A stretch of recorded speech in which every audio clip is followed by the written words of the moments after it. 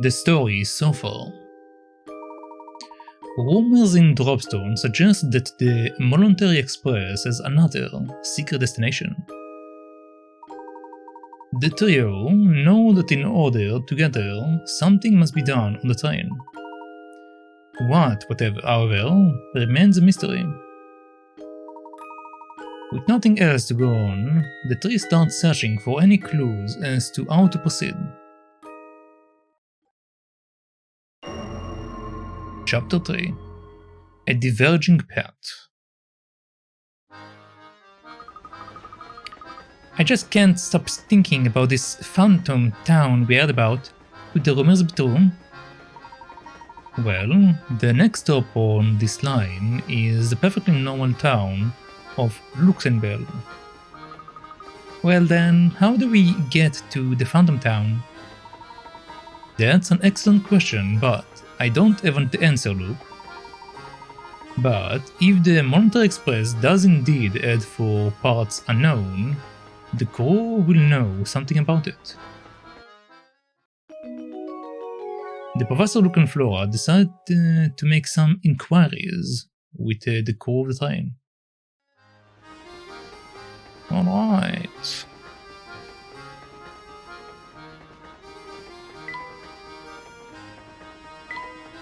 Okay, I don't think we have like new puzzles in the same rooms that we were at. Possibly. It's probably only the people.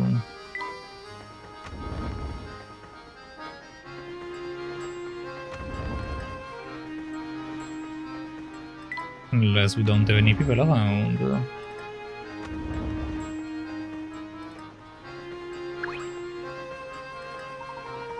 I beg your pardon, sir, but we are not open for business at the moment. Do visit us later.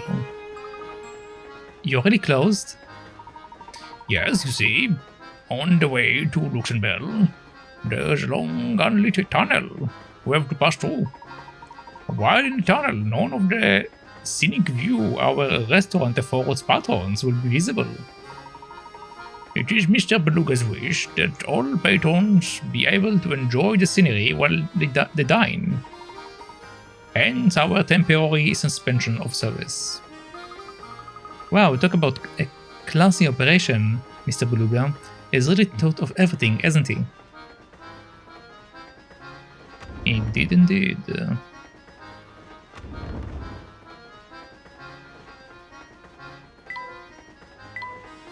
Papa doesn't seem like the type to travel light. I didn't know they made clothes that big.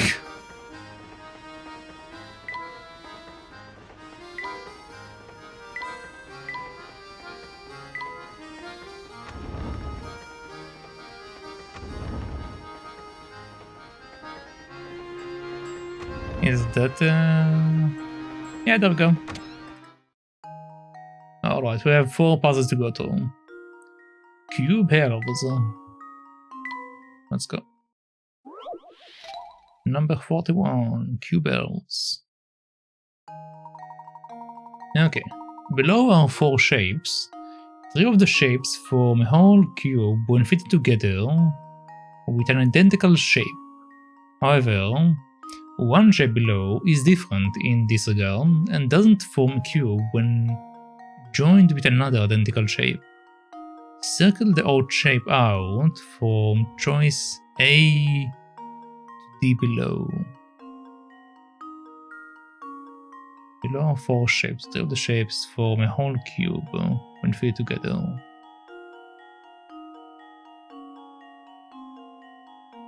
An identical shape. Okay.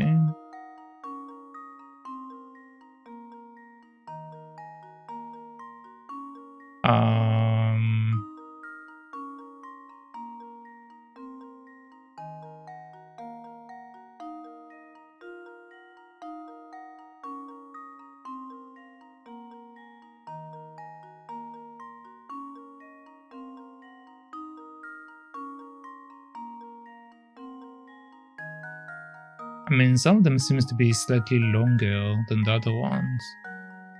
So that could possibly be something. Oh wait, D. might be a problem. Well, actually...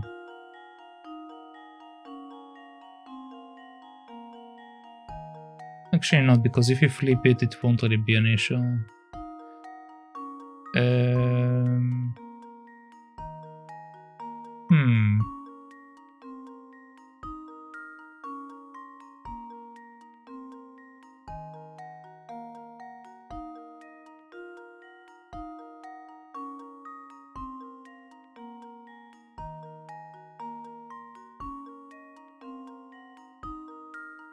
Oh, wait.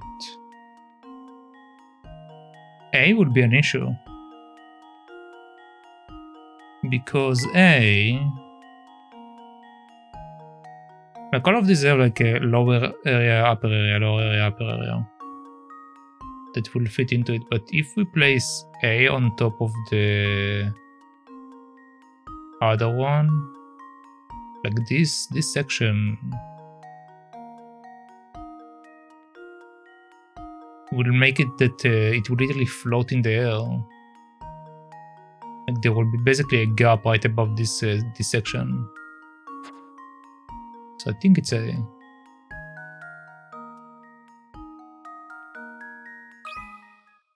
And now to test my theory. I'm wrong. Oh my! This Study one the ships is carefully and quite try again. formidable. Okay. Apparently I'm not seeing right, but the way to think about it, when you flip it over and place it on top of it, it will literally float, which will make a hole over there. Maybe I'm wrong. Okay, so it's not A.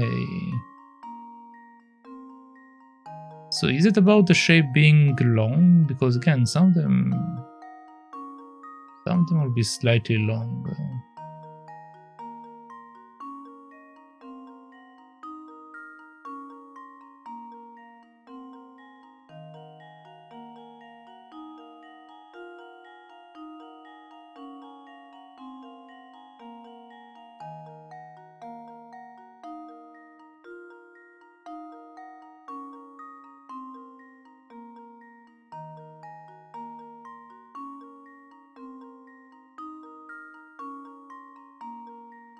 Okay, so it's not A.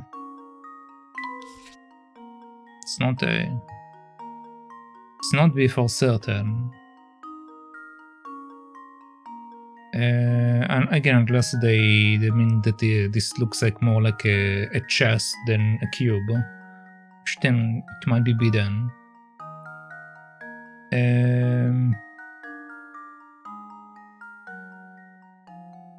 D should be fine because this will become number 1, this will become number 3, so then they will fit over and they should fit into each other. So it shouldn't be D either. C.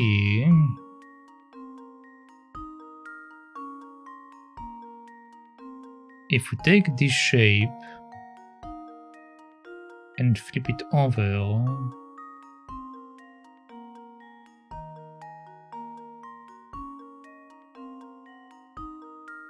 identical shapes. Shape needs to be identical, not a mirror shape, but an identical shape. So I need to take this shape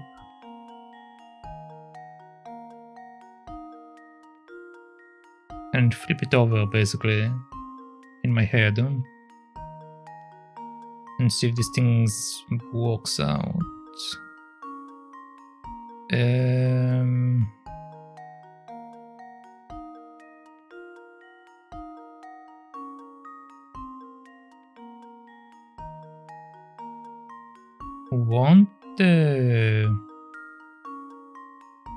Won't this area be where the triangle is?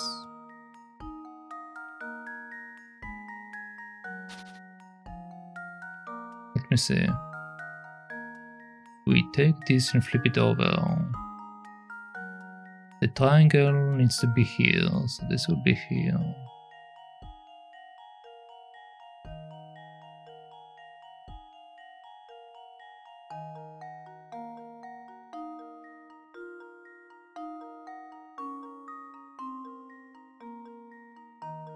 I think possibly. Again, it's either that or I'm looking at the chest in one of them. Consider this puzzle solved. Okay. Okay. And there we have it. That's right. C will not form a cube when joined with another identical shape. Some areas of the shape are just a little too complex to fit together neatly. Still, with just a few alterations, you could probably change the shape into something that works. Don't you think? Yeah. Okay, so I was right. The square part will be there. Yeah. Okay.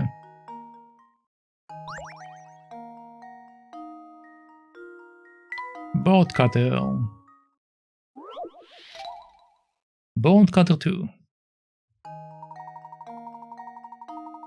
Okay. Well, here we have yet another inconveniently shaped board. This one's even more unwieldy than the last. So you need to cut it into two pieces, then you can reassemble to form a rectangle. Assuming you aren't allowed to flip either the pieces over once the board is cut, where should you make the cut in order to make a rectangle out of your pieces? I need to make a rectangle out of my pieces.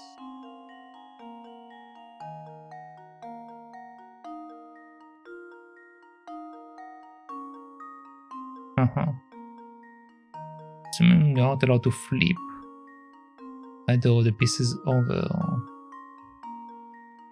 once the board is cut. I'm not allowed to flip it.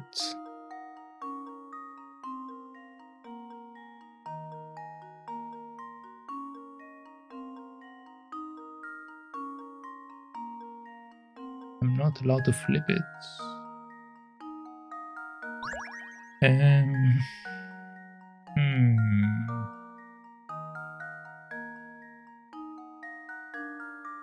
But I'm allowed to turn it, I assume. Like flipping, not allowed, but turning should be allowed, maybe.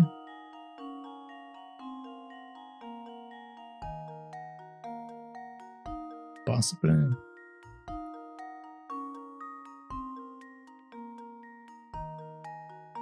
I need to cut it into two pieces. Okay, so I'm allowed to do 2 cuts, basically.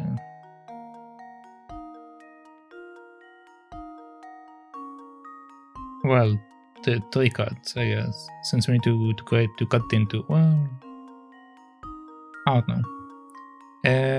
Let's see.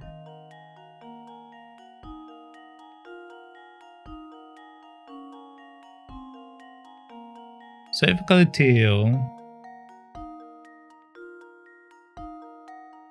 And cut this here.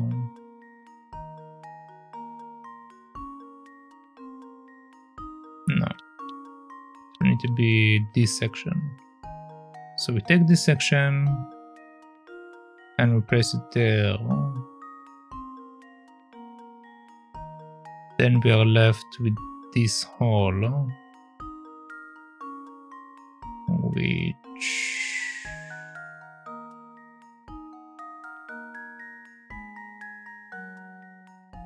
we can't fill this way.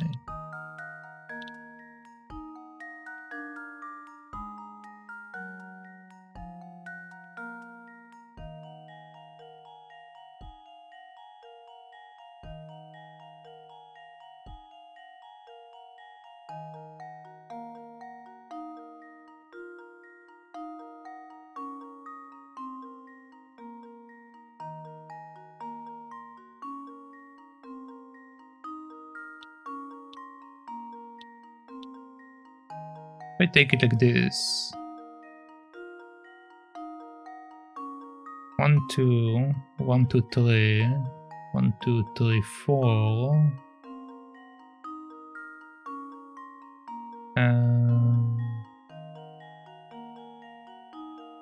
1, 1, 2, 3.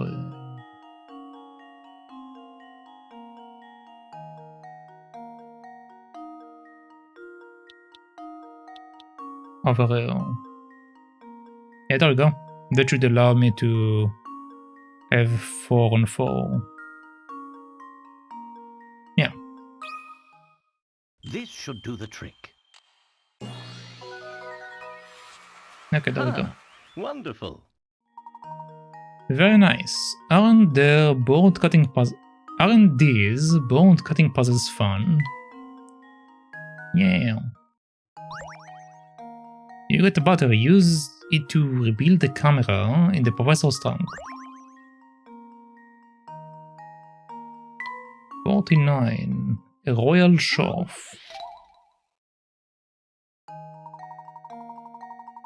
In a far-off country, there is a king whose favorite pastime is showing off the latest possessions he has collected. The subjects of the kingdom are forbidden from purchasing new items until the king has owned them for a month or so. Only once he is tired of his new purchase can the common folk finally buy that item for themselves. However, the other day, the king bought a new item that had him all but commanding his subjects to buy one as soon as possible. Circle that item.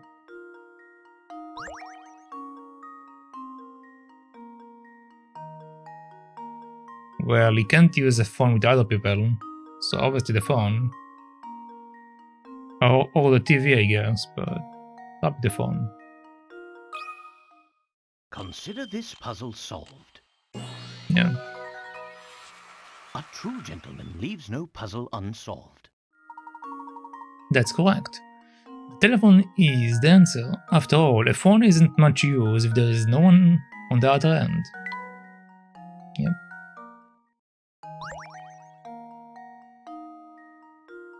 $52. Head wetter. Okay, 30 points.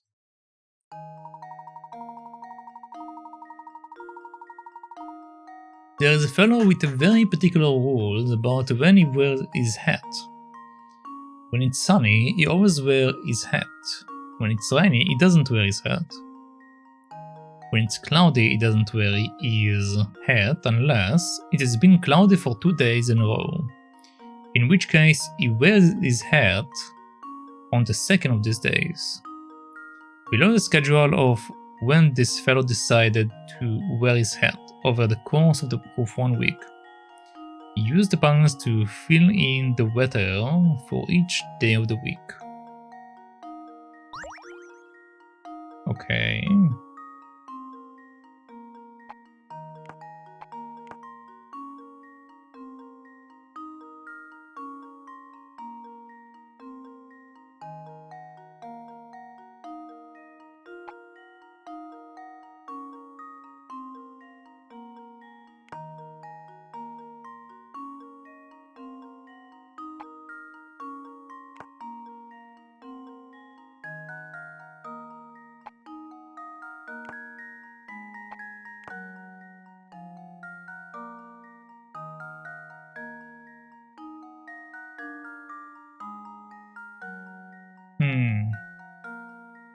When it's cloudy, it doesn't wear his hat unless it's been cloudy for 2 days in a row, in which case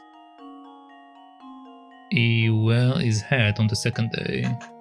Well, theoretically, rain is cloudy, right? So this should work out.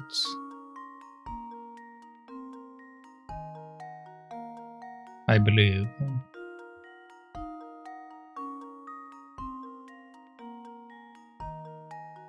But the thing with this setup is that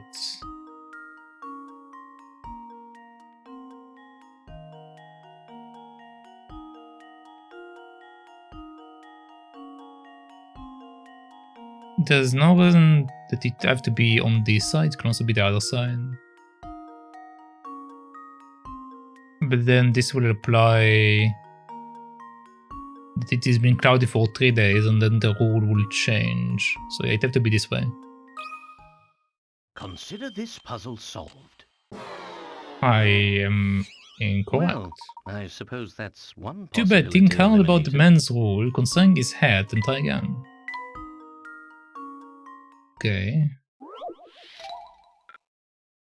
I thought I'm right, but apparently I'm not.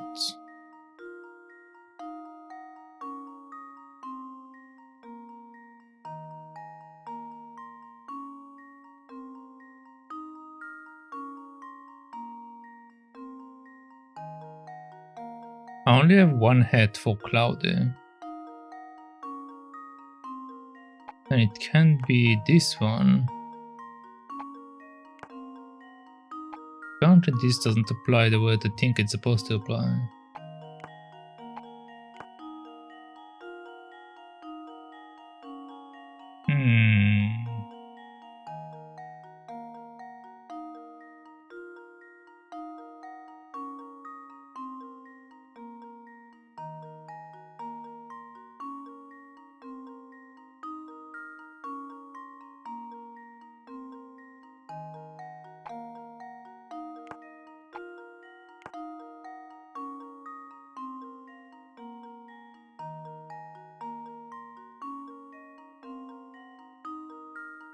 When it's cloudy, it doesn't wear that unless it's been cloudy for 2 days in a row.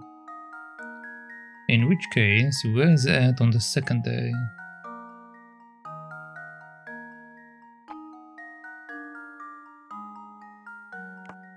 They only have one cloud.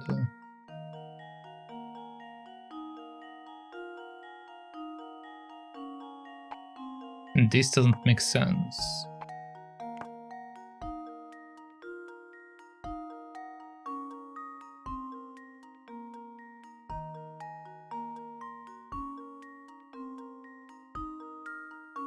I mean, I can try it, I guess, but it needs to be 2 days in a row.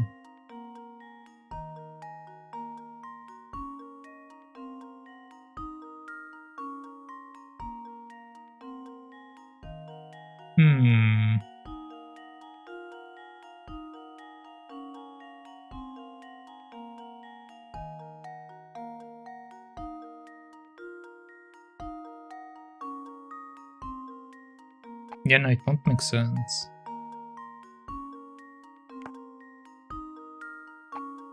But I tried that.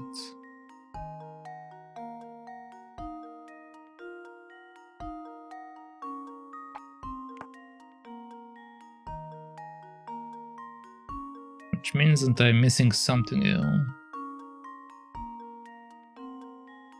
What am I missing here? Can't move Wednesday. Wednesday is cloudy no matter what.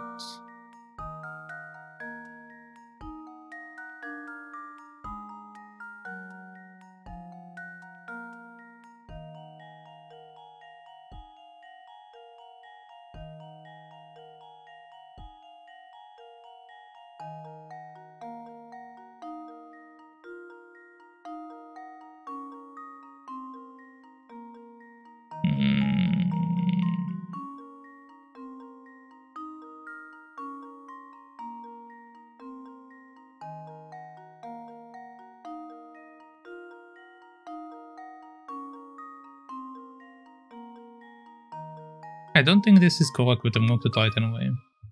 Because the other stuff don't really make sense to me. Okay, it's still incorrect.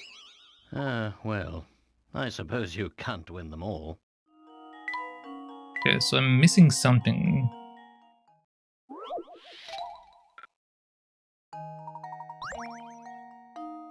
Alright. We know that he wears his hat when it's sunny. So I have 3 suns I can use it on. We know he doesn't wear his hat when it's raining. And we also know that he doesn't wear his hat if it's a single cloudy day.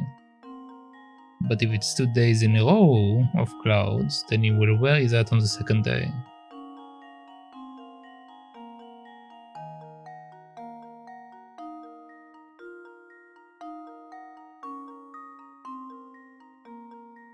which normally I would do this thing.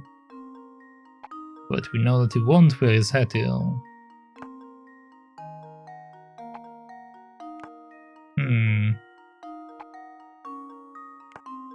Something here is not working the way I think it should work, which means that there must be a trick here. What is the trick?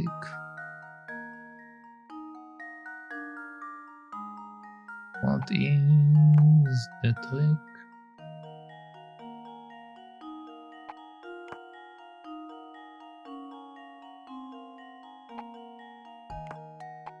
Again, this is the one that makes most sense to me, according to the rules, because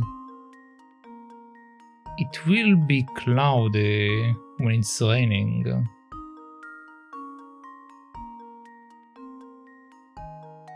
Like, unless you have like a weird sun shower, but this is not happening every single time, so.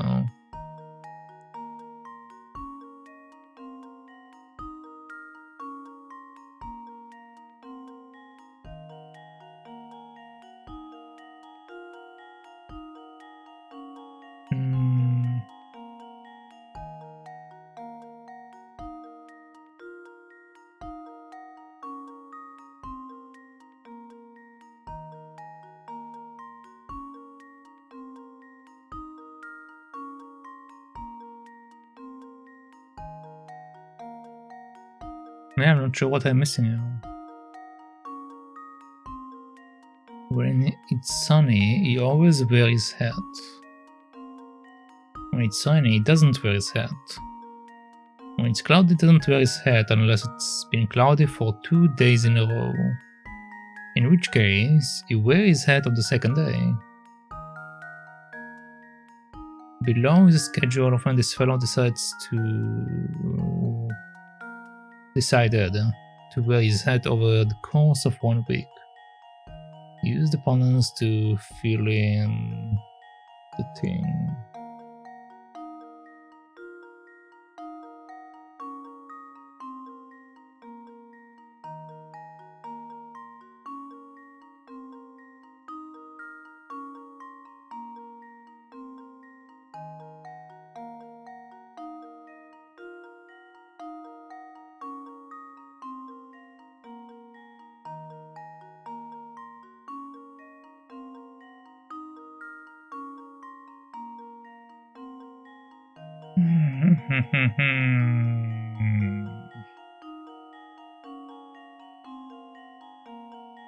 I think I might need to take a hint. Like, it's not a very complicated puzzle, but I don't know what I'm missing.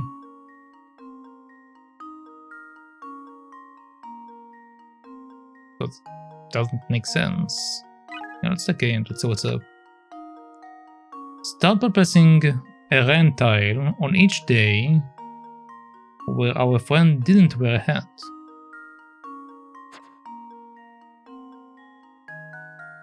Yeah, that's what I did.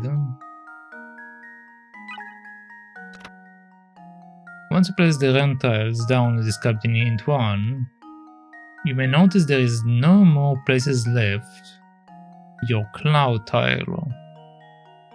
You can place it down on one of the days with a hat if the day was the second day of cloudy weather in a row.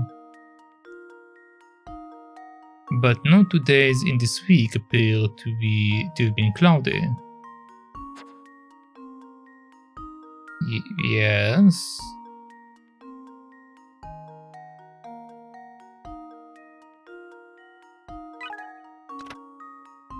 If the weather was cloudy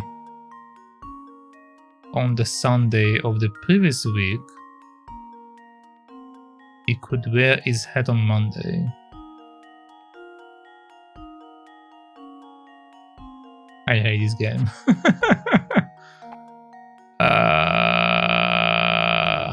Okay. You literally have to rely on information that isn't here. Alright. Alright, well, I see Consider this what puzzle they did. solved. A true gentleman leaves no puzzle unsolved. Excellent. If you assume that the Monday was the second cloudy day in a row, then our friend must have worn his hat on the day. The rest of the solution then falls right into place. God damn it. Alright, well done.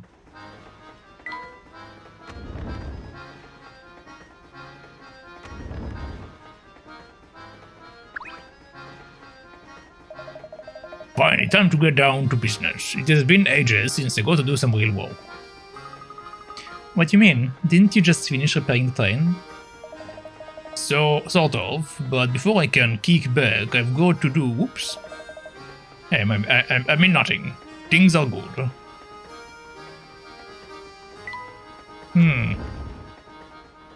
That's suspicious.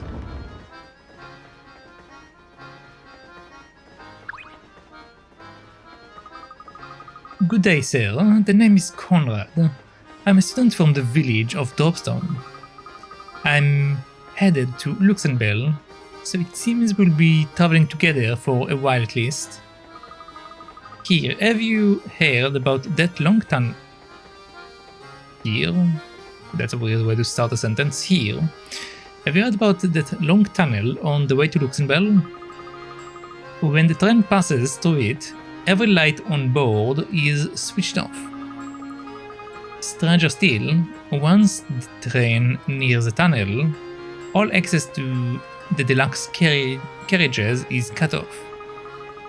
What if someone needs to go to the toilet in the dark? Something very weird must be going on if they shut off access to the deluxe carriage. Of course, it all makes perfect sense. Why didn't I see it before? Look, I think I have worked things out quickly to the deluxe carriage. I'm right behind you, Professor. The Professor, Luke and Flora decide to visit the deluxe carriage. Alright.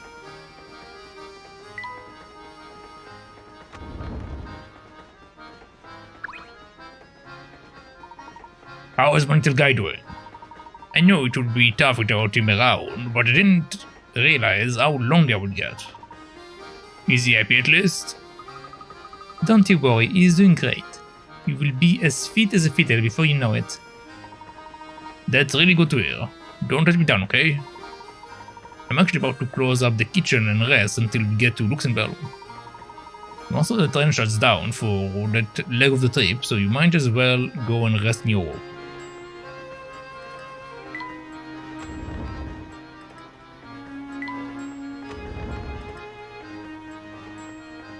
Actually, all done.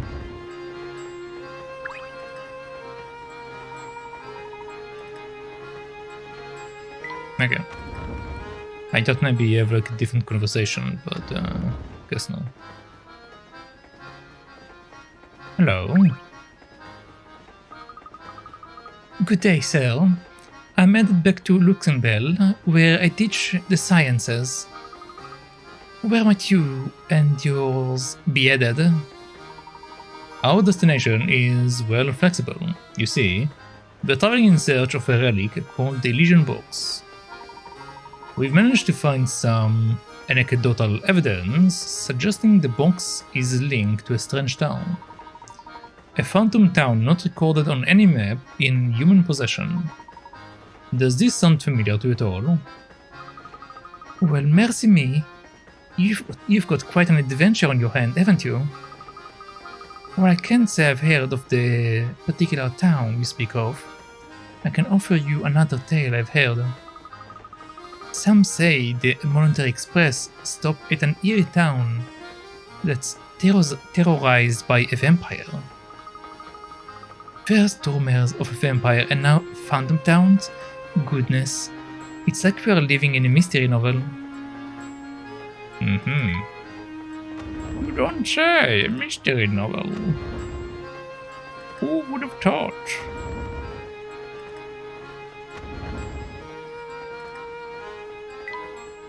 Okay.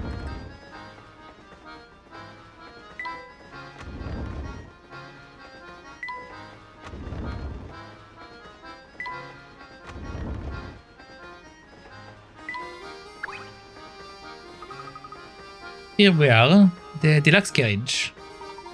Something is written on that sign on the door. Actually, it appears to be a puzzle of some sort. I have a hunch that if we can solve that puzzle, we can gain access to the carriage.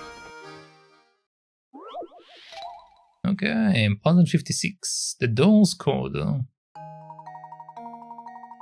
In order to pass through this door, Luke and Layton must arrange the symbols according to the following rules. The star must be next to the moon. The X must be second from the top. The circle must be somewhere above the diamond. Hold on. First of all, second from the top. The circle must be somewhere above the diamond. Okay. The moon must be located 2 places below the diamond.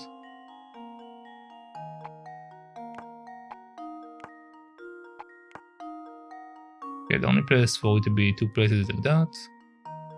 The star must be next to the moon. Okay. The circle must be somewhere above the diamond. Okay. X must be second from the top. Okay. The star must be next to the moon. Okay. Seems like everything is correct. And now to test my theory.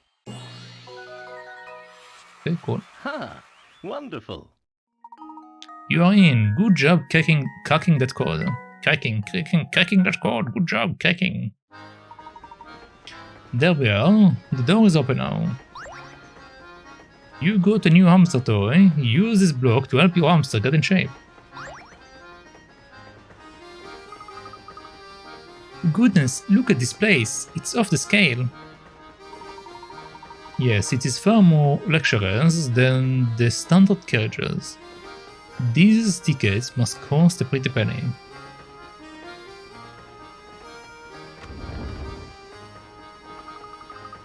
Oh, Professor, this room is just breathtaking. And 1.5 times as big as our room to boot. Plus, just look at how super squishy the sofa is. Come now, don't jump on the sofa. Look, remember the discussion we had about how gentlemen should act in front of ladies? What? You're right. It's so squishy.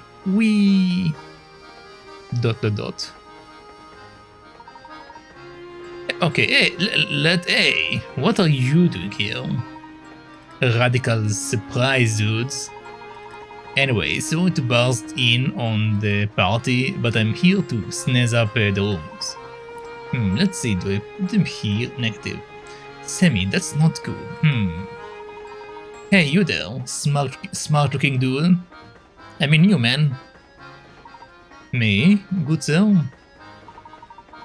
Uncle Beluga the boss, told me to jazz the place up with some flowers.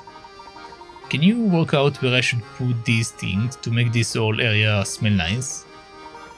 Of course, it shouldn't be too much trouble to find a spot for flowers. As lovely as this. Alright. Smell the roses. There's nothing like freshly cut roses to boost your spirits. Can you help Sammy freshen up the whole carriage with their fragrance? Touch a square with your stylus to place a rose. The fragrance of each rose reaches 2 squares in all directions, but can't penetrate walls. If the fragrance of 2 or more roses overlap, the resulting smell will be overpowering, so make sure to keep your roses spaced out. Touch an existing rose to remove it. Okay, doesn't seem too complicated.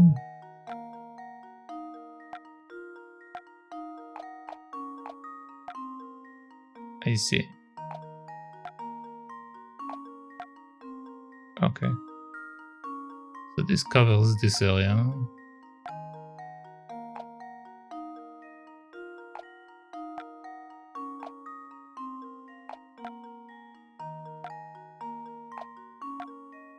Okay.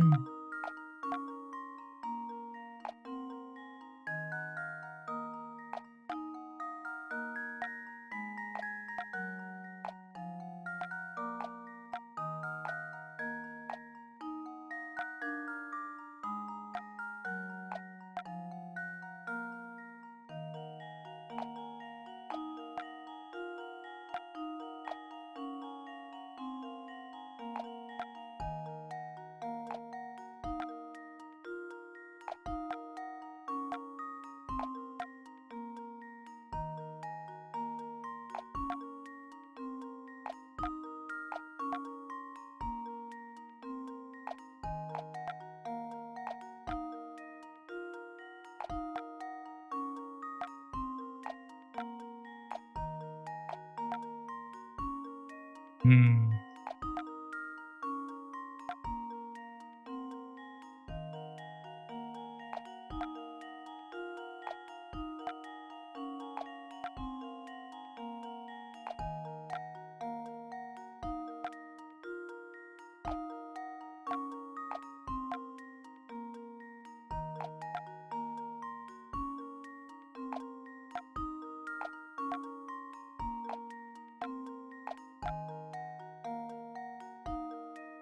This space is not being covered.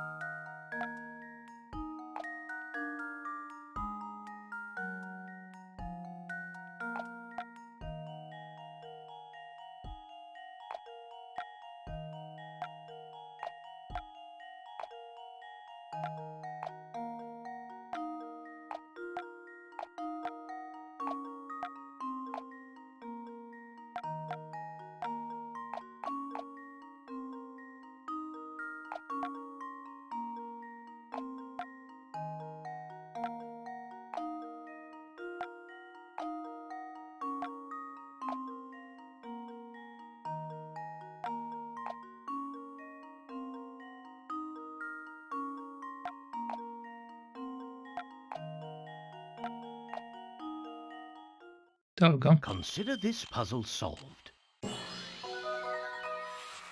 A true gentleman leaves no puzzle unsolved. Well done. 5 roses were just enough to freshen up the carriage. There, how's that?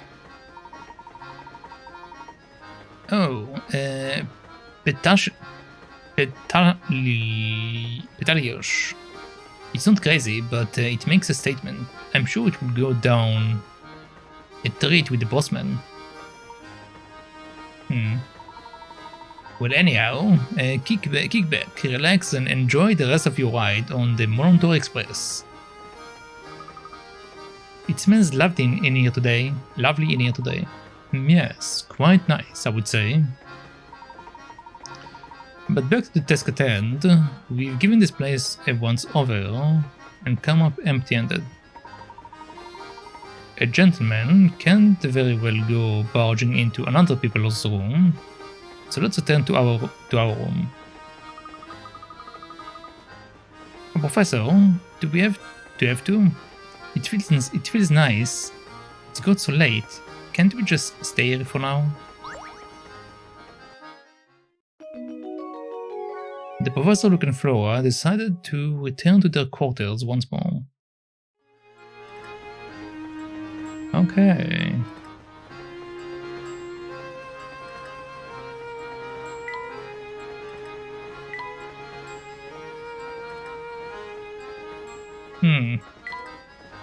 We are in a new room, but there isn't really anything to collect.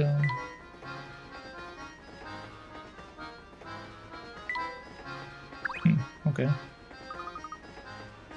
It's the strangest thing. All of a sudden, I'm so tired. What is the matter, Flora?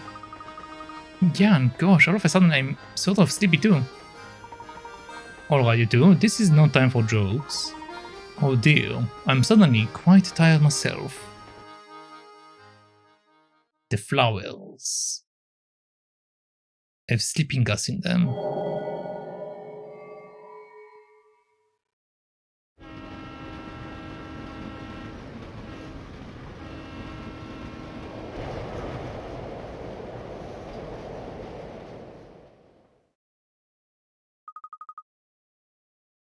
Huh?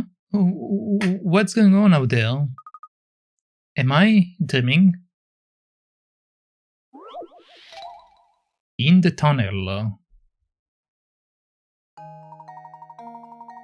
Two trains pass in the darkness of the long tunnel. Move them around so that each locomotive ends up on the opposite track, while keeping its carriages in the same order. The only carriages that don't need to end up on the opposing track are the number 2 carriages on both trains.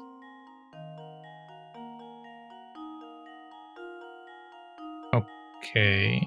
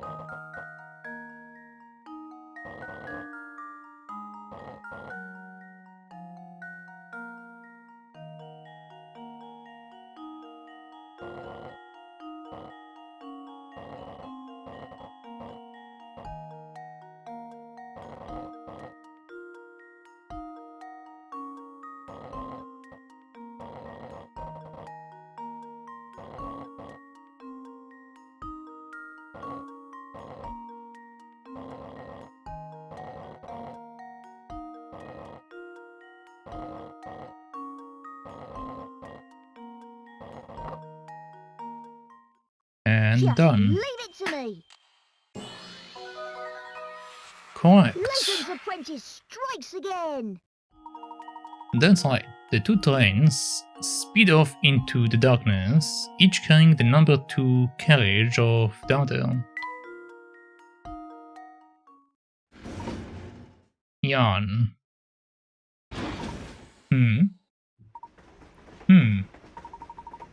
My word, I must have fallen asleep on the sofa. How careless of me. Do you know what happened in the tunnel, Luke? Sorry, Professor, but I slept through the whole thing too. And I had the strangest dream. In my dream, part of the Molentary Express switched tracks while we were in the tunnel. Switch tracks? You mean to say one of the train's carriages is now riding different trails? It must not have been a dream after all. If one carriage did split off from the train, it will no longer be bound to Luxembourg. Maybe that carriage is how you get to that phantom town. I'm beginning to suspect that you're right on the money, Luke. I hope the Phantom Town isn't as creepy as it sounds. You got a new hamster toy. Use this light bulb to help your hamster get in shape. Okay. Everybody get ready to rock! The next stop is Frozen! Come on, passengers, let me hear you scream! Frozen, eh?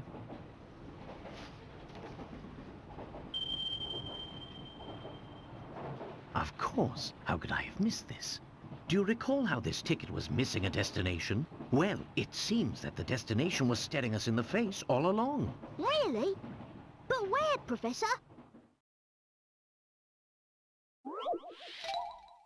But where, Professor? A ticket to where? In front of you is a ticket that Layton and Luke found in Dr. Schroeder's flat. At first glance, the ticket appears to have no destination written on it, but when you look at it just in the right way, the ticket discloses its destination, the town of Folsens. The key to spotting the destination is the number that has been cut out of the ticket. Can you work out which number must have been there? Use the ticket in the instruction booklet to puzzle this one out.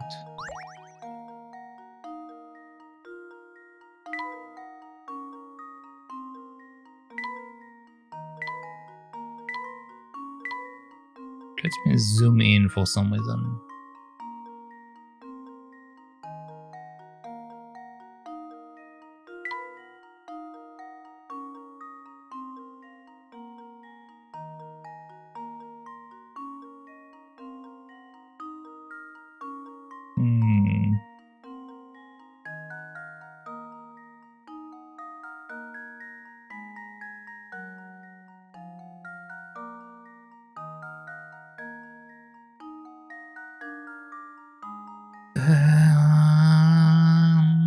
But when you look at it just the right way, the ticket discloses its destination.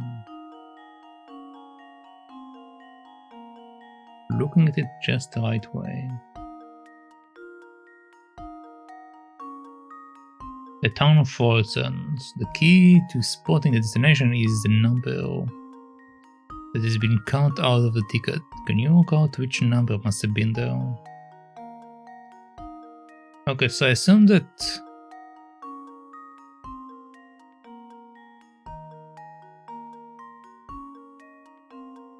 this will create a word in some way, and we need to fit in the number that will create the last letter.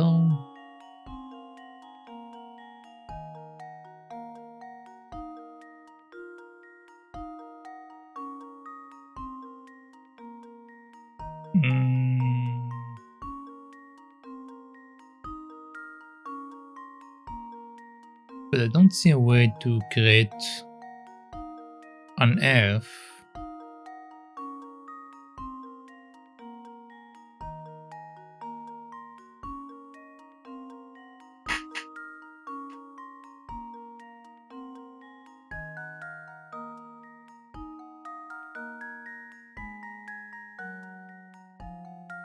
Which way am I supposed to look at that?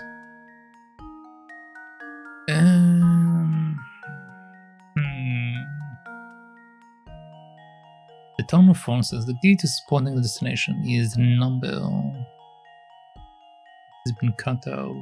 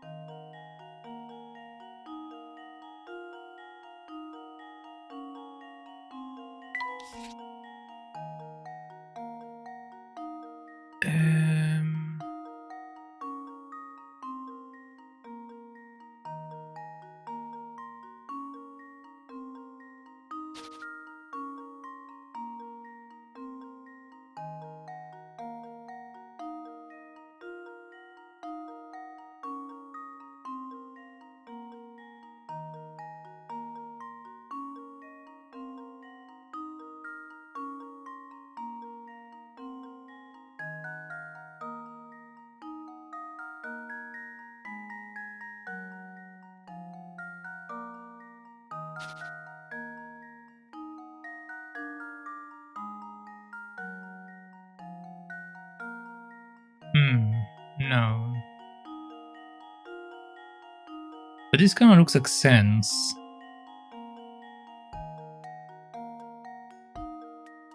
Like if we make it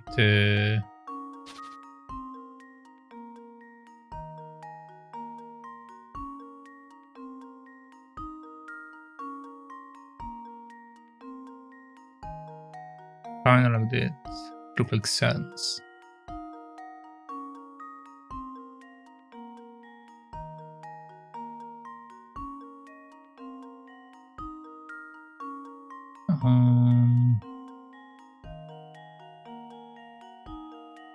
But what would be the rules in this case?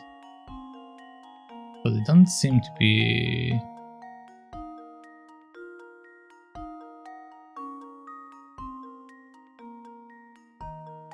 They have particular rules. I mean, we take this one from here and place it here. So this will be our F, which means we removed this one line. In order to make the 9 into an O, remove the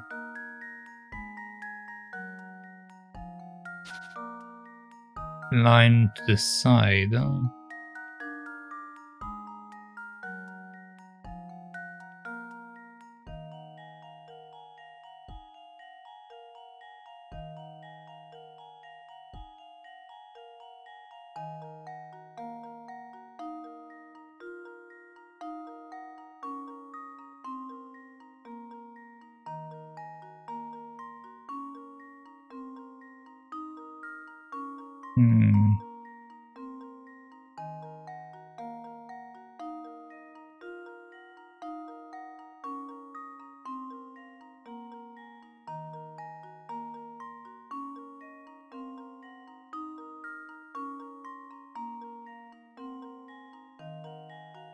Yeah, I'm pretty sure this is supposed to say fall sense. Like this is the fall part.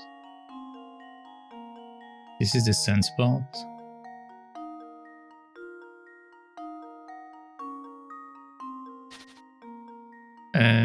But the problem is that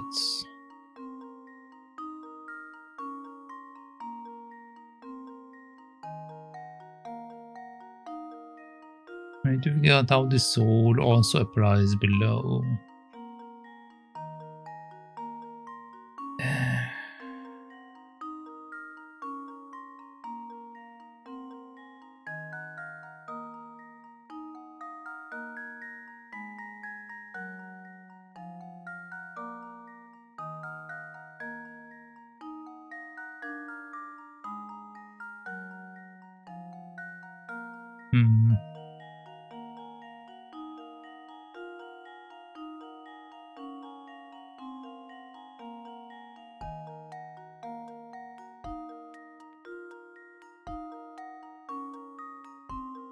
Like over here, in order to create the F, we essentially need to take both of these pieces away. Both of these pieces away. And that makes the F. Over here, we need to remove this line and move it to here. In order to create the O.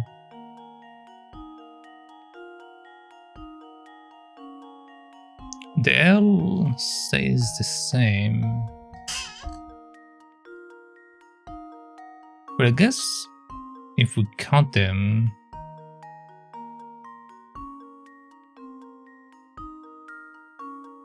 then we can move the pieces as we want.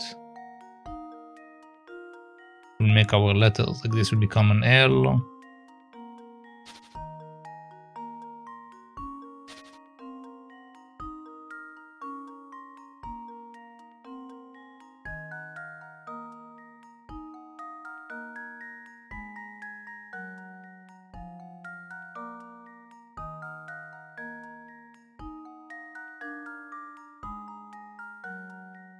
And so on and so forth, but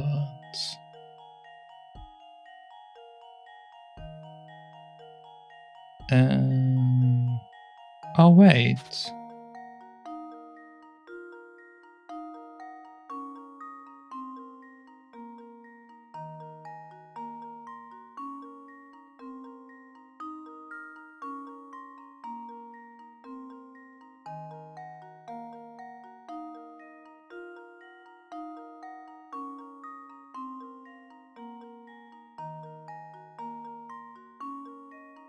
Fall.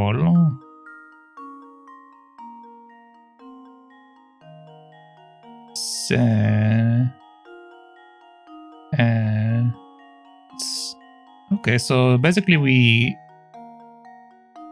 fold the ticket over. So in order to get our E, I guess, right? Because this is will be fall and this is sense, yeah. So this needs to be on E essentially. So this number needs to be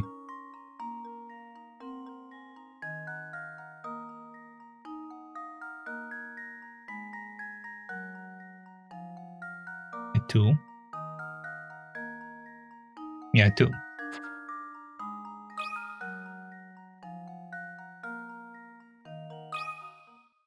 Consider this puzzle solved. A true gentleman leaves no puzzle unsolved.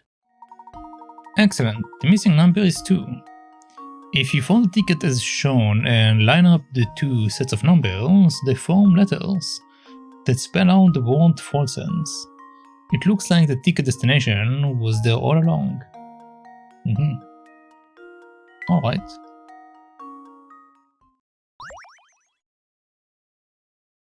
I get it. I suppose that means we've almost reached our destination. Yes. Whoa, this is strange. When did it get so dark? What do you mean?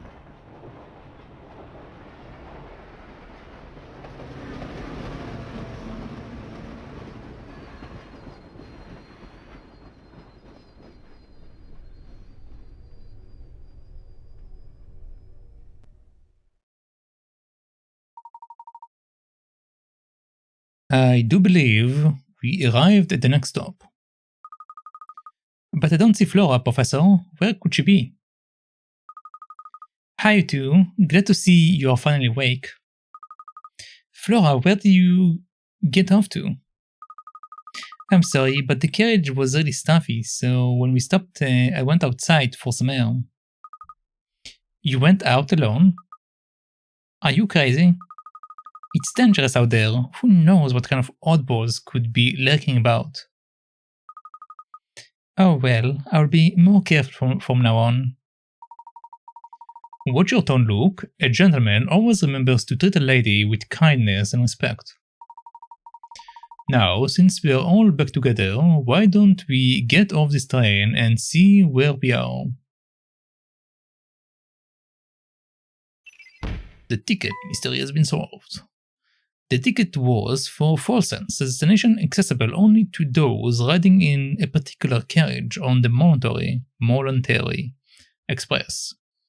It would seem that Dr. Chanter must have visited Falsense sometime before his murder. Okay, the flower isn't here anymore, so we can't really look at it. I was hoping to look at it. Da, da, da. This place gives me goosebumps. Yes, I'd second that. I'm sticking close to you two.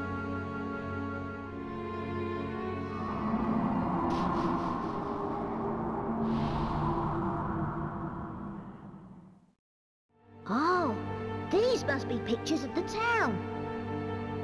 Indeed, and old ones from the look of it. Judging by their condition, I'd say they're at least 30 years old. Wow. How'd you know? Oh, that's right. You're an archaeologist. Of course you'd know. Now, Luke, don't tell me you actually forgot. Well, we'd best press on. He forgot that what his job was.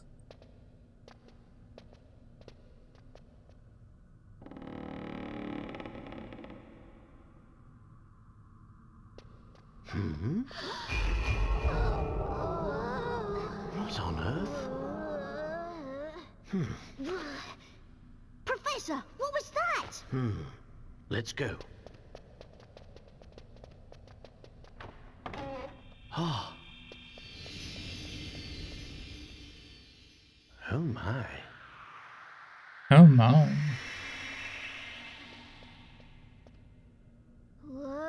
Huh? What was that? Ah.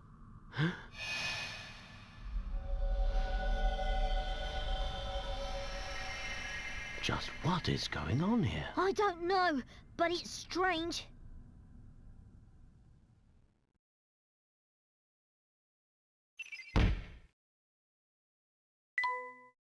It looks like they had some sort of vertigo when they were inside the thing there.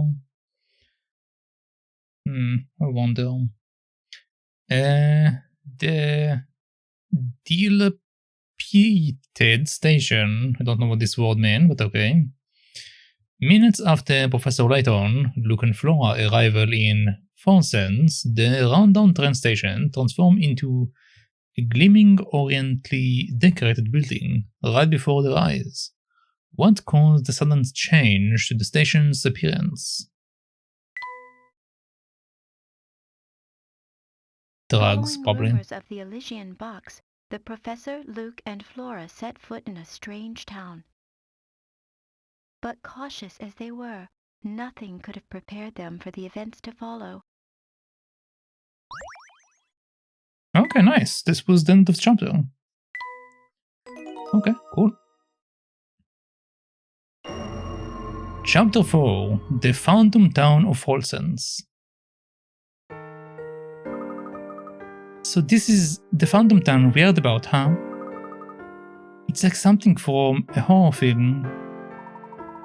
I found the place unsettling too, but we must not let it keep us from our investigation. Who knows what kind of valuable information we might find here about the Elysian box. The Professor, Luke and Flora decide to walk around the town. Alright. Going to have a cup over here. These marble railings bespeak a level of polish.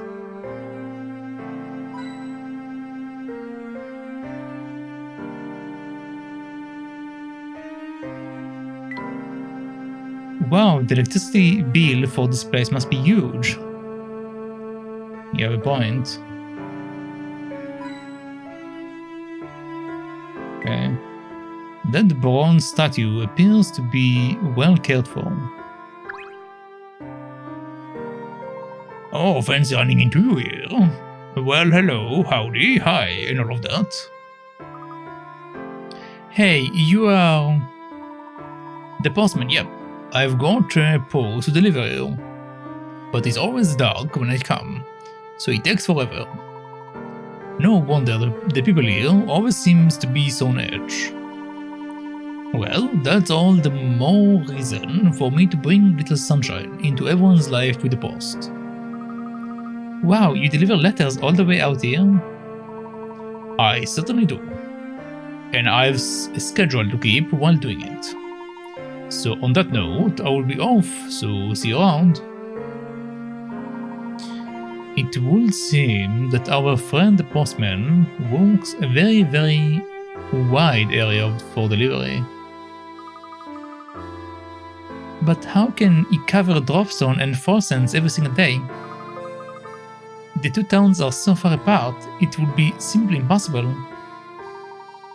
You may think so, Luke, but our world is full of inexplicable phenomena. This is but one of many.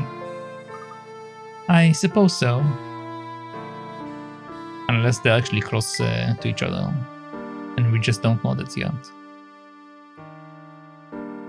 Okay, I don't see any hidden puzzles. Let's go back first. Professor, the train is still stopped in the station, but there is not a soul in sight. Then it seems we have no choice but to remain in town. All the more reason to proceed with our investigation of the area. I suppose so. Okay, let's keep looking. Okay, we're not allowed to look into the train. Understood. Are you alright there, Flora? You don't look well. I'm not sure. I just started feeling sick all of a sudden. You're as white as a sheet. We will find a place for you to rest right away. Well, hello there, Mystic Moshi. How are you doing? How was your stream? How was Wolfenstein? Oh, you've went through from someone to an FPS game? Yeah, FPS, right? Yeah, Wolfenstein is an FPS. So yeah, how did the Wolfenstein treat you?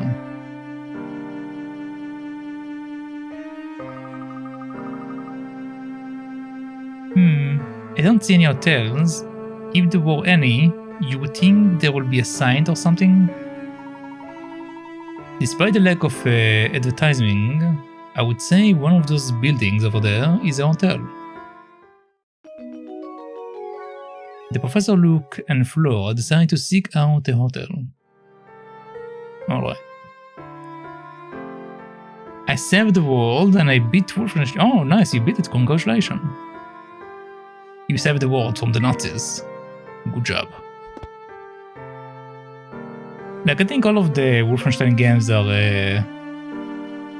about killing the Nazis, right? I don't think it's only the last ones. Yeah, I'm pretty sure that all of them is about that. Where is the hotel? Well, over here we don't really kill Nazis. Over here we solve puzzles, but we do need to save the world or solve mysteries, I guess. So you can say it's basically the same thing. Must make cheese on toast now, yes. Okay, no worries, you do what you need to do. But once again, thank you very much for the ride. Near the town train station are 4 buildings, standing in a row. One of these 4 is supposedly the local hotel, though it lacks a sign.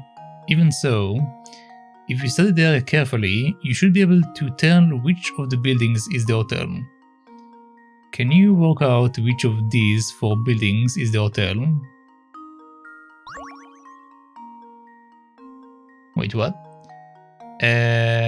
Near the town's train stations are 4 buildings standing in a row. One of these 4 is supposedly the local hotel, though it lacks a sign. Even so, if you study the area carefully, you should be able to tell which of the buildings is the hotel.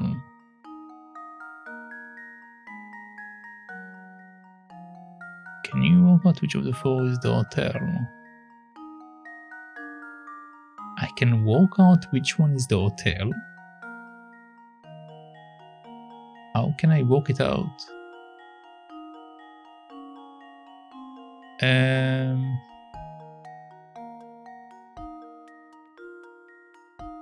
Well, in hotels we usually don't have fireplaces. So I guess it rules out this one. And this one, possibly.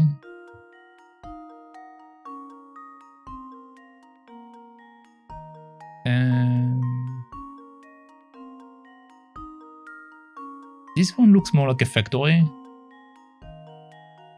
So maybe B? Possibly. Sure, let's try it out. Just leave it to me. Okay, no, apparently I'm wrong. Okay. Looks like I botched Too that bad. one. Study there carefully and you will find the hotel soon enough. How am I supposed to... How am I supposed to know which one is the hotel?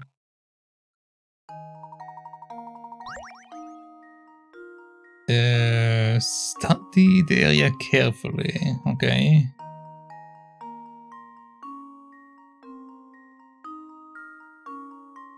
I'm studying the area carefully.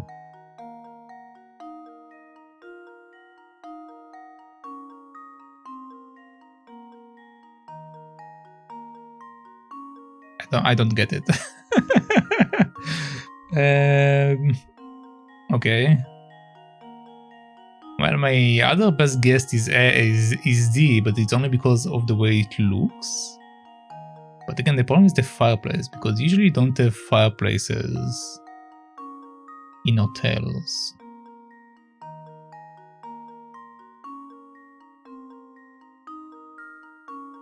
Usually you won't have a fireplace in the hotel. Like there will be, even in super old houses, there will be like a central heating at the basement that will spread the heat all over the place. So it won't have a fireplace. It will have an oven, which you need to like shove wood and stuff into, but we won't have a fireplace. Which then means that the other option is C, I guess. But again, C looks like a factory.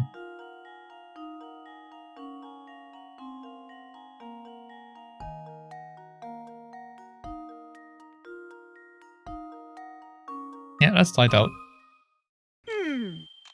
Let's see if No, this I'm works. still on. Okay. Well, I'm stumped. I mean, I'm basically doing it based on looks rather than any logic, since there isn't really any logic here that makes sense to me, at least.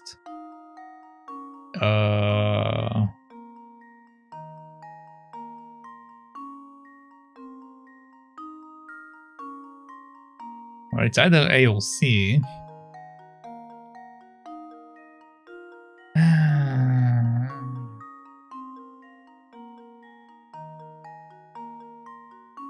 The only reason why I might think it's A and not C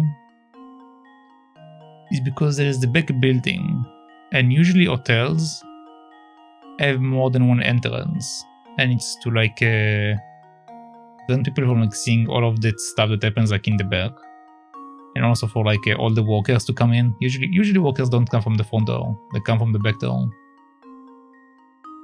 So that's the only reason I can think of. Well, at least in these kinds of old hotels. In current ones, workers just come from the front door. It's only the delivery and stuff that comes to the back area. So I guess it might be A. Let's see if this No. works. Okay, apparently it's the factory. Looks like I botched that one. I don't know why. Oh.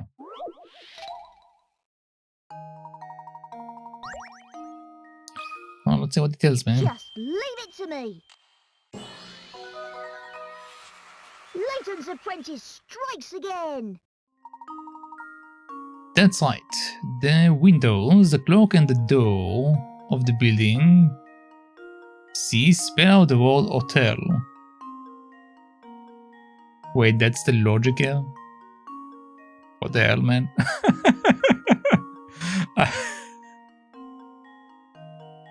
I guess there was a sign, but a hidden sign. That's a tricky puzzle. Alright, well, I didn't think about it this way. You got the ingredient Dream Fluff. Use it to create new blends. How are you doing, Flora? Any better? A little bit. I think that with some rest I will be back to my old self. Flora, Luke and I are going back out to learn more about this town. Why don't you stay here for a while and rest? Yes, take it easy for a while, Flora. We will be back before long. Thanks, Luke. Be careful out there. You too, Professor. Do you think Flora is going to be okay? I wouldn't fret too much, Luke. She may just be exhausted from our long journey. I think our best course of action is to gather whatever information we can and hurry back to the hotel. After all, a gentleman never keeps a lady waiting. Flora's left the group for now. Check who is traveling with you at the top of the screen. The professor and Luke decide to explore the strange new town.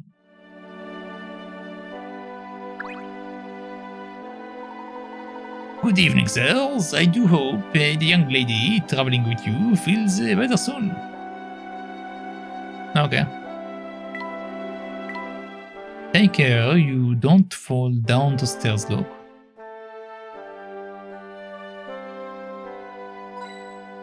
Okay, I've got a coin. I've never seen a lobby like this before. Neither did I. This place looks like a factory.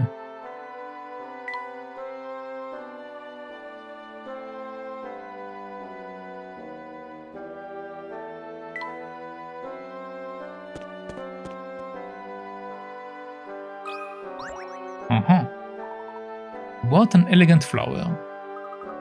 And it smells so nice. While we are on the subject of flowers, tell me, Luke, have you heard of this puzzle? Heard of this puzzle. Smell the roses again. Okay, we have another one of these. Nothing smells quite as sweet as freshly cut roses. Can you fill the room with their delightful fragrance? Touch a square with your stylus to place a rose. The fragrance of each rose reaches 2 squares in all directions, but can penetrate walls. If the fragrance of 2 or more roses overlap, the resulting smell will be overpowering, so make sure to keep your roses spaced out. Touch an existing rose to remove it. Alright.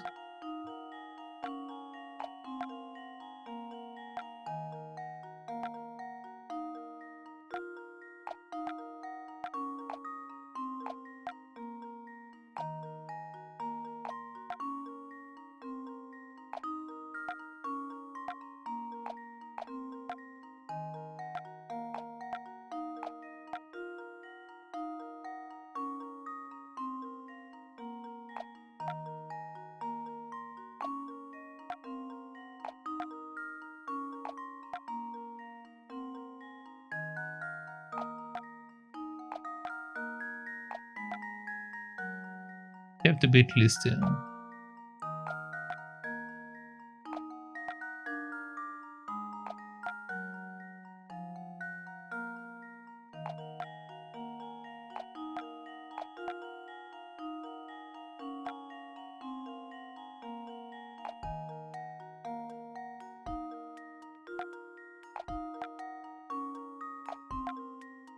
There we go.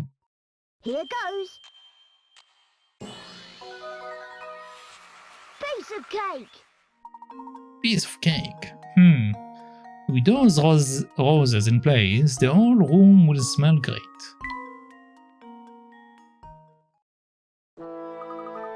There we are. That takes care of that puzzle. Nothing creates a feeling of tranquility in a room quite like a fresh bouquet. I would say those flowers in the Molentary Express deluxe rooms really relax me. Ah yes, the ones that the conductor placed in the rooms were very soothing. Of course, it was so obvious. I can't imagine why I didn't think of it until now. What do you mean, Professor? Look, think back to when the train carriage switched tracks. Can you remember anything? Well, honestly, I don't remember much. I dozed off during all of that, so everything is a bit foggy. Of course it is. The sudden sleepiness we experienced was no coincidence. Furthermore, I don't believe it was mere chance that we awoke upon our arrival in Folsen's. No, I would say our little nap was part of a larger plan. What plan will that be? Were I to venture a guess, I would say Sammy's roses contained some kind of extra ingredient, which sent everyone to sleep so that one of the carriages could switch tracks. Precisely, my boy.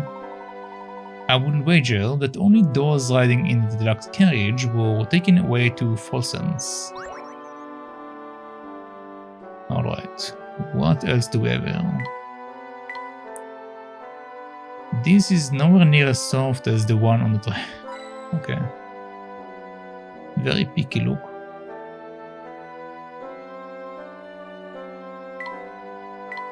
That's a huge mirror and not a single streak on it.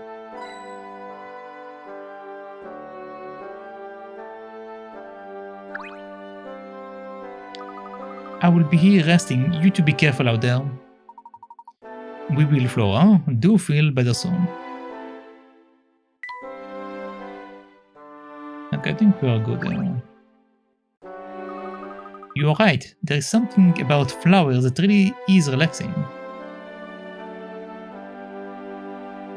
Goodbye.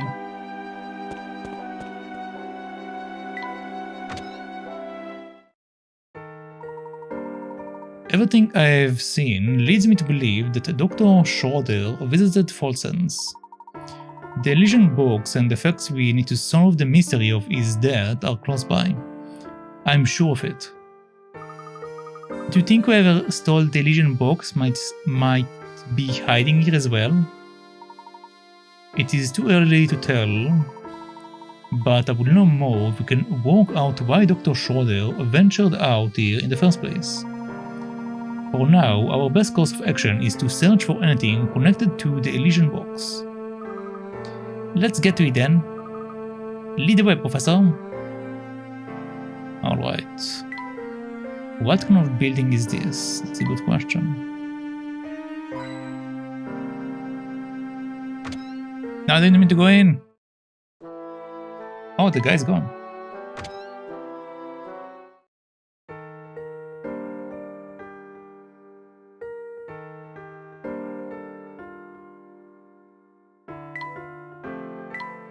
It seems to be a bit brighter over there. The stone on this road look like they were just laid. Okay, I don't see anything to do, so let's move on. Mark my word, Samuel! It's here in town. I can guarantee it. I can guarantee that. You are to scour every inch of this place and bring it back to me as soon as you find it, okay? Ah, come on, man. Come on, Uncle. Do you really think it's everything people say it is? I don't know. It kind of sounds like a lot of baloney to me. Are my ears playing tricks on me? I could have sworn you just told me my information was wrong. You are in no position to be lecturing me on this subject. Now, get out there and start looking. Okay. No need to blow a gasket. I'm going. What do you think Mr. Beluga and the train conductor were talking about, Professor? It will appear that they too are out on the hunt for something. Look, Professor, what on earth could that be? It's a book with a bunch of locks. And a goat. It's some strange sort of book. Perhaps someone dropped it while running about town. Yikes! Take a butcher at this crazy symbol on the cover. Let's have a look. The symbol seems to be in the shape of a goat. Well, whatever it is, it gives me the heebie-jeebies, but I do wonder what is written inside. It is hard to tell. These locks mean we can only read the first entry. Still, this symbol intrigues me. Say, Professor, maybe somebody in that antique shop over there can tell us something about it? Excellent idea, Luke. Let's begin our investigation there. The old diary option has been added to the trunk. The old diary option? Beluga's search. Beluga seems to be walking Sammy like a dog, sending him all over town in a frantic search for some unknown item. It is unclear why Beluga would set up a secret train line connected to Fawson's, but it is clear this item is very important to him. What could it be? The Professor and Luke decide to visit the local antique shop. I wonder if he is probably looking for the box also. Okay, I've got another coin.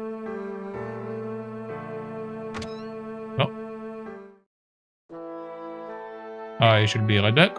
Let me out. Okay. There are some very glamorous shops around there. Can't believe you can buy all these on the street.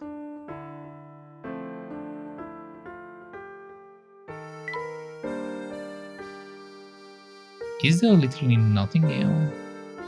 I mean, I guess this game is one of the older ones, right? So there isn't as many hidden puzzles.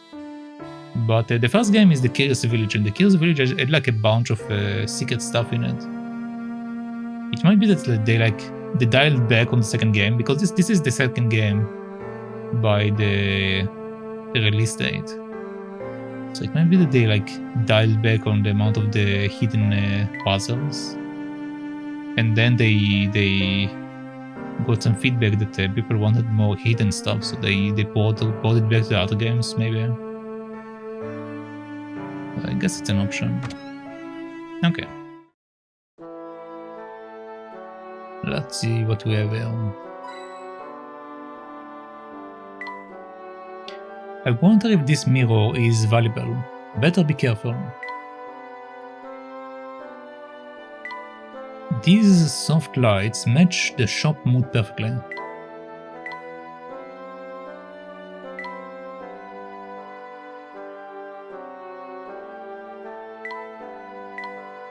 This is exactly the kind of chair in which to read a good book. Sure. Let's speak to him. Inspector Chamley, where did you come from? Took the words right out of my mouth, laddie. Wasn't expecting to see you two in a place like this. After some field work in Dropstone, I was able to deduce that this town and the Elysian Box are linked. Dr. Schroeder had stockpiled quite a stack of research on the Elysian Box. The criminal I'm in pursuit of, more likely than not, killed the doctor to get his hand on the box. So instead of chasing the man, I decided to chase the box. When I find it, I will find the culprit. Man, doing his voice for a long time is annoying. Wow, that's a solid bit of reasoning there. I didn't think Inspector Chamley was that sharp. Yeah? Did you say something, lad? No sir, not word. Good, because I've got no time for idle chit-chat. I've got a murder to catch and card back to London. Come along, Barton, we are leaving. I mean, yes, sir. Goodbye. It doesn't look like he was hiding something. Oh, good day. Are you out shopping for anything in particular? I apologize, but we are not here to shop today. There are a few things we would like to ask you about. However, firstly, there is this book we found. We were also wondering if you had ever heard of an antique known as the Elysian Box. Oh dear, here we go with that box again. You know, you are the third person to ask about it today. The third? Those two detectives you saw were just asking about it. I'm hell for and a half an hour ago, there was a young lady.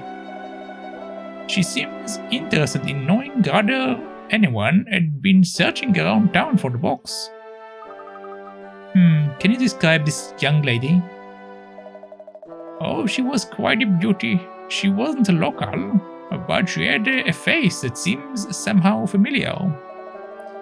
Ah, and the officers, well, they said they were here on an official police investigation. I will tell you what, I've told everyone today. I wish I could help, but this box you're after is news to me. One of my customers, I forgot who, mentioned something about the box having quite a history behind it. If the thing was ever in Folsens, it could have been in the Herzen Museum. I suggest you check there. Where might we find this museum? Just look for the big building in the middle of town, on the north side. The museum houses a wealth of documents celebrating the history of our town. This is all extremely useful. Thank you for your suggestion. We will be sure to pay the museum a visit. Oh, before you run off, did you mention that you had also found a book? Yes, that's right. Please feel free to take a look at it. Quite an unusual construction for a book of its age. Lovely work, and very rare, I would say. Would you happen to know anything about this symbol on the book's cover? I was just about to comment on how familiar that symbol seems, though it has no significance I'm aware of. I must confess, what drew my eyes to the book was its locks. All gadgets of this sort always fascinate me. Its construction is very basic, so you might be able to open the locks with an old key you can find. With any old key you can find. As a matter of fact here, why don't we see if this one does the trick?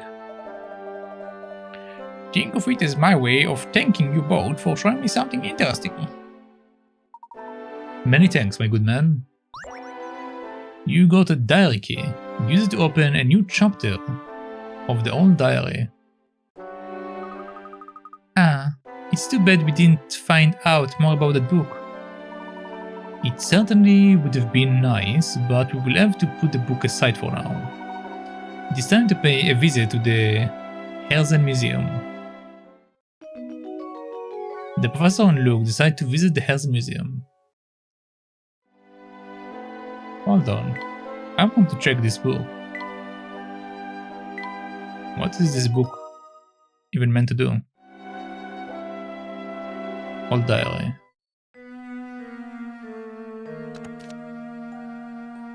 I met the most enchanting girl at the ball we had last night. These parties are usually a complete ball, but her presence changed all of that. As the Duke's son, the unfortunate reality is that most people are overly polite and fawning towards me. But this girl was warm and real, and treated me like she did everyone else. It was very refreshing indeed. I do hope to see her again. I see. I had the great fortune of bumping into that girl from the ball again today. She is the daughter of some fancy lord or another, and it shows. Her intellect is matched only by the grace she displays. To be honest, I'm quite taken with her, and have already started courting her. However, I fear that father seems less than pleased with the idea. I wonder if this is like the vampire's diary? Or the quote-unquote vampire dimension. Okay. Let's get out of here. I've heard all about you, miss. I know you have been asking around town about that box. Oh, but I just... Oh, Katya, it's the daughter of the town chief from the previous village. And before you say anything, I don't care who your old man is. No one is above the law. In my eyes, anyone out chasing the Elysian box moves to the top of my list of suspects. No, you've got it all wrong. Sir, if you wouldn't mind. What is it, Barton? Can't you see I'm in the middle of something here? Yes, about that, sir. The criminal we seek killed a man to obtain the Elysian box, so that villain should have it already. If the young lady was our culprit, she would have no need to ask around about the box, in my opinion, sir. Oh, is that so now, Barton? I don't recall ever asking for your analysis of the situation.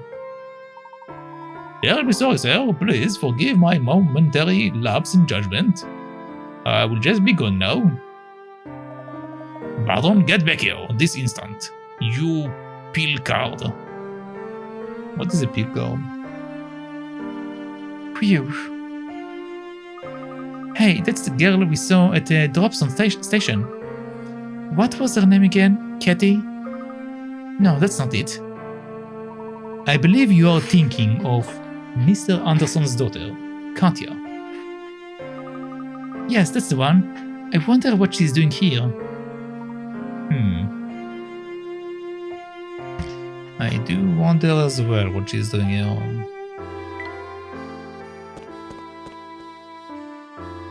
Oh, it's the guy from the first game. Now, there's a couple of mugs I have seen before. Hey, I know you. And I know fate, cause that's what brought you, me, and that swanky tea set of yours together.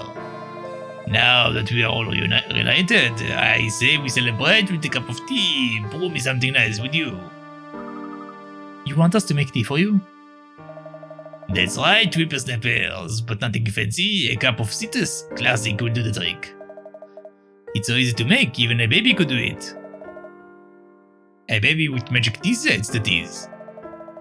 Anyhow, all you need is some water's leaf, a little brisk berry, and a sprinkle of citronia seed. Oh, it's literally forcing me to make him tea? Okay. Select the tea, then touch serve to serve it. Listen up, what I want is a classic tea with water's leaf, brisk berry, and a good pinch of citronia seed. Combine the three ingredients to brew a tasty tea. Oasis leaf, brisk berry. Okay, didn't want that, so he wants this. Put the lid on the teapot to start brewing. Wait just a moment. Well done, one pot is ready. Citrus classic. Oh, it's a little sour and a little sweet. Yum. I certainly have to tip my hat to this tea drinkability. I imagine it will be delicious iced as well. Yep, and since it's nice and light, I'm sure just about anyone would be happy to have a cup. Yes, I myself am partial to its lovely fruity aftertaste. Okay, serve.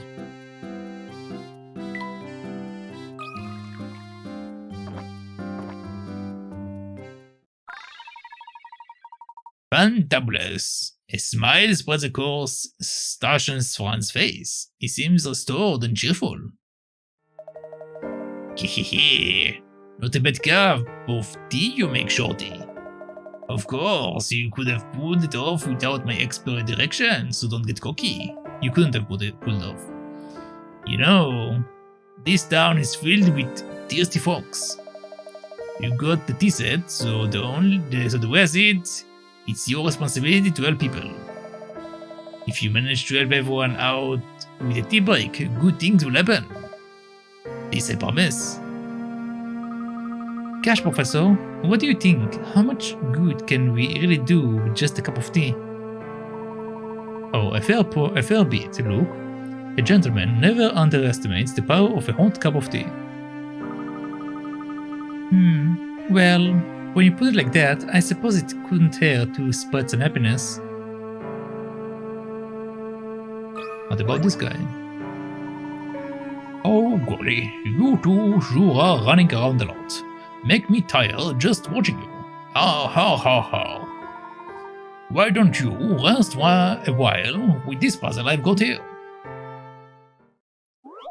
Alright, time for a puzzle. Flower bed fun.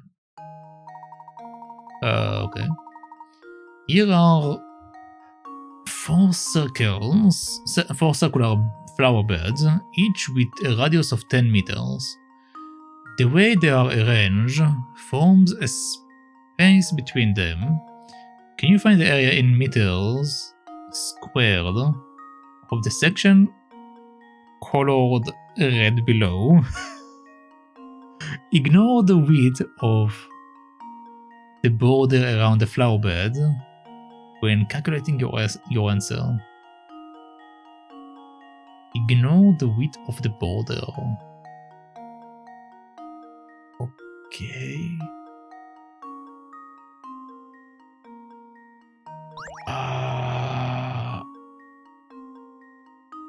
In meters squared. Sure. Well, since we know the radius is 10, then we know this entire thing is 20. So 20, 20, 20, 20, each of them.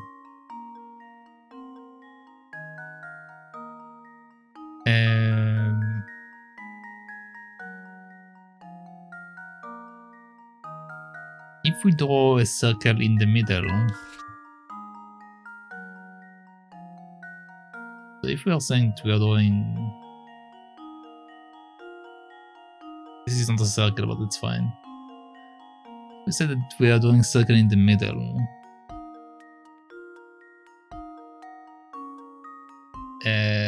Does it help me?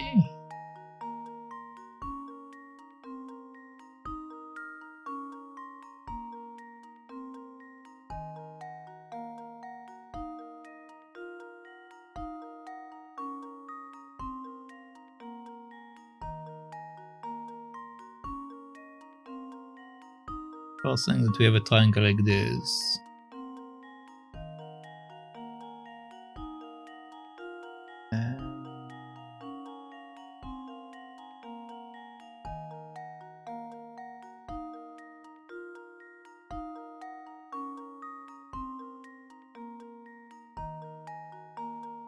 I don't think this helped me. Okay, so the area of a circle is r squared times pi. If I remember right the formula. It's been a while since I did anything with circles. I think it's R2. Hold on. Circle formulas.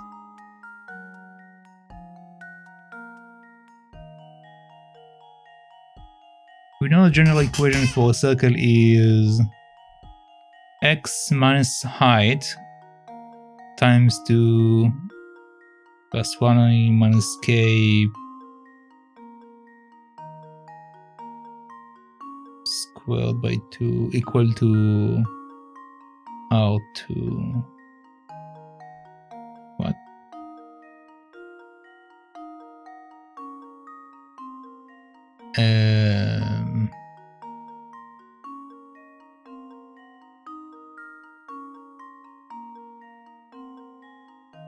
Okay. The diameter is 2 times r. The circumferences is 2 times pi times r, and the area is pi times r squared r. Okay. So I was right about that formula. But what is the other thing I just saw? What is this? X minus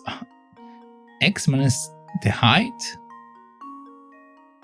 squared plus y minus k squared equal r. What the hell is this?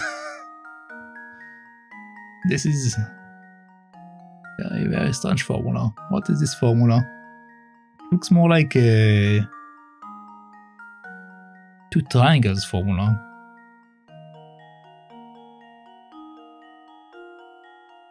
What is the standard equation of a circle? This is the general standard equation for a circle centered at h and k with the radius of r. The circle can also be given in expanded form, which is simply the result of expanding the binomial square in the standard form and combining like terms. I see. Yeah, but this kind of formula won't help me because we don't have any information, so this is kind of pointless. This is pointless. Alright. Ignore that. So, what we do know is that we have this starting area, this starting area, this starting area, this. Okay. So we have a line here. I have a line here. I have a line here. I have a line here. All of them are 10. Now, I think that this area in the middle is basically equal to another radius. But how do I prove it? Like, I think that the answer should be 100. If I'm being straight. Like, straight up, I think the answer is 100. But I might be wrong because, technically speaking, this rib right here, like if we have like a triangle, is basically the side of the square. And this is smaller than a radius.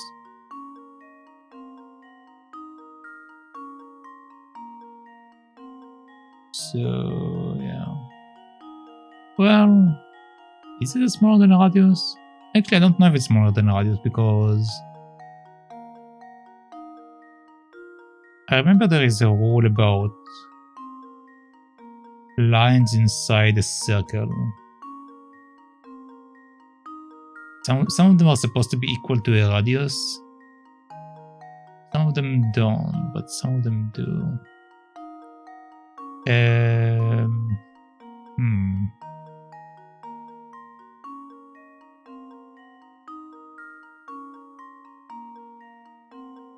Because like if for example I draw the line right over here, let's say, this is bigger than a radius.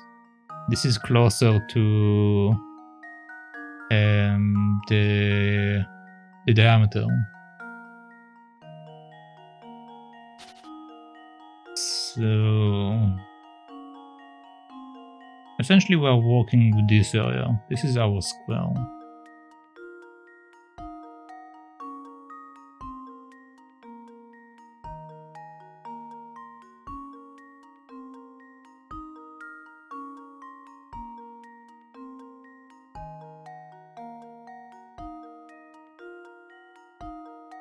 I need to look up the information. I don't remember anymore the rules about the lines inside the circle. Rules about lines inside the circle.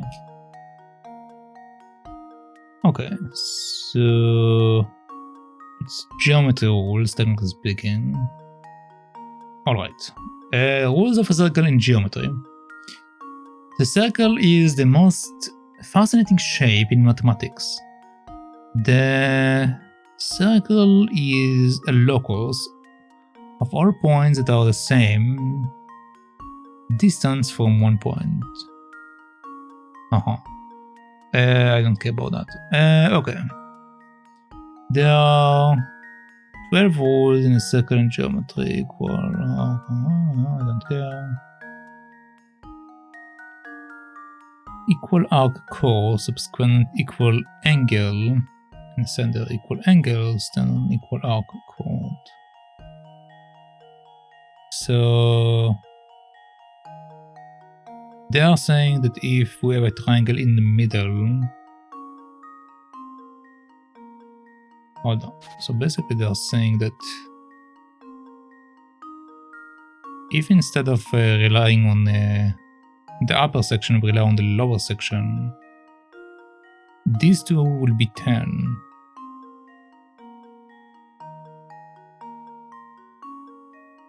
So we know that. And then this makes the triangle a silver triangle, which essentially means that the lower area, is it actually? Yeah, this is a silver triangle. So it means that the other angle is equal to the other rib or arc or whatever it's called should be equal to half of it, I think, right? Or is it double? If it's double, it should be 20. If it's half of it, silver triangle swords. Let's see, silver triangle rules. Does they have a different name in English? Okay.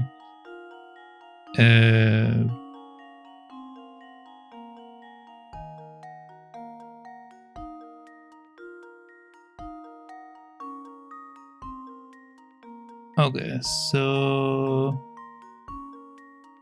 the rules for a silver triangle is that the other section is equal to root 2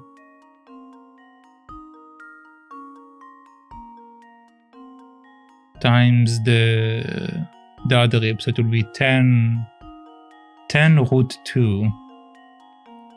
Okay, so we know that this section will be 10 root 2. So then we need to square it.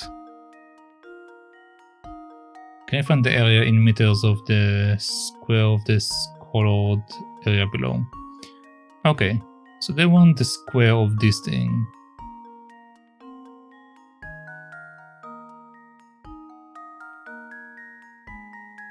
In metered squares. Well, theoretically this will be just 200.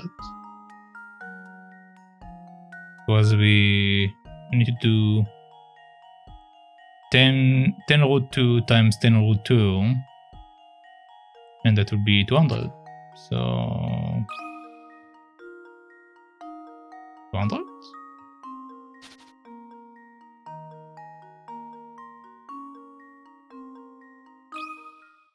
Consider this puzzle solved. No. Okay. Well, I suppose... Too bad, you shouldn't need to do any complex math to solve this one. Well, it doesn't to need the complex math, what do you mean?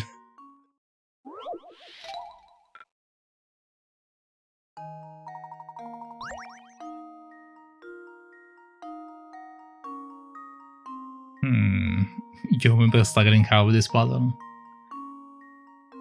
It seems like I need to do some complicated math, but it says I'm not supposed to do complicated math. I wonder what am I missing here? Okay, so can you find the area in meters square of the section colored red below?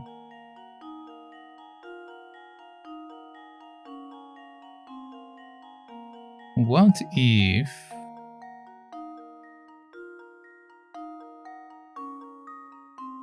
I use triangles?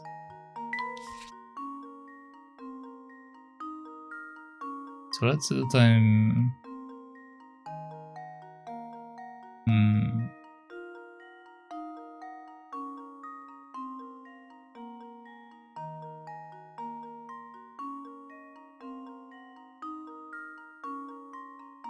But the problem is that the inside... The problem is that I assume that it's not 10 root 2 squared because the section around there isn't... well... Do you want the answer in meters squared?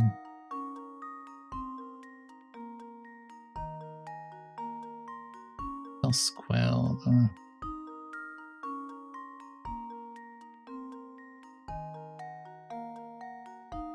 Yeah, but then it would be 40,000, which is too big. So this is not the way that I need to think about it. Okay.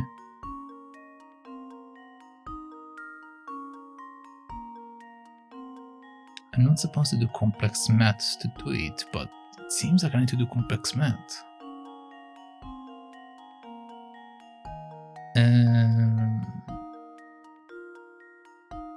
You somehow figure the area with the limited information that I have here.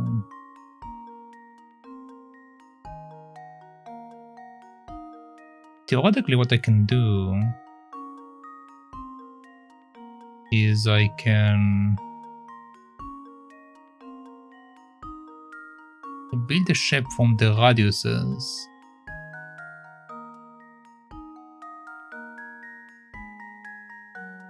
So we have this shape.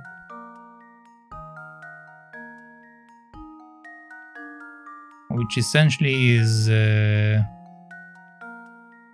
20 on 20 for the area.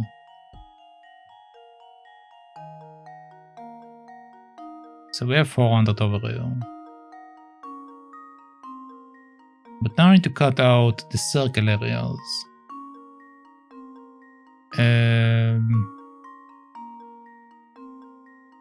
In order to cut out the circle areas,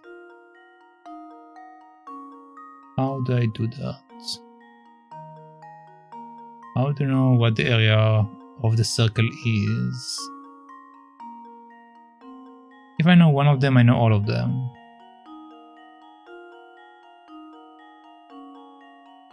So since I mentioned earlier that we have triangle here. Well, since this is essentially a straight triangle, this will be a 4 split. So the area would be the circle but split by 4. And then again combine to 4 because this is essentially the same thing. So this is basically okay. So the area should be 400 minus the area of the circle. Okay. So the triangle area. What is the formula for triangle area? The triangle area is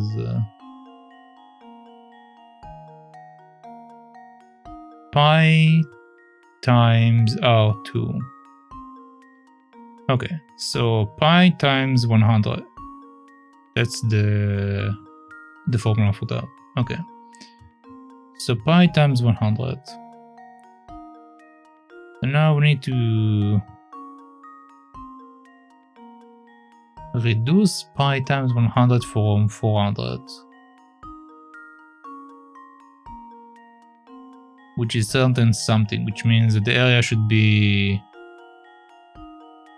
Okay, so let's say that, and then we do...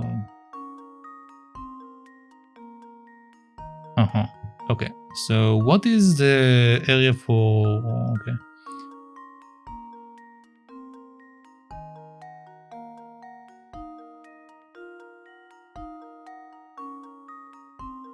Okay, so pi equal to 3.14. Okay. So 3.14 is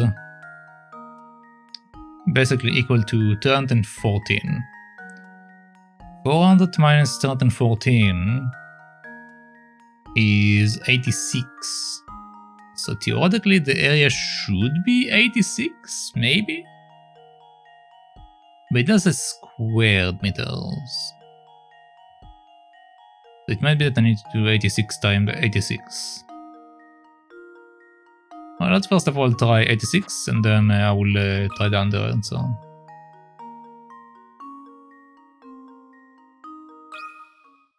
Consider this puzzle solved. Okay, no. Okay, let's try it My, this squared. one is quite formidable.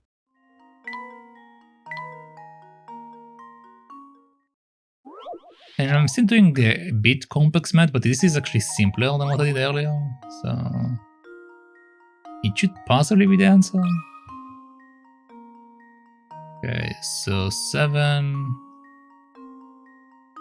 3, 9, 6. Consider this puzzle solved. Okay. No, I'm still apparently I suppose that's complicating one it more than I possibility should. eliminated.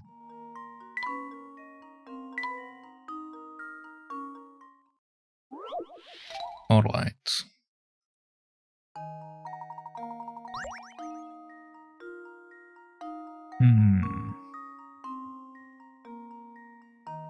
The area of a square is the same rib times itself, right? Not wrong about that.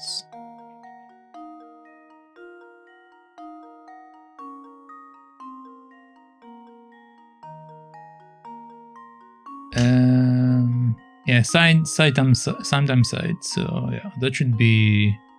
I should be correct in that regard.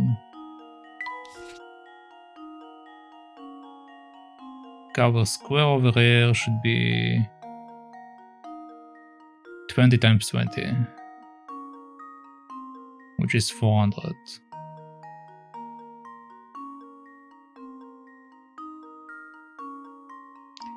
And this section is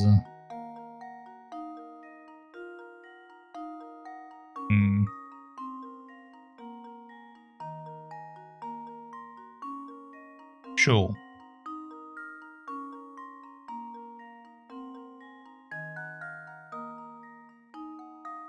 Pi times that.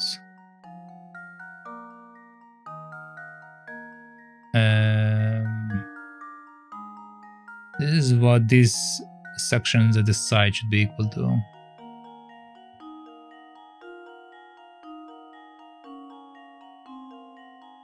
Which theoretically I should just minimize them against each other, but apparently not.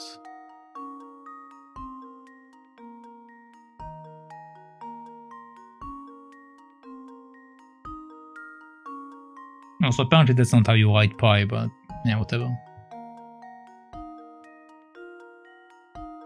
Need to be like slightly like that, but yeah.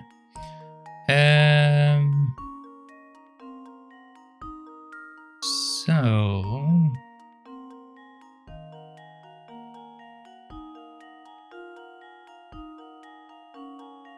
how do I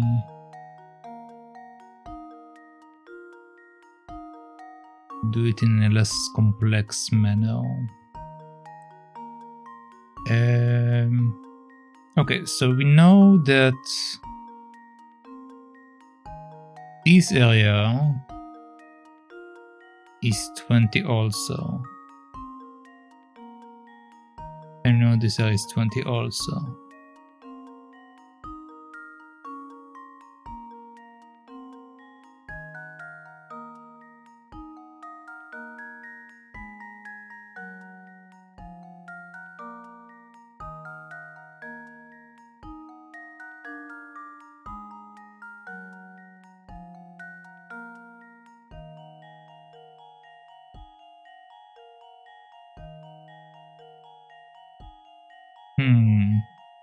Also, the question about this thing is rather I'm supposed to also include the flower bed that is below me, because this flower bed is also red, right? So it might be that they want me to include it, and if they want me to include it, it means that I need to change my answer. Yeah, I need to include it because the yellow line is including the lower section as well.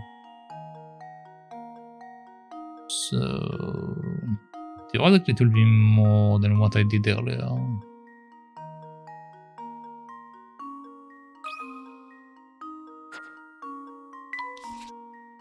Okay, so once again, how should we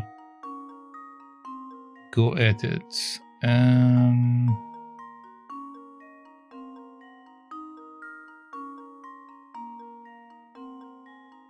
Okay, so we know that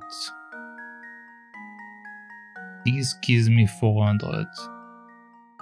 The reason why I couldn't do it earlier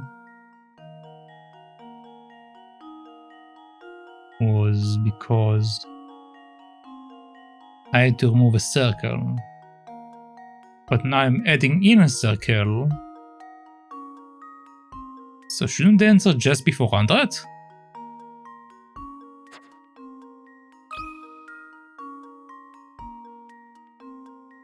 I tried 200 earlier, I didn't try 400. This should do the trick. Okay. Okay. A true gentleman leaves no I had the answer, but I made it complicated. Yeah, puzzle solved, yep. Nice. Nice job. The red section is an area of 400 square meters. If you quarter the space between the flower beds and feed the pieces to the circle as shown on the diagram on the right, you can turn the circle into a square.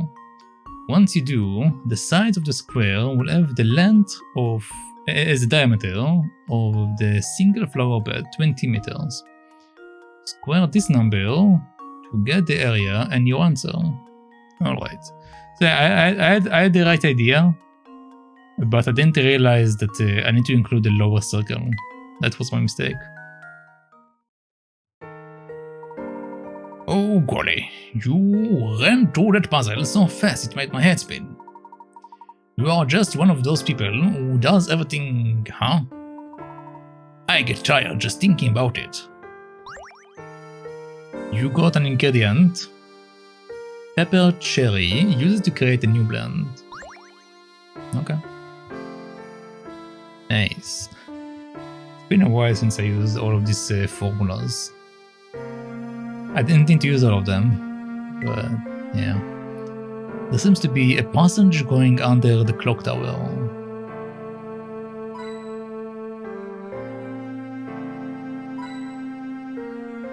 Okay. Anything else? Okay, nice, another coin.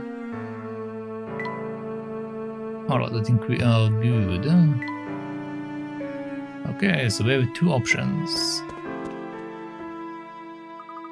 Professor, I've just seen Inspector Chamley over there.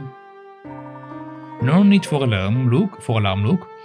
He's likely just gathering information about Dr. Schroeder's case. It seems that he has finally worked out that the key to solving it lies here in Folsen's. Hihi, maybe the Inspector has almost got a grip of the situation for once. So let me confirm. This here is the man you have witnessed asking around about the Diabolical Box? No doubt about it. Yep, the man in the photograph is the one. I would remember that face anywhere.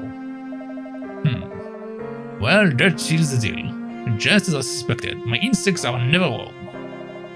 Come along now, Barton, we are moving on. Oh yes, sir. Right behind you, sir. I have a feeling this guy is lying. So, sir, but I can't let you in like that. We've got a dress code, see? Now, if you would be so kind as to hand me that hat. Very well. You are saying that we can enter if I give you this hat? Hat adequate. Alright. Oh boy. Since Felix has requested that you hand over a hat, can you find another head buried in the pattern below? That you are looking for will be the same shape and size as the black one, shown below, but may not be facing the same direction as the example hat. Use the stylus to outline your answer and touch submit. Okay. We need to find the hat in this mess.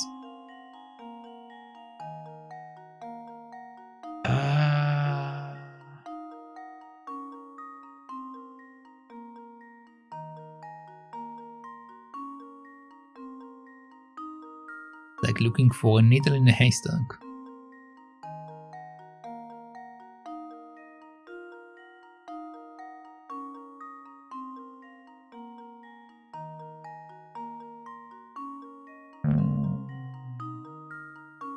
This is too thin.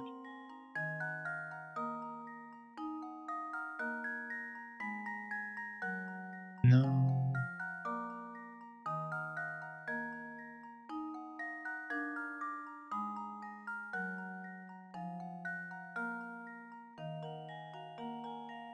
I assume they can be different colors. It doesn't have to be like something consistent.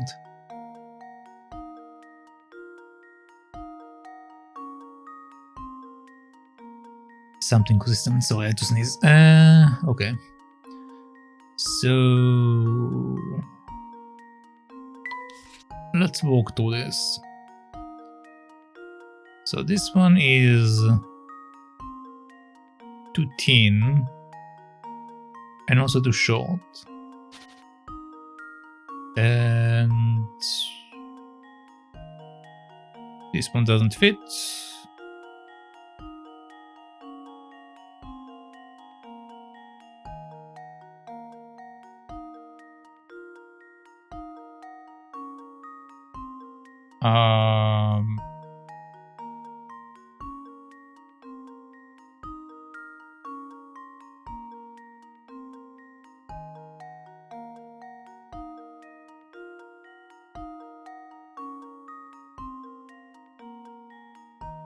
This one is close, but we have one limb slightly too long.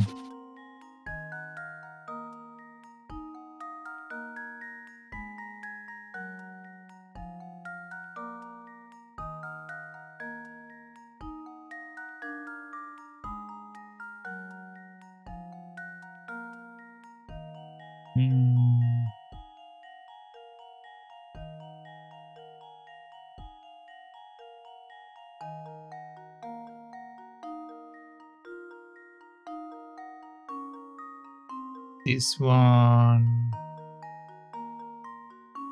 might work.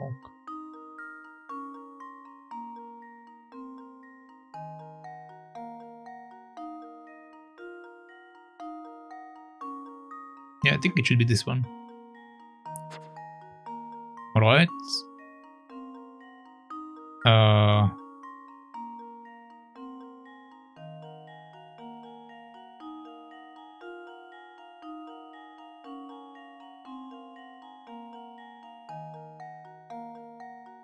Does that work?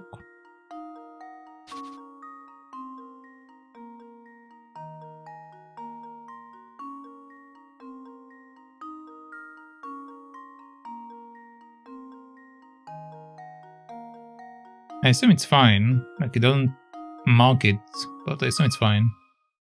And now to test my theory. Ha! Wonderful. Sneaky. Good job spotting that hidden hat. Now the professor has a hat to give to Felix. There we are. As requested, I have provided you with a hat. Huh? And Professor, I don't think that's quite what he meant. Be that as it may, I'm not taking this hat off. Let's go look. But I was really looking forward to dropping in for a snack. It takes a very special occasion for this hat to come off. That's all I have to say on the matter. I think this is too deep for me. You got a new hamster toy, use this pet house to help your hamster get in shape. Alright, nice. This sign is a masterwork of clarity.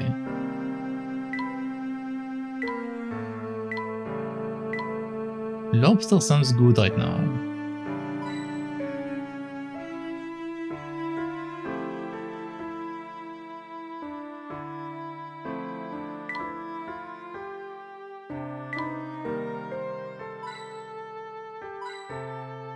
Okay.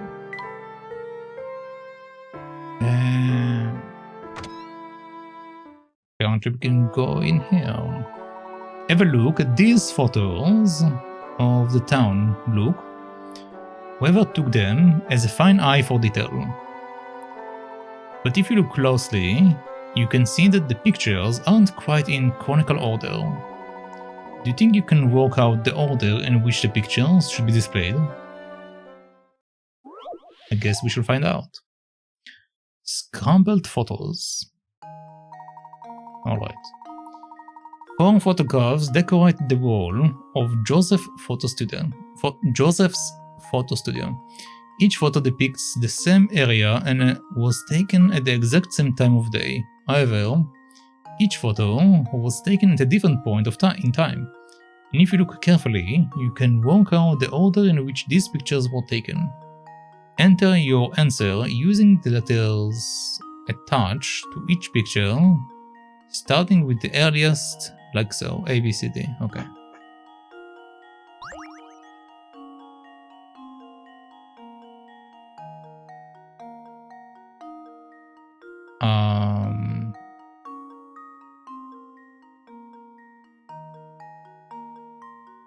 Okay, so in B there is definitely someone there, like eating probably. In A, there's a piece of paper, which basically means that the shop is closed probably. But what are the differences in between D and C? Because I don't see any differences.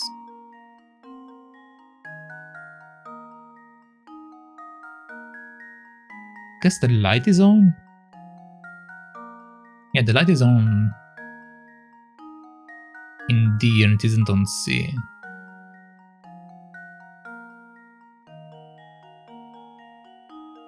Each photo depicts the same area and was taken at the same time of day. However, each photo was taken at a different point in time.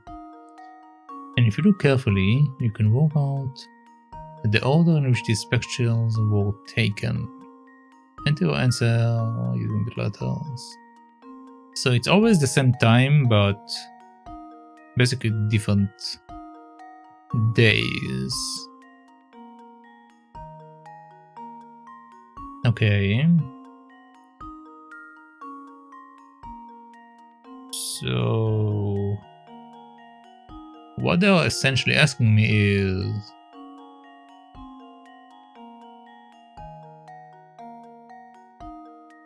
which day it is in each one of them, because well, usually when restaurants are open every day, usually except maybe weekends, at least some of them. Some shops are also closed on Thursdays, at least around here.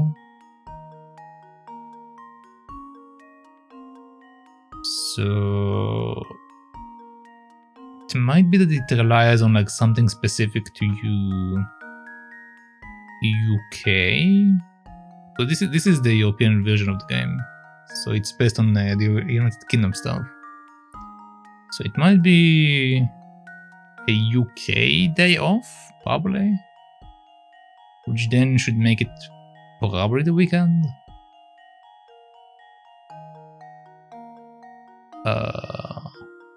Okay.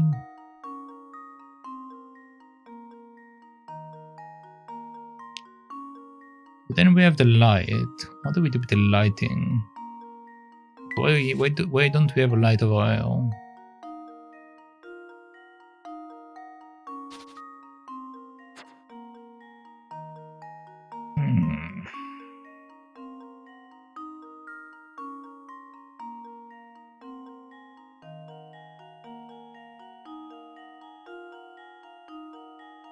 If you look carefully, you can work out the order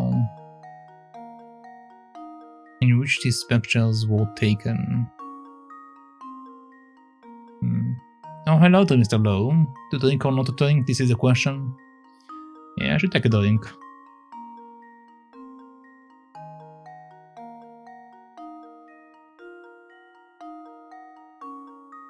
Thank you. How are you doing, Mr. Lowe? Okay. So I'm going to gamble, I guess, since I don't really... No, wait.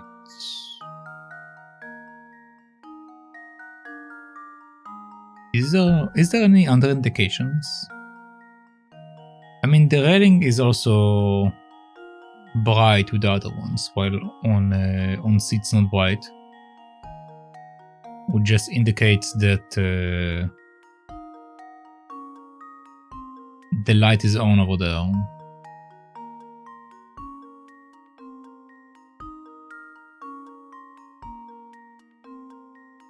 I'm alright. In the car, going home from work. Okay.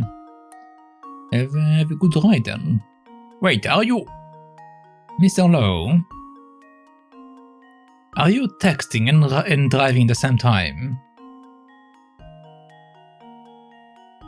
Mr. Lowe.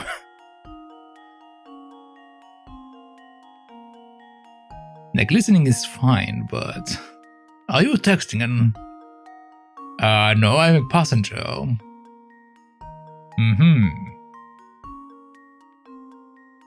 I don't have a driving license. Oh, okay.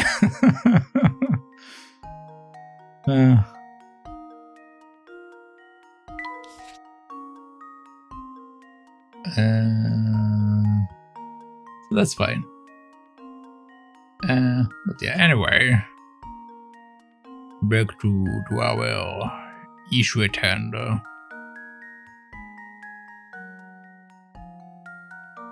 Back to our issue at hand. We definitely know that this one is earlier than the other ones. Because the light is off. Well, actually, no. Okay.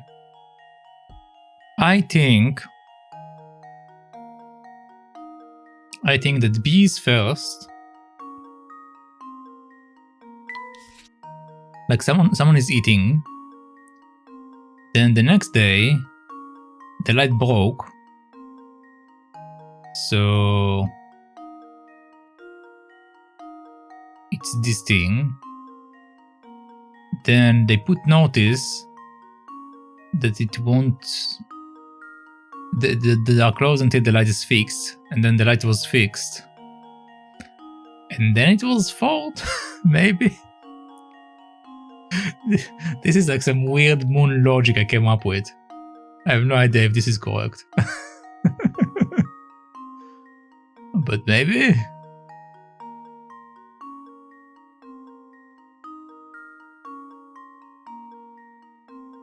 You try to learn how to drive, you suck at it?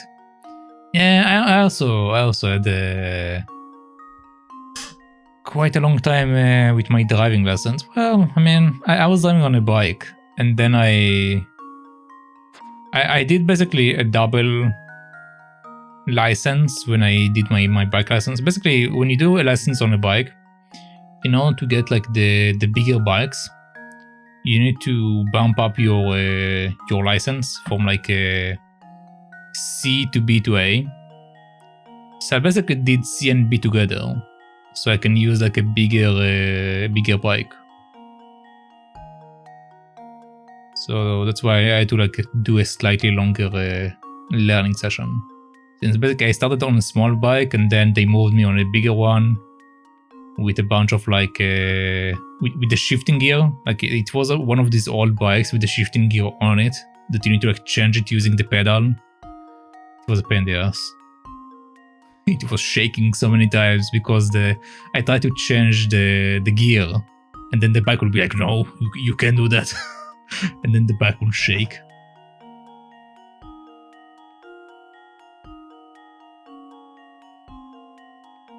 So yeah, it was interesting experience. Let's try it out. So BCAD,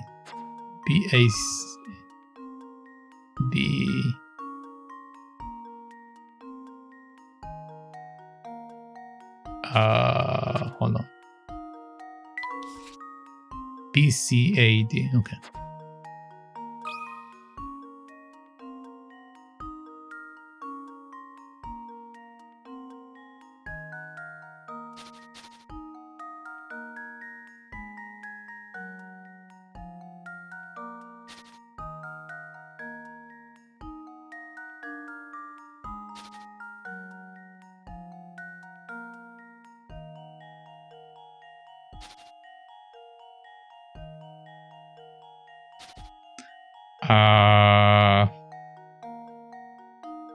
How do you type A without lifting your pencil? It's not something I learned in school. They didn't really teach us that.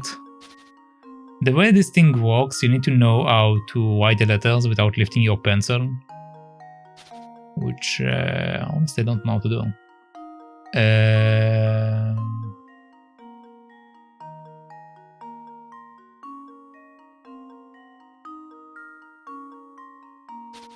SOS. Help. How do you type A without lifting your pencil? Can I just type normal A? Nope. Oh boy. This is the real struggle, man. Writing is the real struggle in this game. Okay, there we go. Let's hope I don't need to do it again.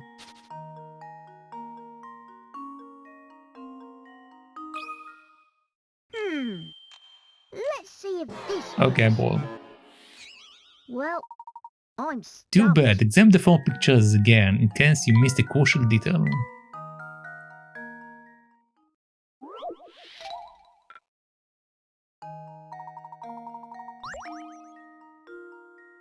Alright.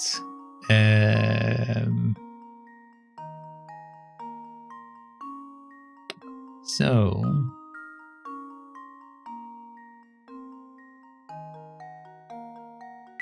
apparently my logic was incorrect.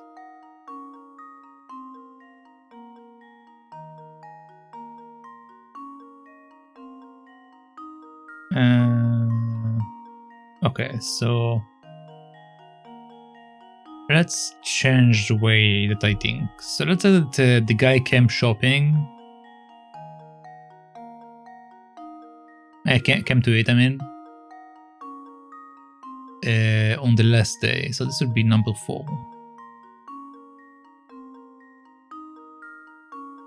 So let's say that at the beginning there was no light. Which is why there were no customers. So we took the day off to put the light on. Then we opened up back again. And then on the next day, a person came in.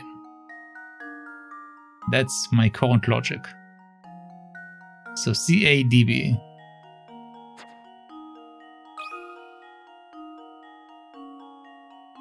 Not again.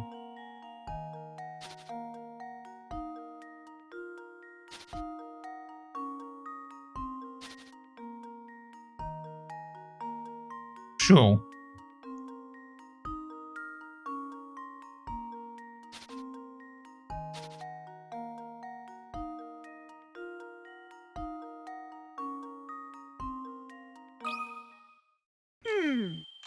Let's see if this works. Okay. My logic is Well, still incorrect. I'm stumped.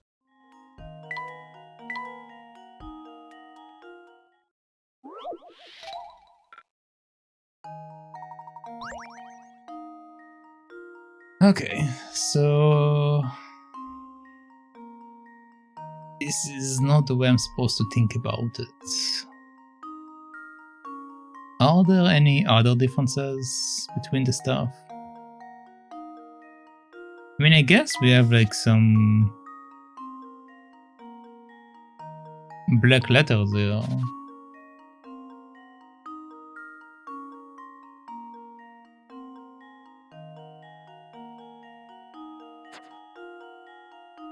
The black letter is also the day that they closed the shop.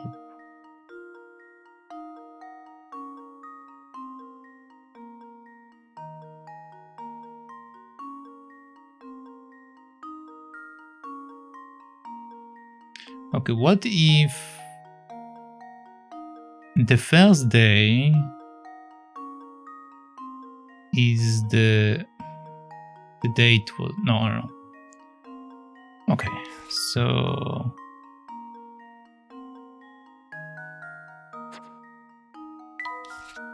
if we said this is the first day, it was dark, then someone crashed into it, broke the ladder and broke the window.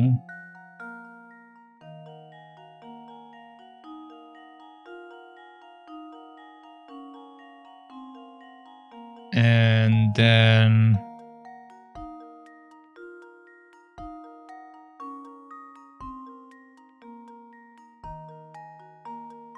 okay, and let's say that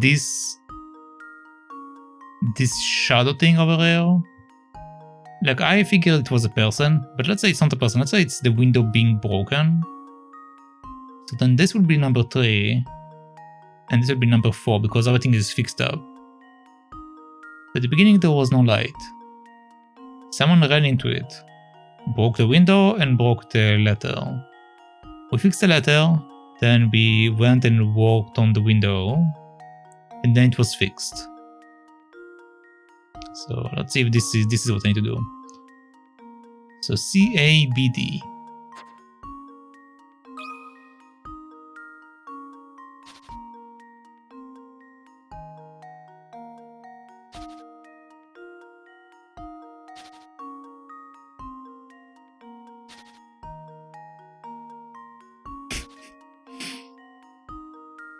Oh my god, please man.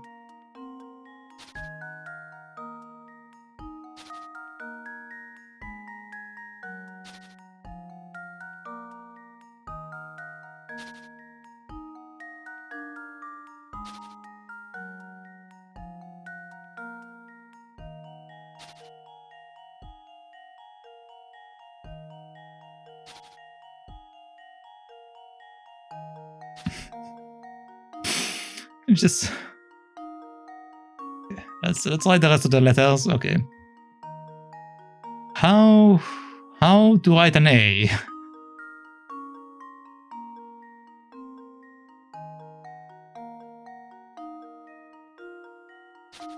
Apparently that's how you write an F.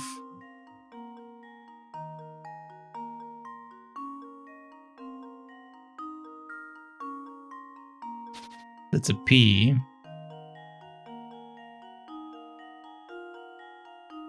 Like, normally I would just do that. Can't I just do that? Okay, it does work.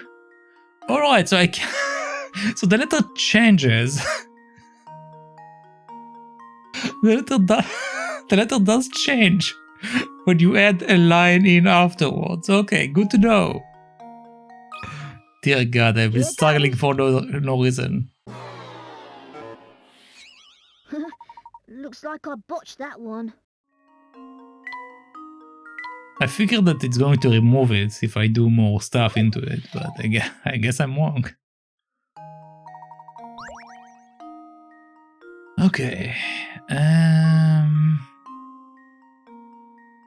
So I was wrong about the order of things.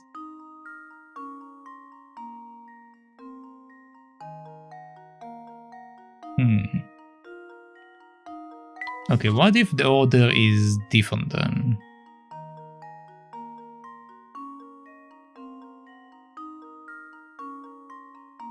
So...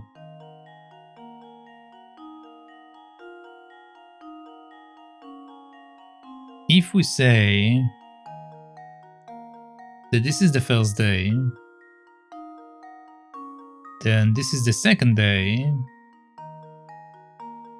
this is the third day, this is the fourth day, maybe? Basically, the reason why I said it in this order, I'm saying it was a normal day, nothing happened. On the second day, someone ran into the window and broke it. The third day, we blocked the thing that someone broke. And also also the A broke over there. And then on the fourth day, we fixed everything and we removed the lamp. Because the reason why people kept running into it is because of the lamp. That logic is very weird, but let's roll with it. DBAC.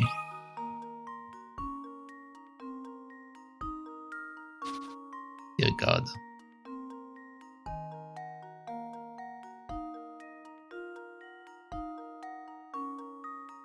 So much easier to do it when I can actually lift my hand. Let's see if this works. Okay, no. I need a hint. Looks like I botched I need a hint. I don't understand this.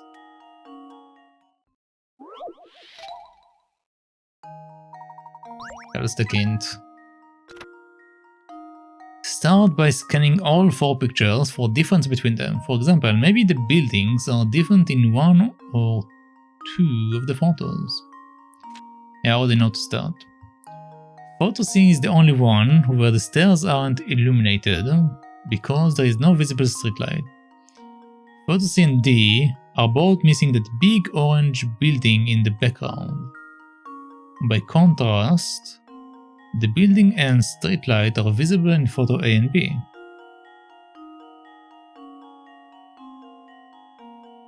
A building? Oh yeah. There is a building over there.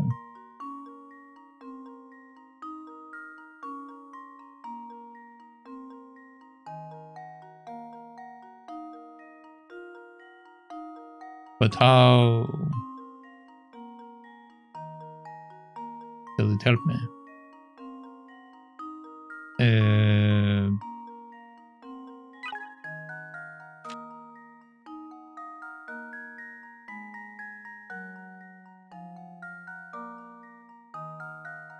By contrast, the building and streetlight are visible in photo A and B.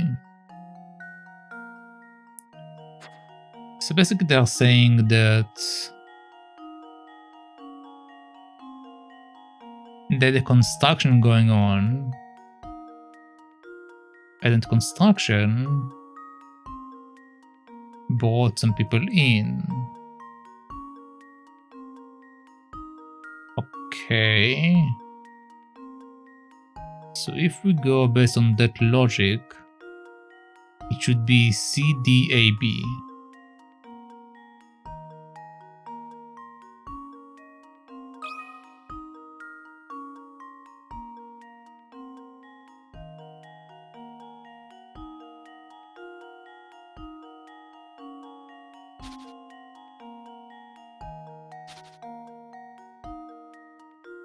Are you kidding me?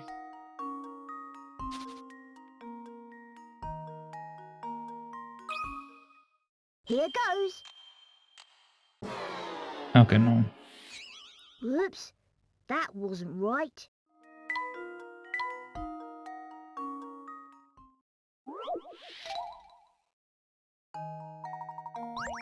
Yeah, I'm going to take the last hint because I don't get this one. The door to the photo studio is the same color in all the pictures except for A. Also, in B, one of the restaurant windows is broken. However, the window is punched up in A. So A must have been taken after B. Okay. So it is a broken window. It's not that we see a person inside. Okay. So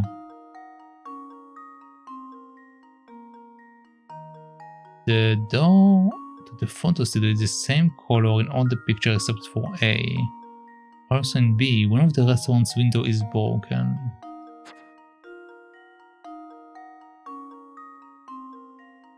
I see. Okay, so A is probably the last one.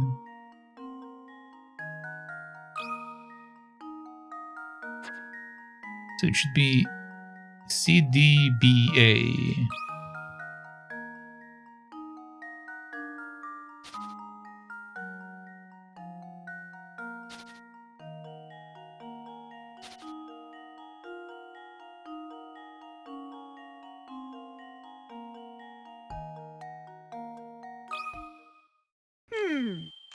Let's see if Okay. this works. There we go. Piece of cake. Good eye. The correct order is CDBA. In C, the street lights has yet to be installed, but in D, the light has been built. In B, there is a new building in the background, and the restaurant's window is broken.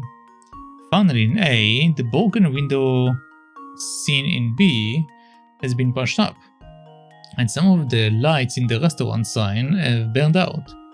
What's more, The door of the photo studio has been painted a different color. Alright. I mean, I thought about it the other way around, that things got removed, but okay. There we are. If these photos are any indication, Folsens has quite a rich and lengthy history. Core, with enough of these pictures, I bet you could see exactly how the town developed. You bring up an interesting point, Luke, but if these photos are that old, why do they look so new?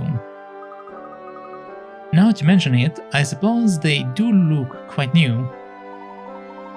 Photographs this old normally show some signs of deterioration.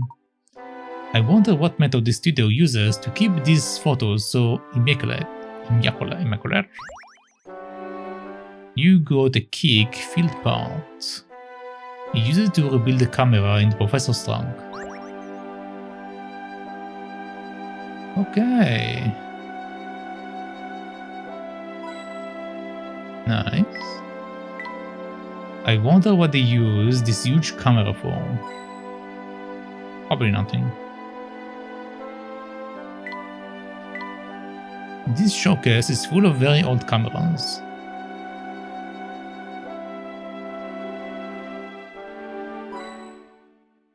Okay, let's have a chat. My, these photos look stunningly new for their age. How do you manage that? I'm flattered, but really, I take no special measures in that regard. Okay. So we are done here. What is that?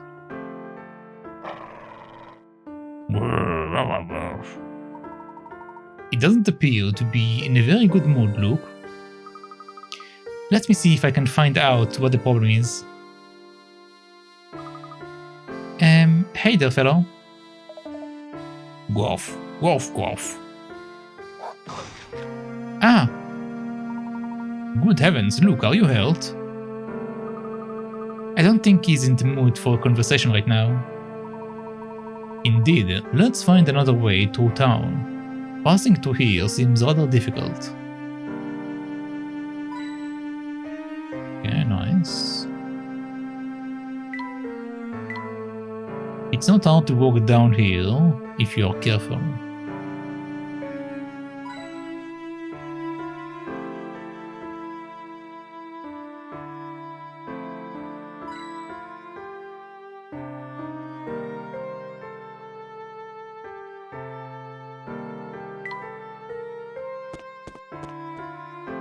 Alright, we have a gate,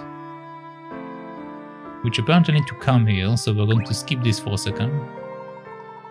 The museum must be around here somewhere. Let's have a closer look at that gate, shall we? I don't want to. I don't want to.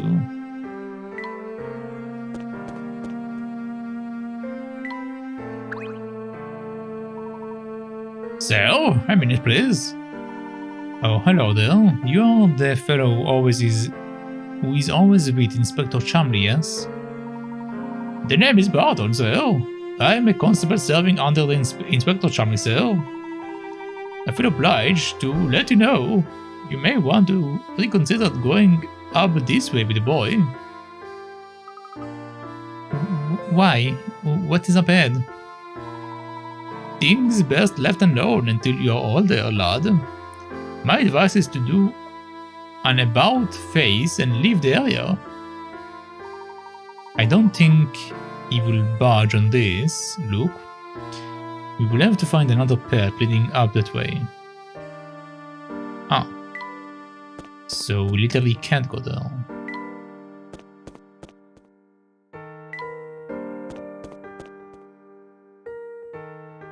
Alright, so what do we have here? Yuck, looks like a snake could slither out at any moment.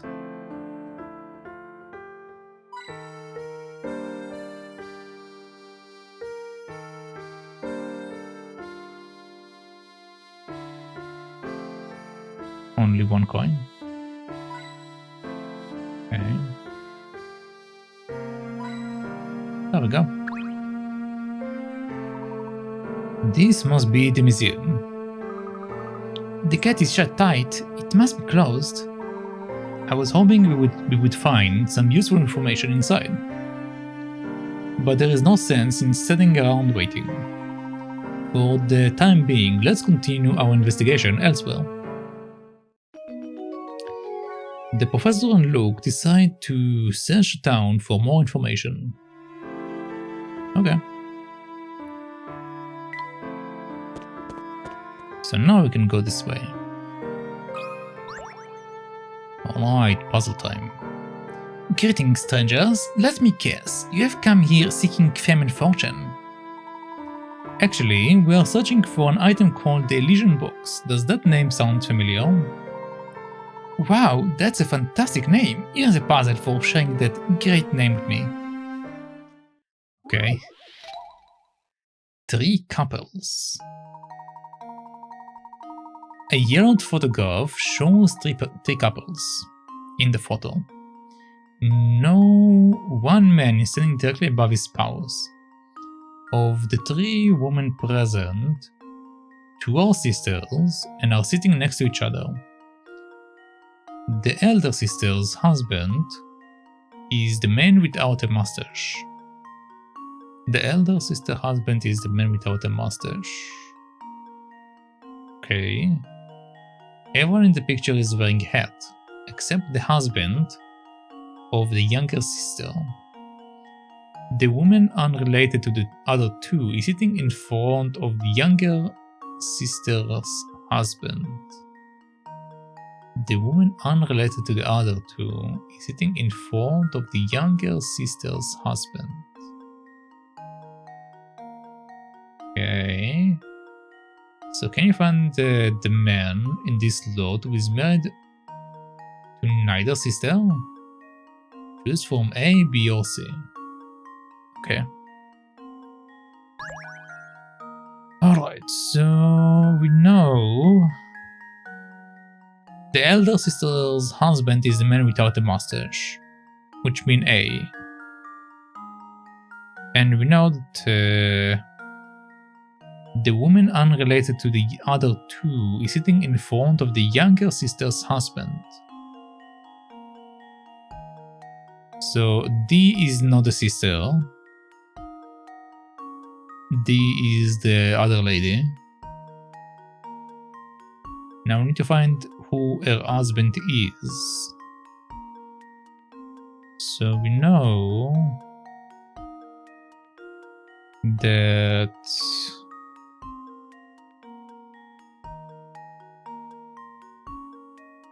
the elder sister's husband is the man without the mustache. Okay. Everyone in the picture is wearing a hat except the husband of the younger sister. Okay, so that means that B is the man who is married to neither sister. Consider this puzzle solved. And there we have it. Great job!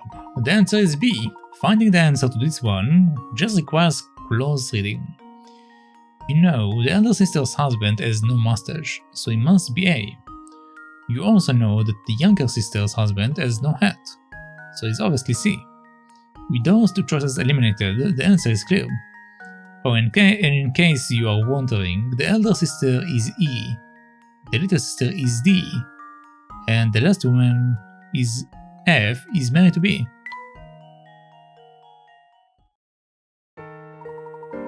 Good job and good luck finding that whatchamacallit, you know, the thing with the great name. I bet when you open it, a genie pops out and grant you a wish or something nifty.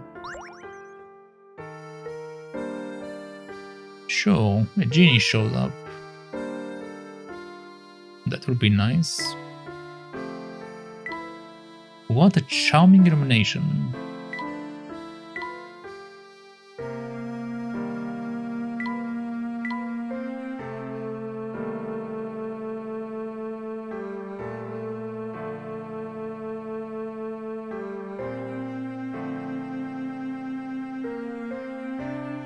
I only found one coin, which is a bit strange. Yeah, whatever. Alright, so what do we have down here? Ooh, Mr. Beluga, it's been ages. I haven't seen you in donkeys. Did you find that thing in the end? I wish. I told Sam to track it down, but that boy is about as useful as a chocolate frying pan. Ooh, don't fret like that. Don't fret like that, love. You'll get wrinkles in that distinguished brow of yours. Hey, up then, Mr. B. Duck. I don't know what she's trying to say. How about coming inside for a catch-up? Professor, did you see that? Mr. Beluga just went into that cabaret. Let's take a closer look, shall we? Hello? Ooh, oh, hello, love. You must be that tall, dark and handsome stranger my horoscope has been promising. You are coming in to see the show, aren't you, Ducky? I apologize, madame, but we are in the middle of... Hey, you aren't going all shy on me, are you? I can see you blushing under that big hat. Ooh, and who is your little friend there? He is a right strapping lad, isn't he? Aren't you, love? Me? Sorry to change the subject, but I couldn't help but notice Mr. Beluga entering your cabaret. Oh, one of Mr. B's friends, are you? Something like that, yes. Tell me, does Mr. Beluga visit here often? Well, you could certainly call him a patron of the arts, love. But I'm not one to go chatting about the customers with just any old charmer who walks past. Oh, but you are a handsome devil, aren't you? Charming, dapper, and such a gentleman. Show me you've got some brains behind that pretty face, and I might get a bit indiscreet. Indiscreet? Oh lordy. Jeweled necklaces. Okay. I have this old necklace that's not really to my taste anymore.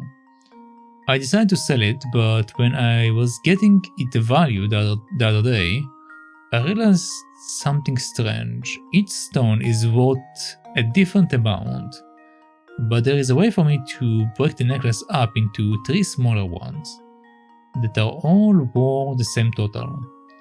Can you work out where to make the cuts?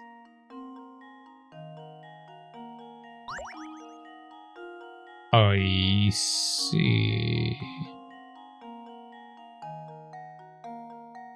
3 smaller ones. Okay. Let's say that I am putting it like that.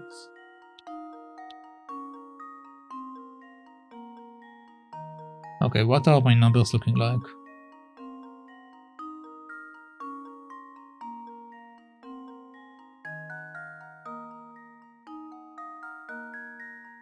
So 800 plus 100 is 900, 900 plus 1000 and 100 is 2k. So we have 2.5k over here. On the other side we have 2.7k, which is less. 2.7, well, no, it's more. Right?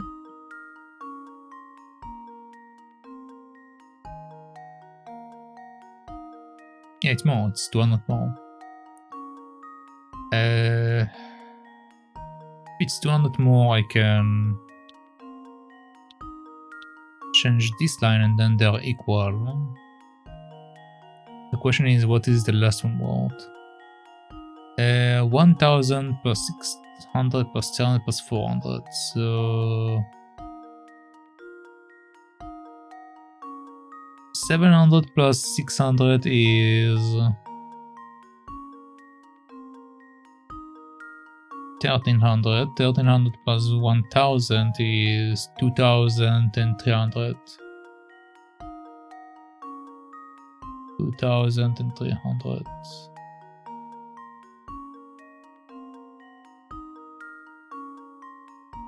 Which is not enough.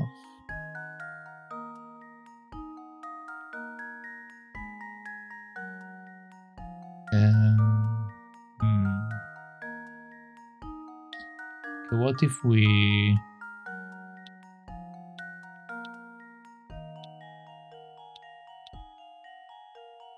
change up the splits a bit? So right now we will have 2.6k. Over here we'll have 2.2k. 2.2 and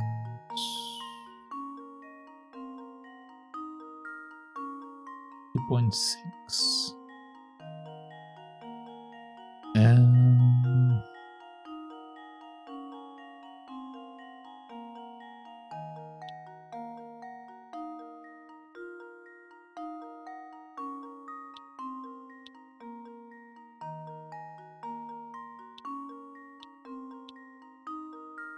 Yeah, what if I do split like this? Okay, so together this will be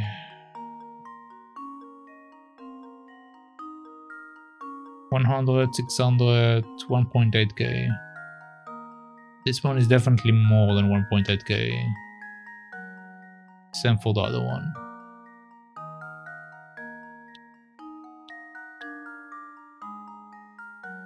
Okay, so now it will be 2.6k. The other one will be 2k.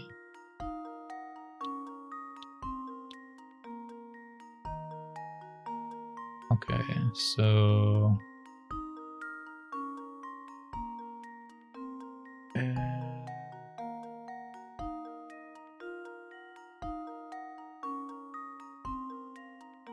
500, 900, 1500,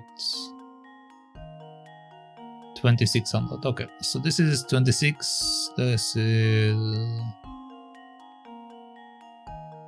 2k plus that 26. This is 26. Okay, there we go. This should do it. And now to test my theory. There we go.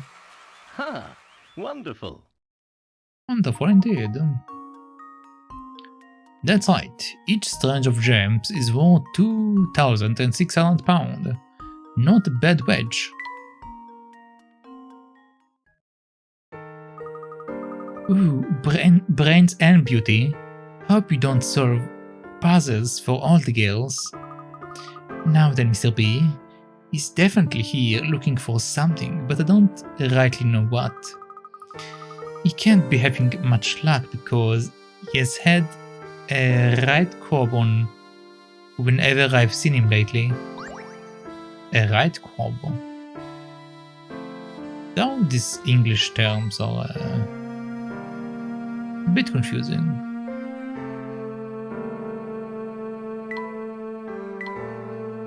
That sign is the most glamorous in town.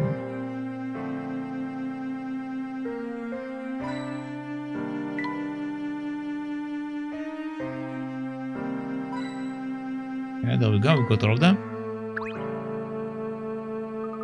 I don't have anything else to tell you about Mr. B, Ducky. I do can not The Who's. Sorry, love. Okay.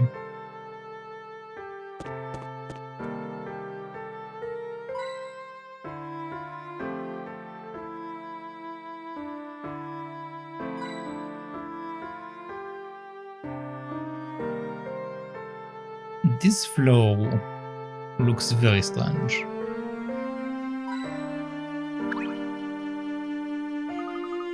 Say, there is that shack again. Kirani Riddleton's shack.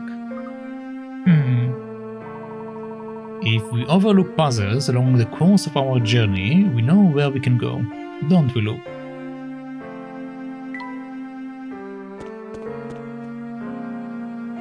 Alright, so...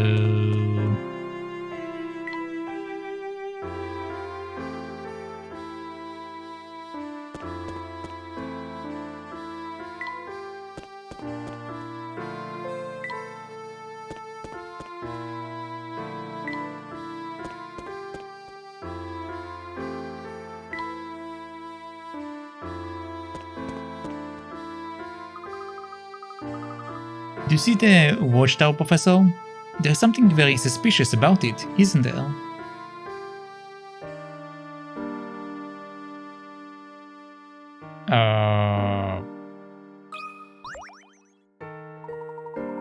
Oh god. It's not every day I see new faces. Are you visiting from out of town? Yes, in a way. Yes, in a way, but we are not here to sightsee. We are searching for an antique known as the Elysian Box. Have you heard of it?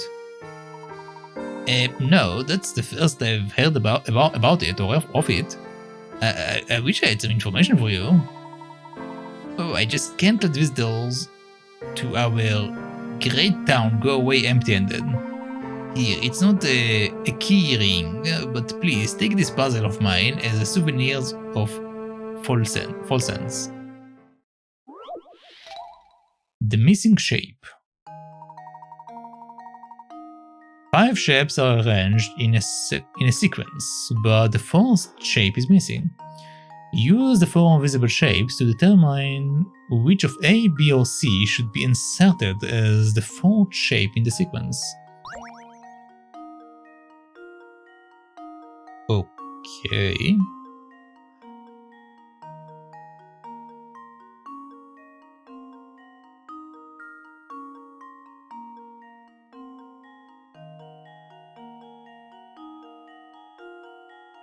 So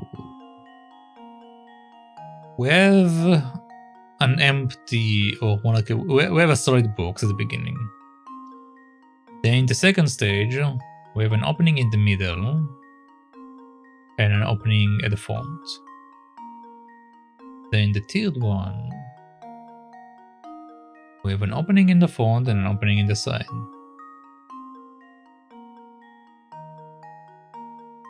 But the upper section is now closed off. The 4th one is a question mark, and the 5th one we have again the same shape as number 2, but now it's flipped. And our options are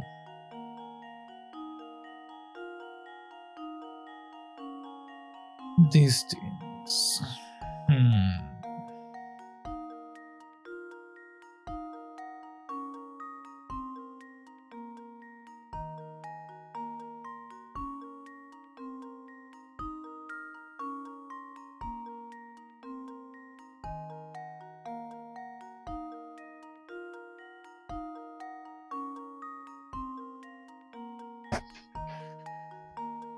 I assume it's not the same cube and it's different size.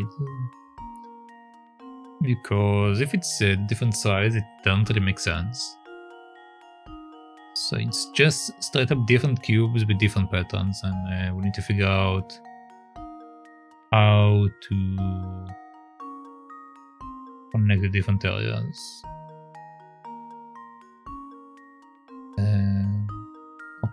Okay.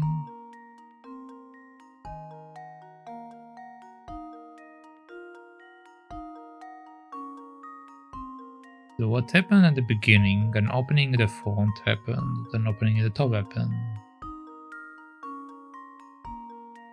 Then the next time around,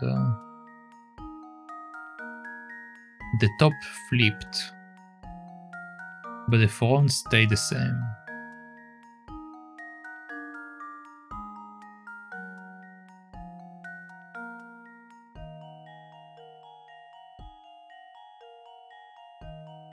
Which tells us what?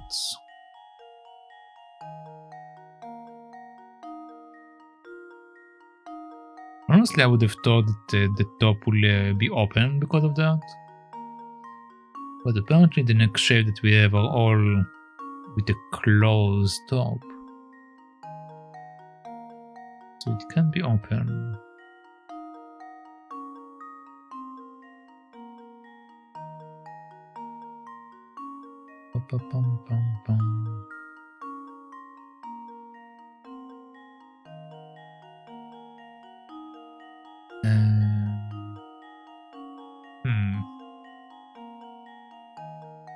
What is the pattern that we are working on? It doesn't seem to be a repeating action based on the sections that are open. Maybe it's supposed to like indicate something, like a letter or something. Usually in these things, either it's like a repeating action that you need to figure out, or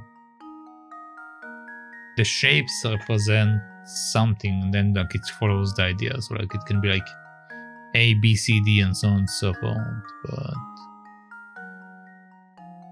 might not be the case here.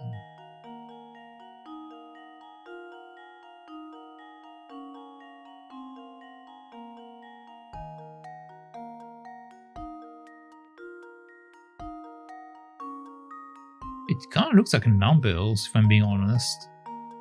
Like 2 looks like 2, 3 looks like 3 but flipped, and 5 looks like 5. The only one that is not matching this concept is 1. And it can technically be a 1 if you look at it from the side. So technically it can be a 1 over there. So if we go by the concept of it being numbers, then 4 is the closest one to be that. Consider this puzzle solved. Alright, Ha! Wonderful. that's right. B is the answer. The number hidden in each shape determines the sequence for this order. When you turn each shape 90 degrees clockwise, a number becomes visible. In the case of B, turning it sideways reveals the number 4. Yeah, 1 is the only one that doesn't really look like 1, in my opinion. But the other ones I see. Alright. Nice work there, fellas. I had to buzz a bubble, but if your lead on this illusion box led you here, you may be out of luck.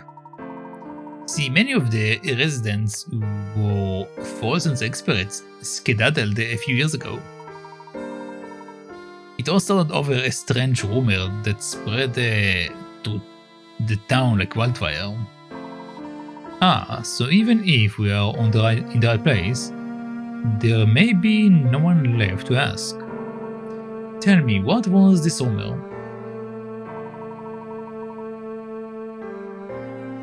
Some silly thing about a chaos. I'm not entirely sure what it was, to be honest. But I often find myself wondering, where are all those people who left Force and ended up at?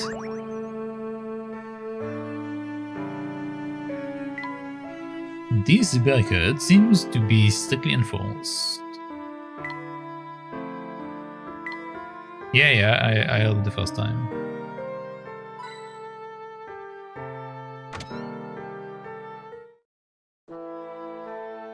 Grocer shop.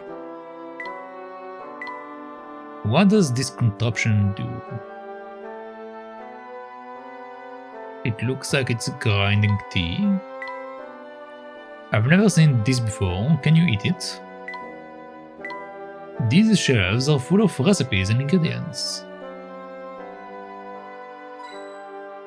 A coin.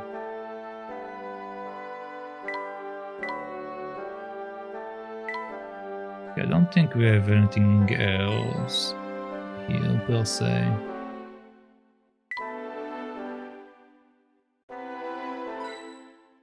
Okay.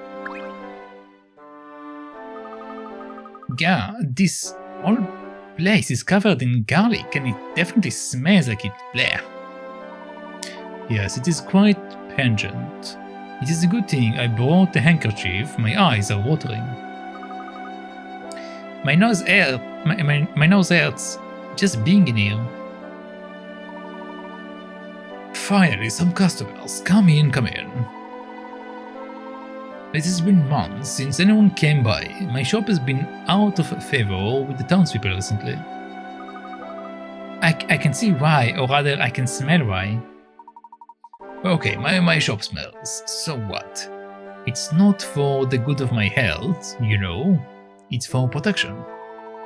We've got what you might call a bit of a vampire problem here in town, and garlic keeps them away, see? Vampires? Seriously? Do I look like I'm joking, boy? You have seen that castle over there, haven't you? That's where the vampire lives. At least, that's what people say. I'm not saying I believe the talk, but you can never be too prepared, you know? If you say so, buddy. Do you see that watchtower, Professor?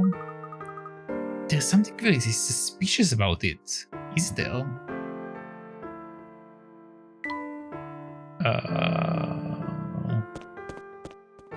Interesting.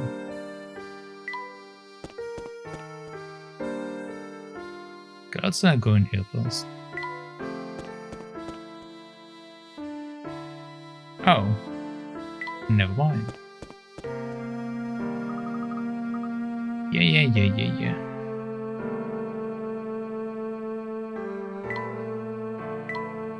Do you really need streetlights when it's so bright? You certainly do.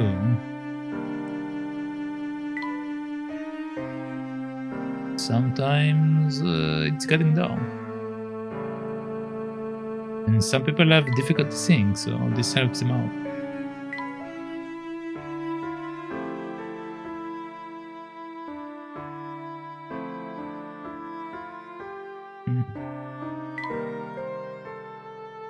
Okay.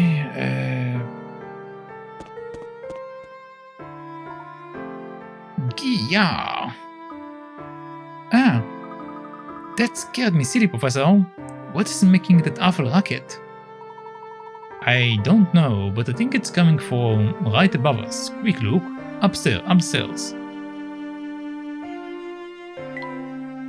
What was that? Oh, it's just my reflection.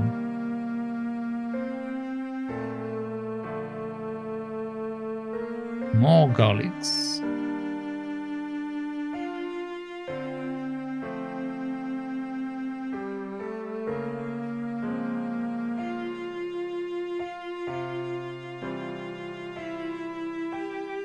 Okay, I don't see anything. Up we go.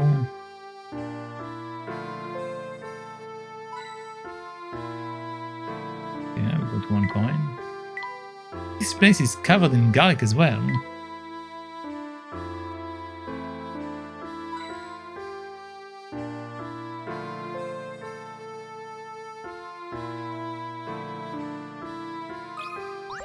Okay.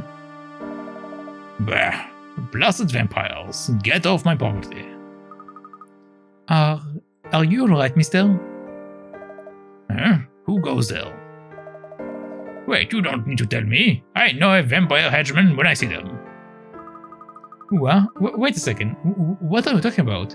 We just heard a scream and came to investigate. Say what you will, Sonny, but it won't do any good. See, I see through your vampire lies. If you really want me to believe you, you are not a vampire. You will solve this puzzle and you will do it quickly. Sure. Top of the tower. In one quiet town, there is a town. In white town, oh, there's a tower, not a town. Okay. In one quiet town, there's a tower that commands a view of the whole town.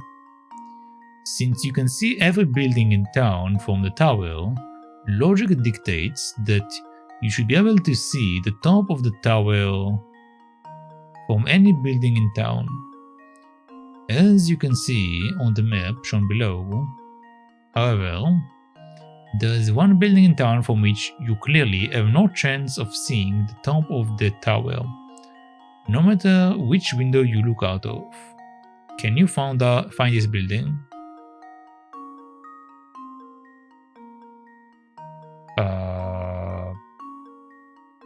Sure.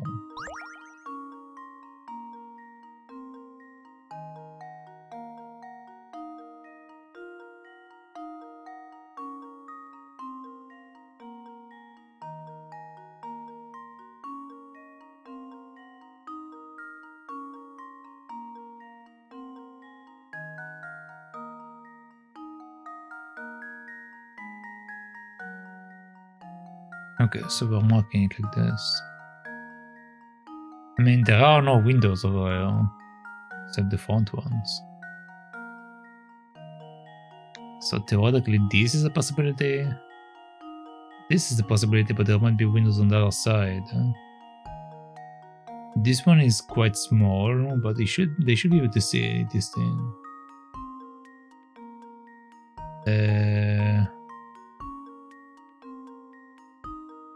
I think this building might be our culprit here.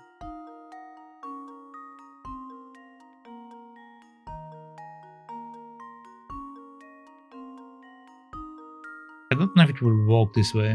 That's fine. Just leave it to me. No. Okay. Looks like I Too bad. botched Don't that forget one. you're looking for a building where the view of the top of the tower is blocked. I mean, I'm pretty sure that I was right where I chose it, but... Okay, so... a building that the top of the tower view is blocked.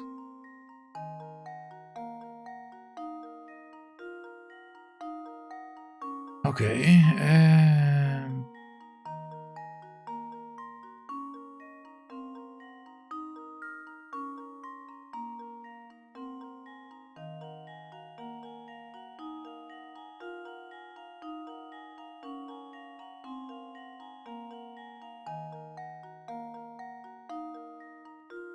I assume that these guys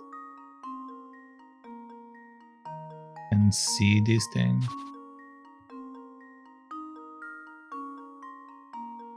But they also mentioned specifically the top of the tower. So it might be this thing.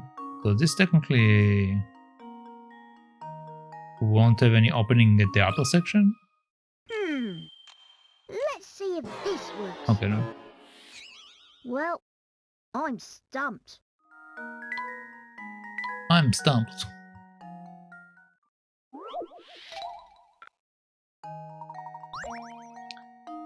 Okay, so... I would say the stadium, but the thing is about the stadium is the people that's sitting here, like on this side, they can see it. The ones that are sitting on this side can't, obviously, but the other ones should be able to see it. Somehow. Let's see if this works. Yeah, okay. Well, I'm stumped.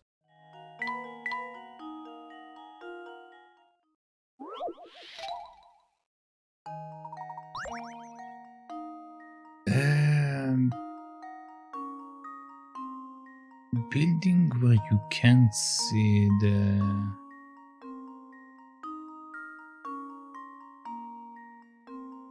Top of the tower. If anything, I will take it from here. The only thing you can see is the top of the tower. You can't see anything below it, but you should be able to see the top of the tower.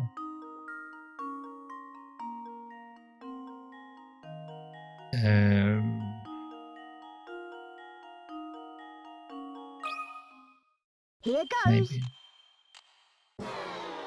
Oh. Whoops, that wasn't right.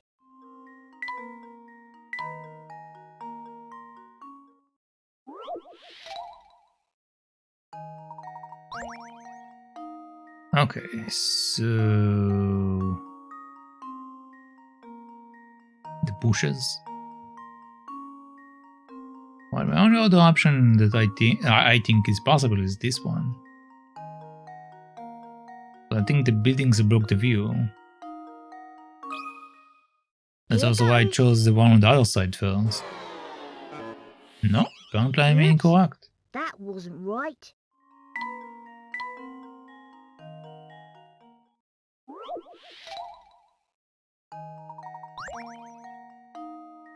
Okay,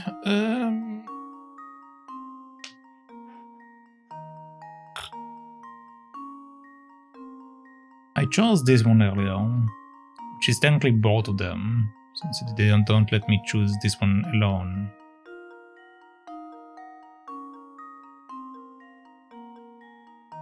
This is basically one building.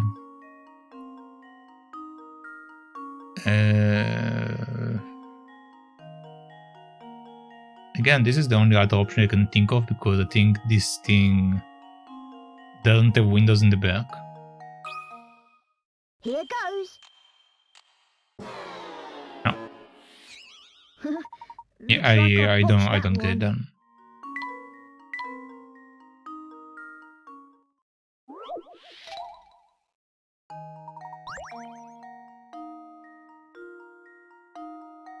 Wait. Is that a trick question? Here goes. God damn it, game. Layton's once again. I hate when they do that.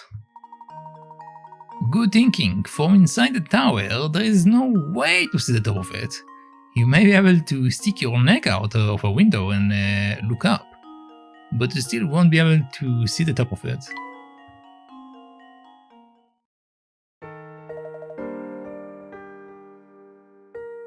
Pretty good for a vampire. Thank you. Unless you're not one of the bloodsuckers underlings after all. If that's how it is, then listen to me when I tell you, you would best keep away from the castle over yonder.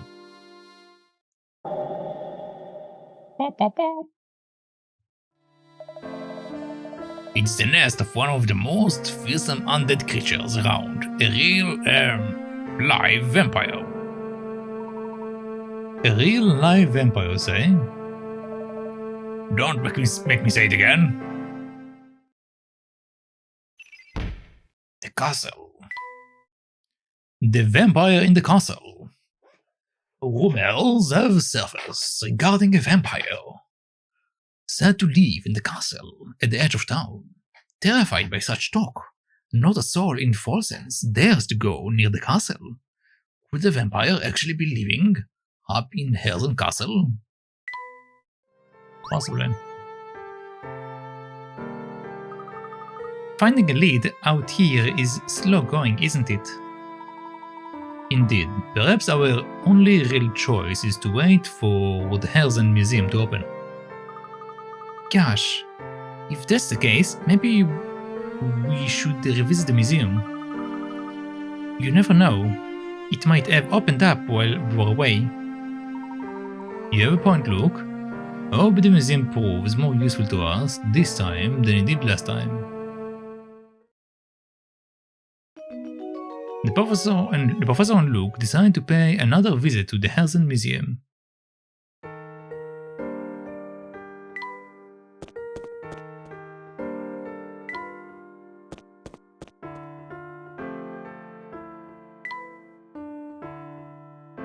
before we go there, let's check out these two areas.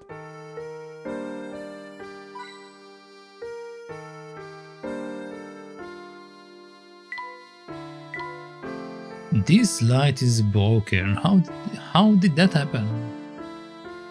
Magic, look. Magic, I'm telling you. Sometimes magic breaks off.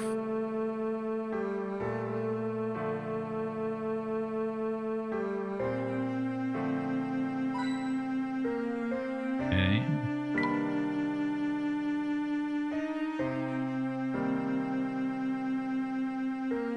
There should be one more coin somewhere. Somewhere.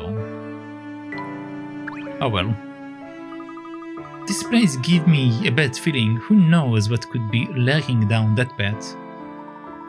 From what I can see, it's just an expanse of wilderness. Let's leave it be for now. Okay.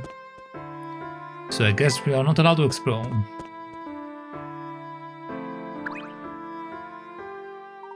Oh, hello, Drew. Nice to see you again. Heading to the north side of town, are you?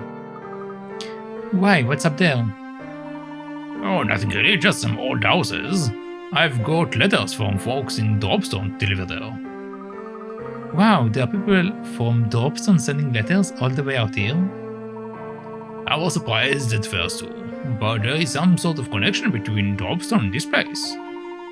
It's out of the sky between worlds, so I will just leave it at that.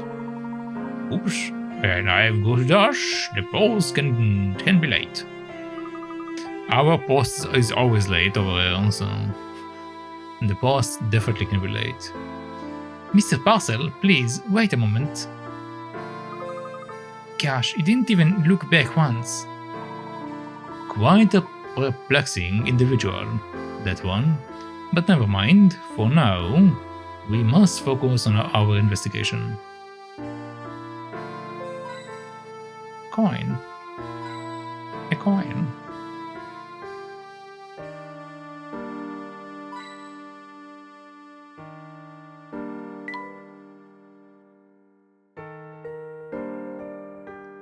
Wait, there is literally nothing. Huh. Alright.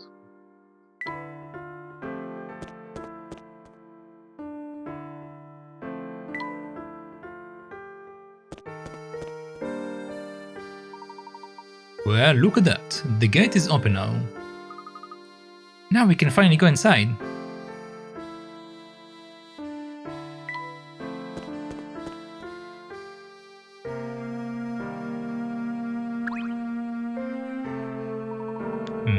Look, do you hear that? It sounds like the conductor and Mr. Beluga are rowing again. Nothing? You don't even have so much as a lead on it? I thought I told you to find it, and find fast. Uncle, you got to cut me some slack. It's no piece of cake sneaking around with the fuzz on my tail. Plus, that professor dude from London has been out playing detective. Keeping a low profile takes it out of a guy. You know what I'm saying? Plus, my feet are killing me from all this running around. How about you let me take a break? Besides, if I get caught sneaking around like this... You always wore a layabout, Samuel. Stop mourning and get back to the desk then. Until you find that boat, I would better not hear the word break coming out of your mouth. Gosh, Mr. Beluga really let him have it. Do you think he was the one who opened this gate? I'm not sure, though it appears that while the gate is open, the museum itself is still closed. But let's put this discussion aside for a moment. Tell me, Luke, do you recognize the symbol at our feet? It's the goat. The stone has been worn down over the years, but I've definitely seen this design before. Oh, it looks like the symbol on the book we found lying out in the streets. That it does. but I'm certain I've seen something like this in another location too. But where? Ah yes, now I've got it. What is it, Professor? We must locate Inspector Chamley at once. I need to see that photo he acquired from the crime scene. But this town is so big, how are we going to track him down? Well, it is quite late now. He may have returned to the hotel for the night. What do you think? I think you're probably right. Quick, let's head back to the hotel. The professor and Luke decide to return to the hotel.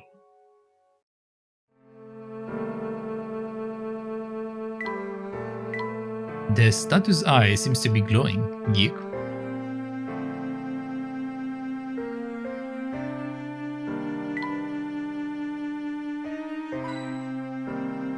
And we got 1 coin.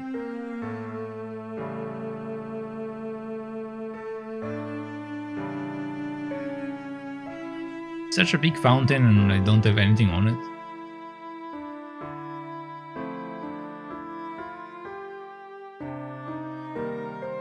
Yeah, alright. Hello? Howdy, the name is Giorgio. And I'd rather run around in a chicken suit than go 1 day without chess. You want to get on my good side and hear what I have to say? But first, a little chess. Well, this should be interesting. The Knight's Tour. Okay, we have a chess puzzle. Lead the knight on a trip around the board. Chess knights move 2 squares forward and 1 square perpendicular on each turn. The initial direction can be up, down, left or right. Move this knight around the entire board, landing on each square only once.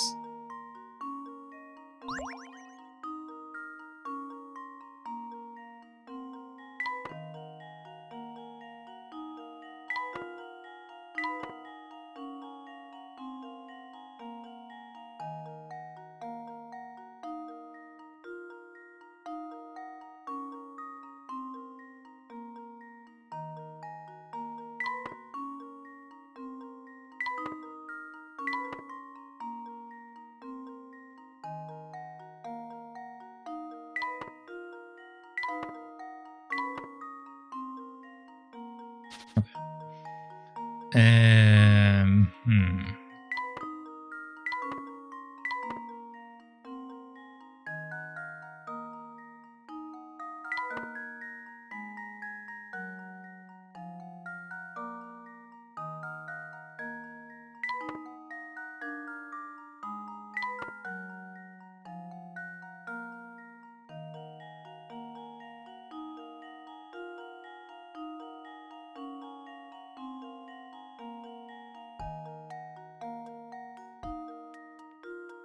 Okay, so the question is, can I salvage this situation?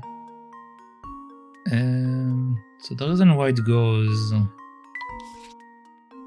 here is because this is the pathway and this is the pathway for this one. So if I come here, my pathway will be either here or here. We only have this option, so it will be this one. Then from this one, go here and here.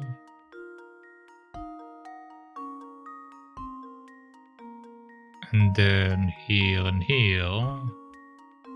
And then here and here. Theoretically.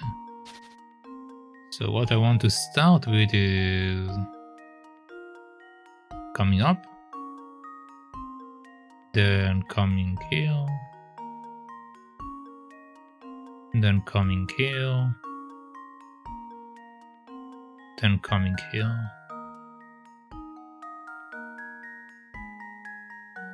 Then coming here. Okay.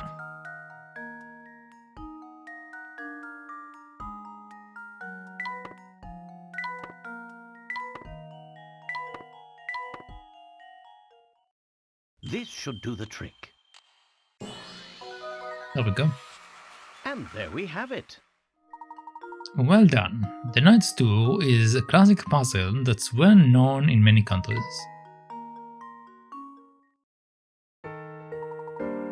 Very nice, sonny boy. There's a lot more where that came from, but let's take a breather for now so you can hear my spiel.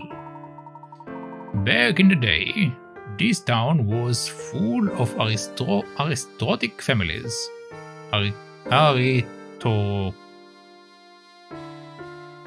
Aristocratic families. But one day, they all just upped sticks. The Harrison family is pretty much the only upper crusty family left in town. Upper crusty. Yep, the museum doors are shut tight. There is no going in there.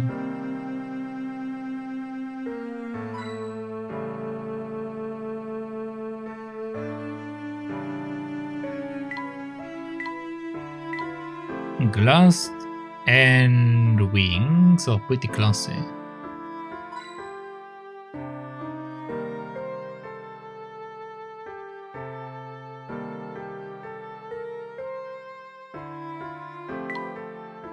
Alright, so we are down here.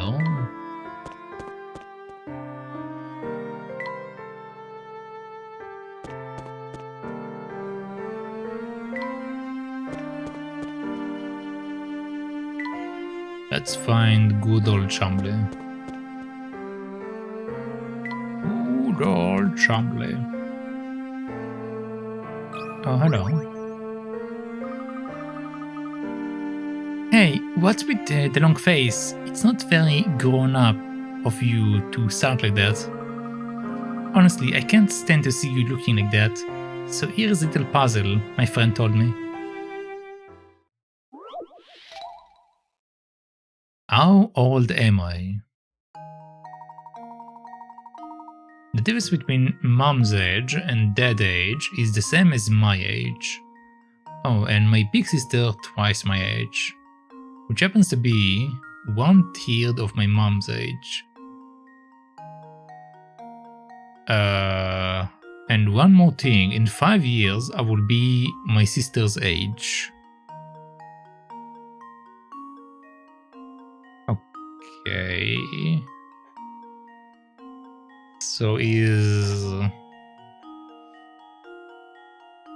she 5 years old? Let's see. If she's 5 and her sister is 10, then the mom age should be twice that of the daughter.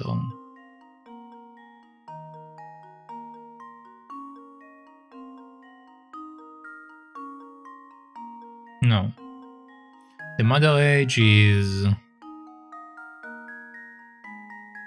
1/3 of the big sister. So the mother age should be 30, which means that the father's age should be 35.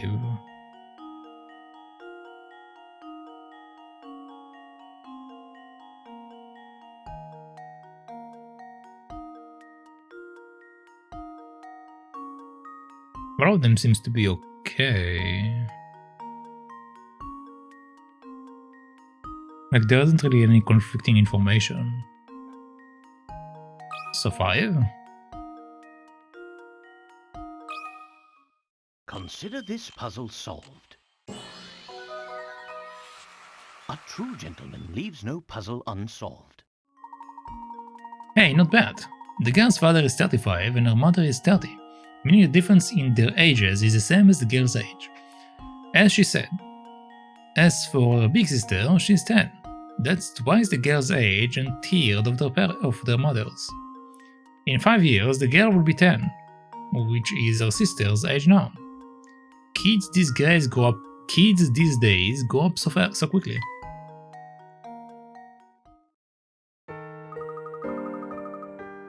Hey, pretty good, Smarty Pants. So good, in fact, I think you deserve a reward.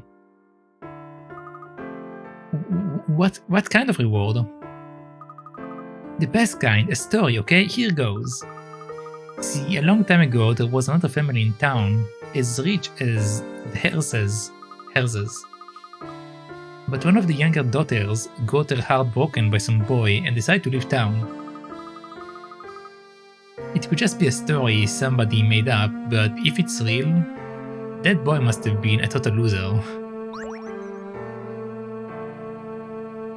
I have a feeling that it's the girl in the story.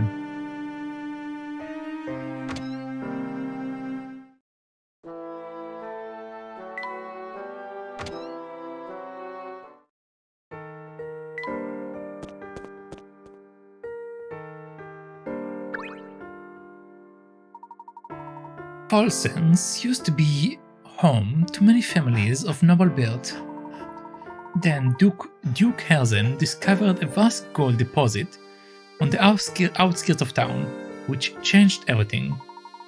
Paulsens developed rapidly, but word of the gold brought in all sorts of unsavory types. It is such an awful shame. This used to be such an enchanting town. I see.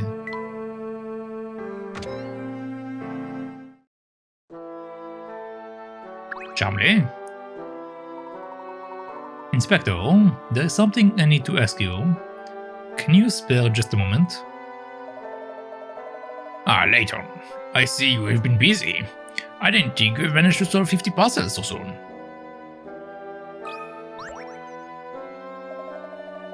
You have been very busy sniffing around town for clues. Tell me, has your search yielded any genuinely useful facts yet? Another missing dog, perhaps? Perhaps. Would you mind showing me the photo you recovered from the doctor's flat? Oh, am I to understand there is a clue to be found in that photo? Well, I see you have solved 50 puzzles already, so I can tell you are serious about the investigation. My top priority is solving this case, so if you think you can help, I might as well show you the thing. What the devil? Is something the matter, sir? There is a hole in my blasted pocket. Oh no. I have been scattering the pieces about without even noticing it is. This is a low point in my career. It seems that all that remains of the photo is this one scrap.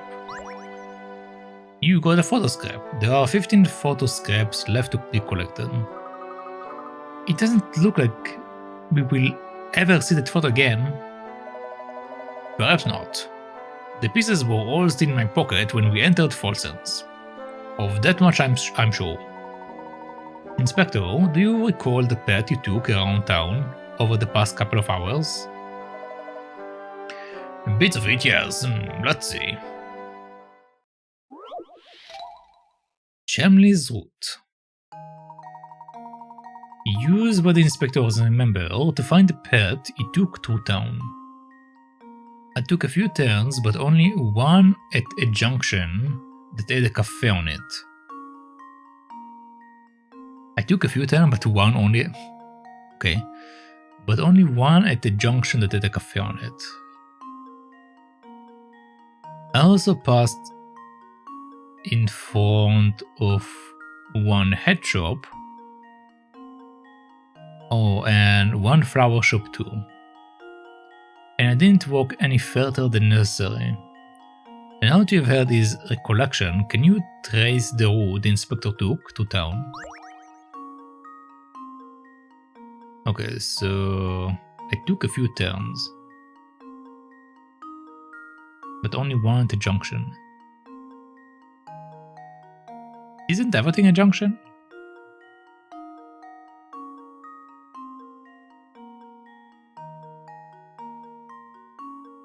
I also passed in front of a head shop.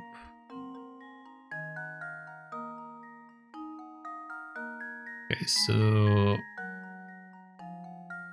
passed in front of a head shop. Head shop. Oh, and one flower shop too.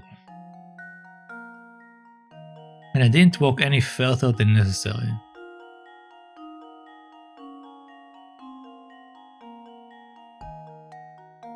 I assume that he only needs to pass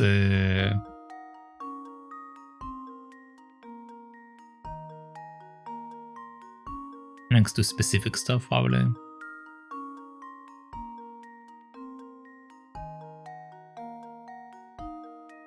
So if I had to guess, this is not the bad way.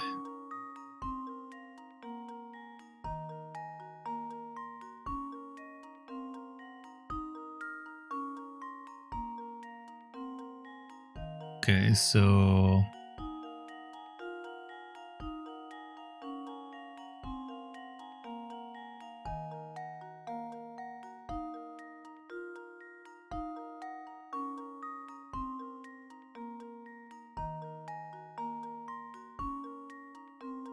I think it might be this way.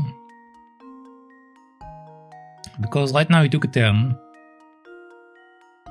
He says he took a few turns, so this is a possibility, also the other one is a possibility, so But anyway, he took a turn, then he says that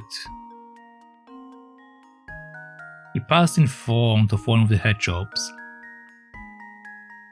which is this one. And says that also next to one flower shop. Let's try. This should do the trick. No. Well, I suppose that's one possibility eliminated. Be sure to consider everything the inspector has to say about where he walked.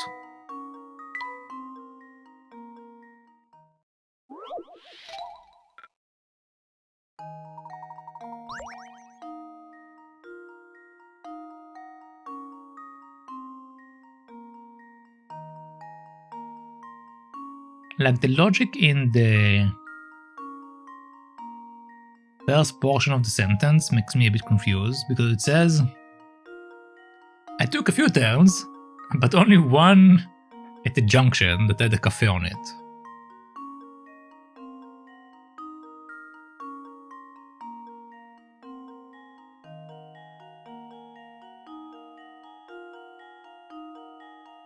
So does it mean that whenever... It means that he only took turns? Okay, I think it means that he literally only turned when he was next to a cafe shop. So he go to the cafe shop, he turned.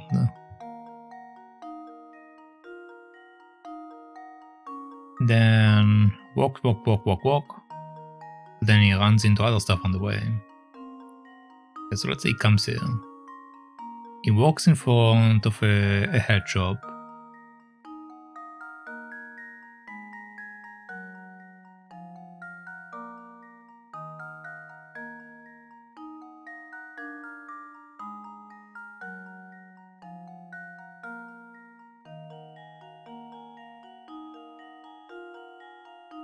And he turns again when he is next to a cafe. But we didn't pass next to a flower shop. In this bad way.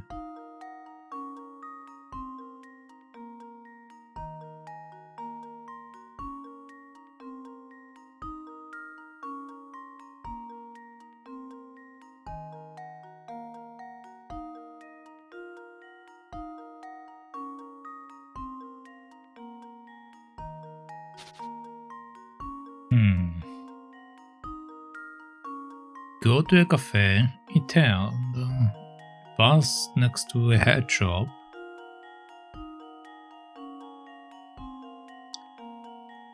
but then he doesn't pass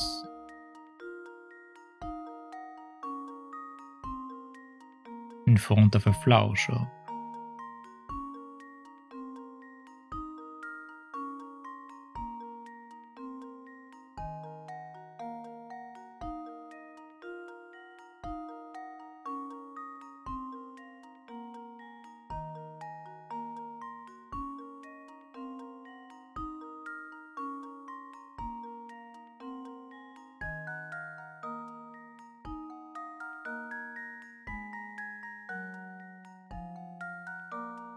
I mean, he doesn't have to turn around when he's next to a cafe shop, but the problem is that now we pass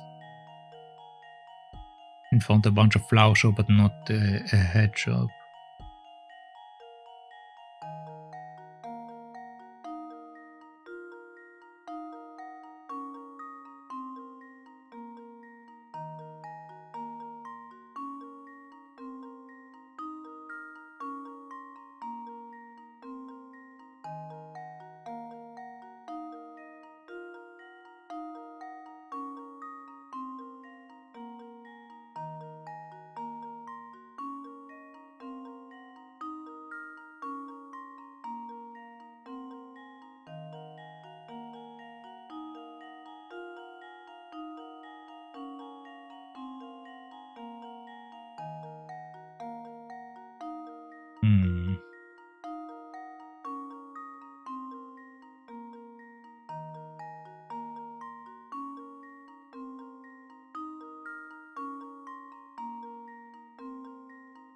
Again, this is kind of makes more sense, but we also don't know because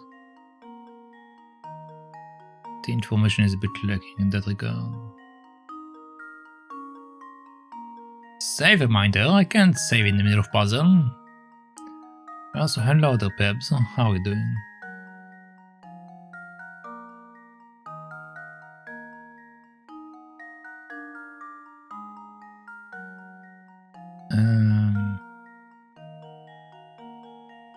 Save now. No can do. No can do.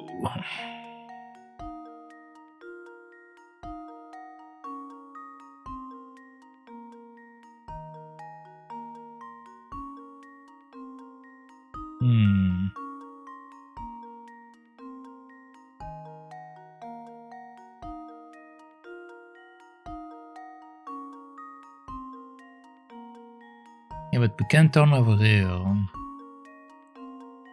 Can't turn over. Well, maybe I can. There isn't really a rule that says I can't. Let's try it out. Consider this puzzle solved. Okay, no. Oh, my. This one is quite formidable.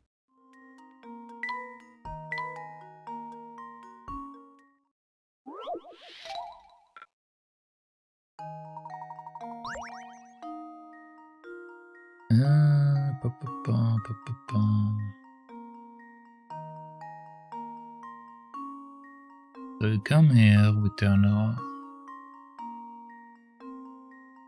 It shouldn't be this one because then we pass next to a flower shop. If we get here, it's actually next to it, so we come down. But then we get to a wall, so it's probably not this way. Whenever we get to a coffee shop, it can turn. You don't have to turn, but it can turn.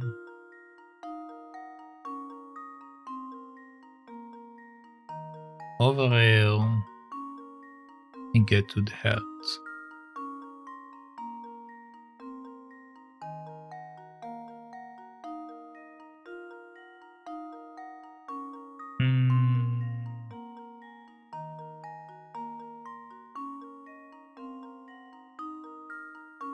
Yeah, but this way we are not touching a flower, which is a problem.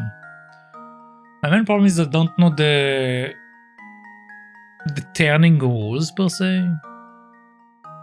Like it says, okay, he says he only took a few turns, but he only did it when a coffee shop was in the corner. Which means if there is a coffee shop in the middle, he won't do it. But all the coffee shops are in the corner anyway. So it don't really matter that much.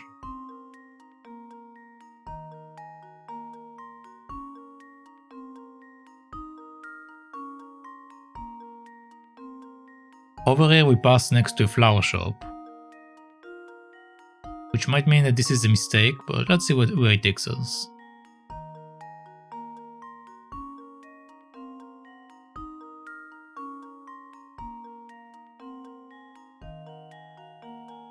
this leads me nowhere. I basically need to end up here. Oh, I need to come from above.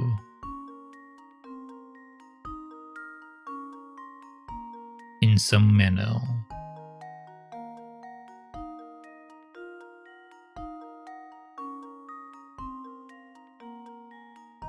If I come from here and here, how do I get here?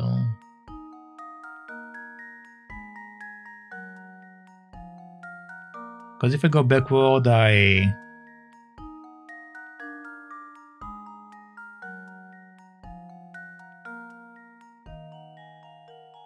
if I walk through here, I'm basically at the coffee, at another flower shop, which is not what I'm supposed to do here.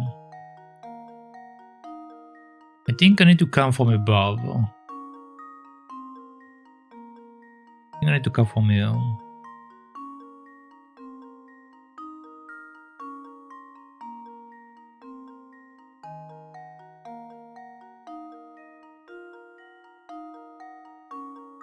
I'm not allowed to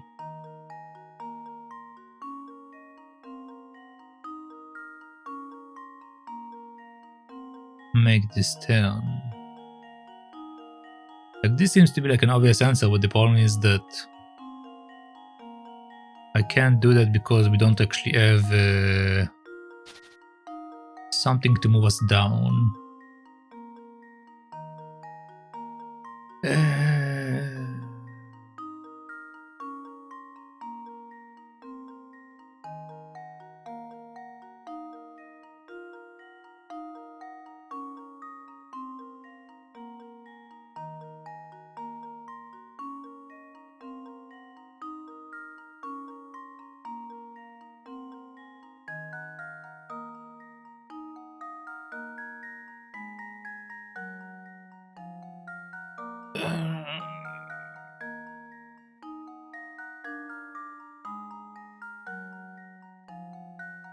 Oh, my leg. What I was saying? To coffee shop that's on the end. Your route is corner to coffee shops. I don't know what you're saying. Okay, you cannot make corners up and left. Yeah, I can't do it because there isn't a coffee shop there. I didn't walk any further than necessary. I think that means you can't use a corner to go up or left, right? I mean, you can. Like, look, basically what it's saying, if I make my pet, for example, here, then over here we can go up. There's no rule that prevents us from going up because we are allowed to take a turn right here. So we can go these three directions. All of these directions are available. Same for here.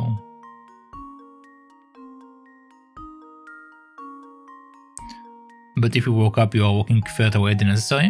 Not really.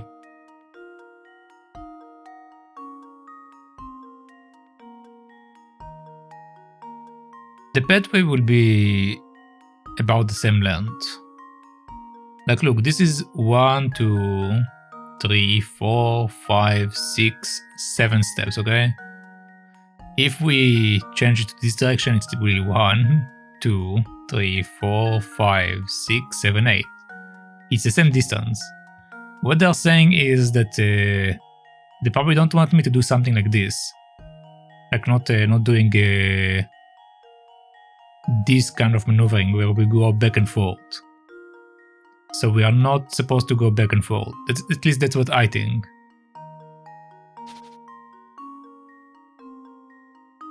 I mean, you can go up, but left,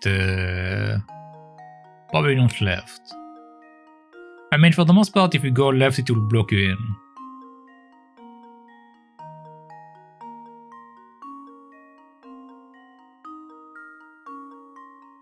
Like, in most cases, you will be blocked in if you try to go left, unless you do like something like this.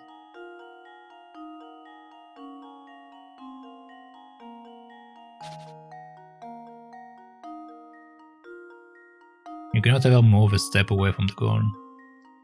Yeah. I mean, again, it might allow us to do a little bit, but not too much. Sometimes they give us a bit of room to work with.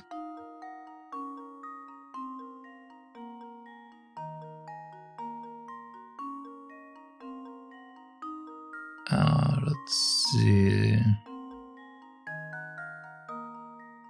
So this is the flower. This leads us nowhere.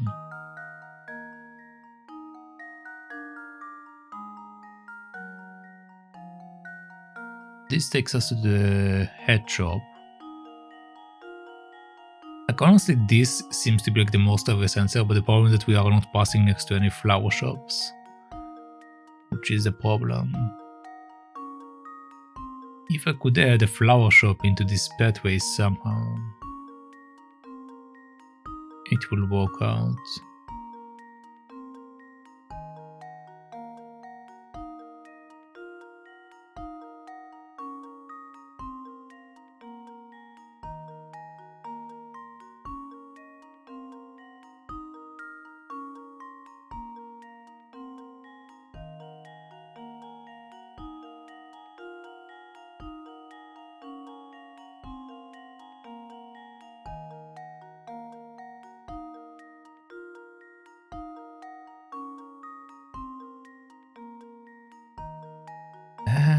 Okay, let's also another thing I don't know actually is if the order is the order that they mention, or if the order is more irrelevant. So basically, I'm allowed to pass through here, and I'm allowed to do that. So then, technically speaking, I pass next to a flower shop and I pass next to a head.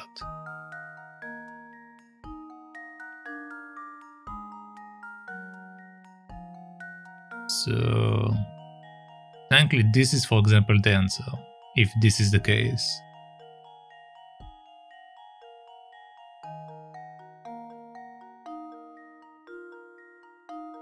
Let's try it out. Let's see. This should do the trick. Okay. Yeah, this doesn't work. Well, I suppose you can't win them all. I mean, you're allowed to pass coffee shops. You don't tell us that you aren't allowed to.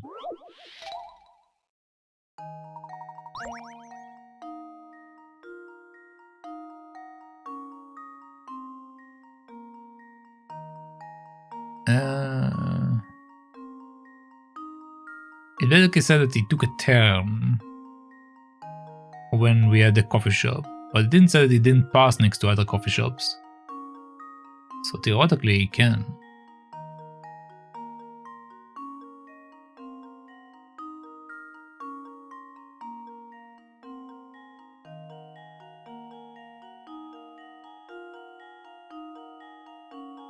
Yeah, but this leads me the same way.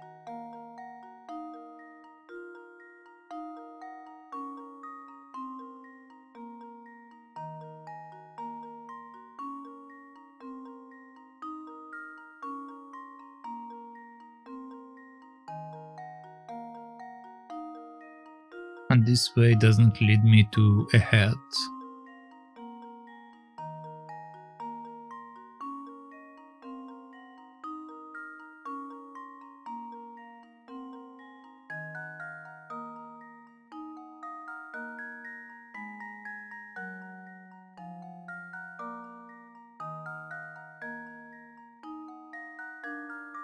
Again, this is a possibility, but then we pass next to two flower shops.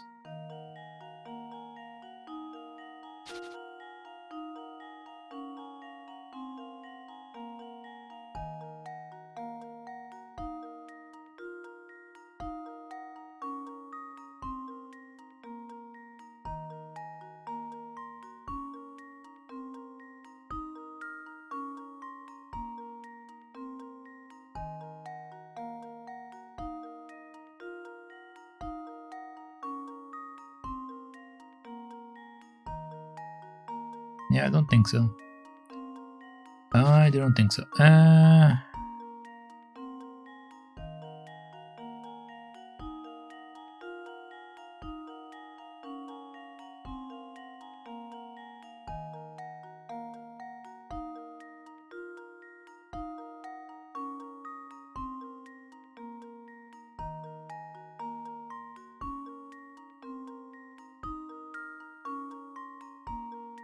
This is a possibility, I guess. Yeah, we don't have to take any turns when there is a coffee shop, so this might be a possibility.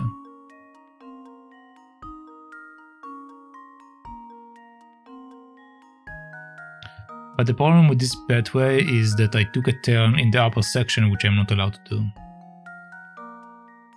Like, we don't have a coffee shop here, we have a coffee shop here. Which is why this one is not possible. And over here we can't take a turn because the coffee shop is below us.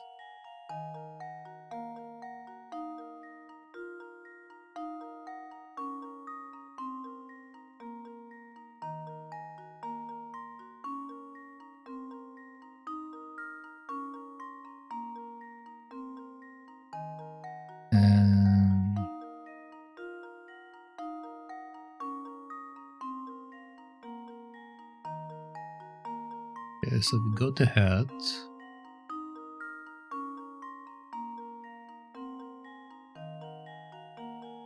Let's try something else.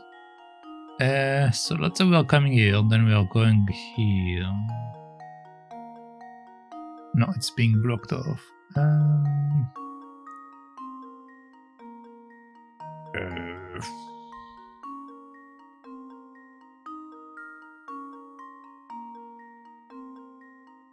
You think I'm misreading it? I mean, I might be misreading it. Sometimes I misread some of the information. Because something is translated different for me than people that than others. Because our language is basically flipped to English, which is why a lot of the things are sometimes translated a bit weird. So it might be that I'm doing it wrong. It might be that I'm misunderstanding something. But we shall find out soon enough. Once I find the right path.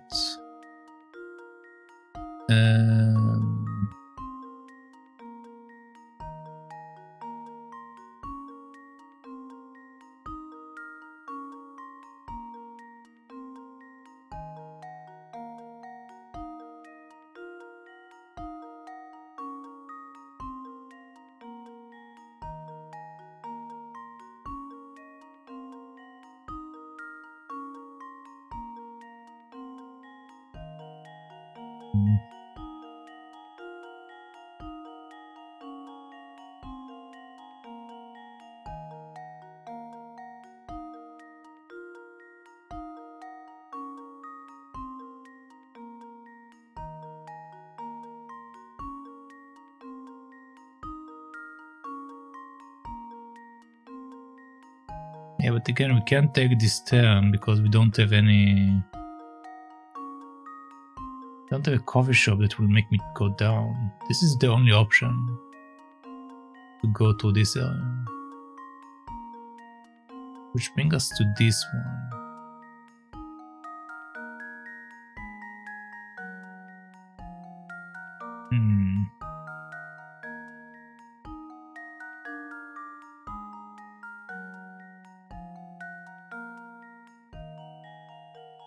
And again, I can't make this turn because we don't have a coffee shop there.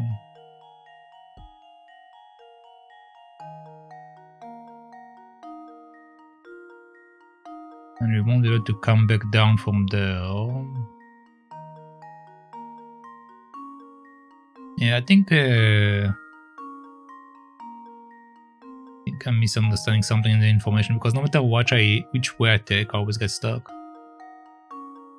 And I tried all the combinations I can see here based on what I understand.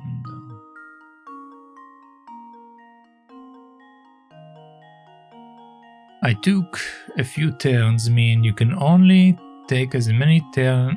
You can take as many turns you want, but only at junctions that add cafe on it. Means you may use corners at junctions with the cafe on it once. You can take as many corners as you want, but only one of the corners may meet a cafe. I don't think this is the... I don't think that's correct, that specific sentence. You can take as many corners as you want, but only one of the corners may meet a cafe. I don't think this is correct. If you go down, down, right, the start, you are cornering a cafe. So you cannot ever use a corner when there is a cafe again. I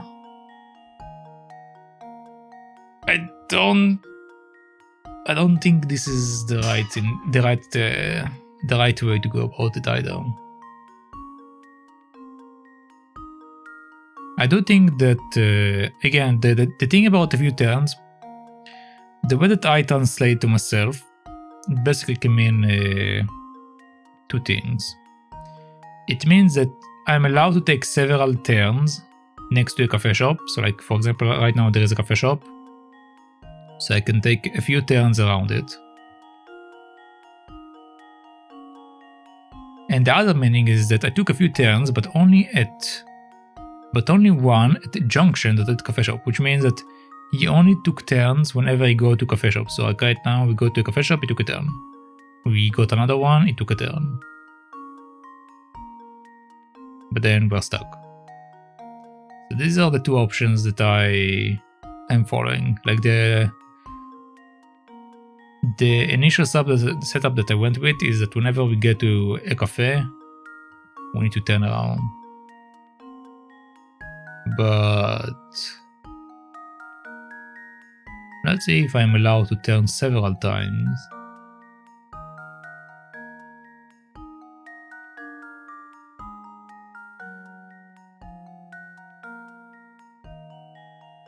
No, but then if I'm allowed to turn several times, then this won't really... This shouldn't be affecting it, right?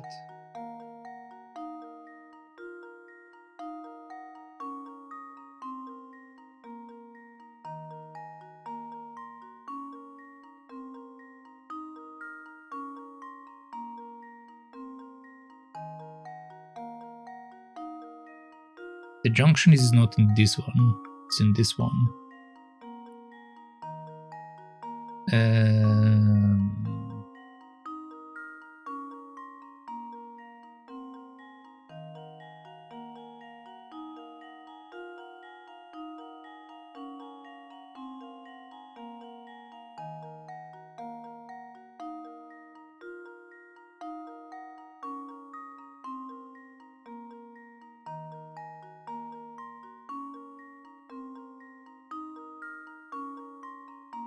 Yeah, but we can't do the... Well, I mean... Yeah, again, it won't work because we passed through several of them also. Okay.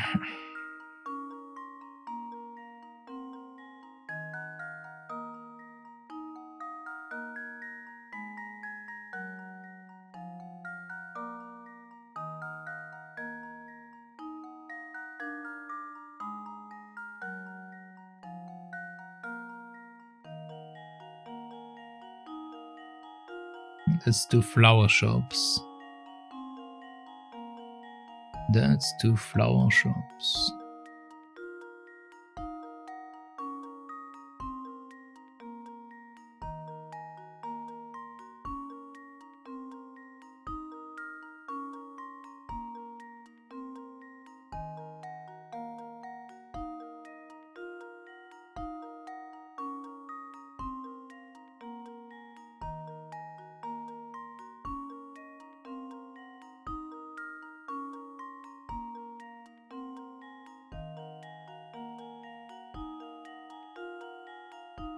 Okay, so I took a turn, I took a turn, I took a turn. I allowed myself to take 2 turns here. A turn here, a turn here. I went straight. I didn't want to turn over there. Okay, I think this might be a possibility also. Maybe.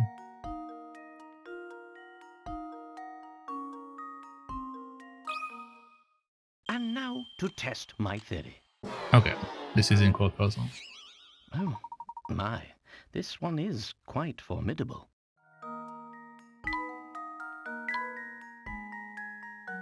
Take them as a separate sentence with the comma. I took a few turns. I took only 1 turn at the junction. It had a cafe on it. That's how I'm interrupting it. I'm wishing you in a range right now to understand where you are coming from, because that sounds interesting, but it's different from English. If my interpretation of the rules is right, I have a definite solution. Just shout if you want to know what I think. Yeah, give me like a second to try to struggle with it a bit more, and then we shall see what you have to say. And if it won't work, I will use the hints, so we get a better idea of what's going on. I mean, I can also unlock the first hint, so we can see if the first hint will shed a light on the information a bit. Because again, the biggest problem is the information here. It's a bit confusing for me.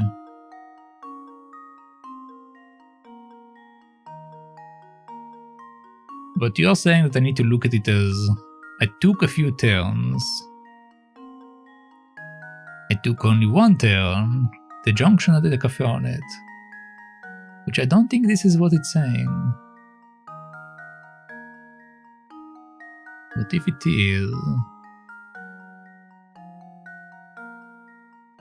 then it means that we can turn even if there isn't any stuff.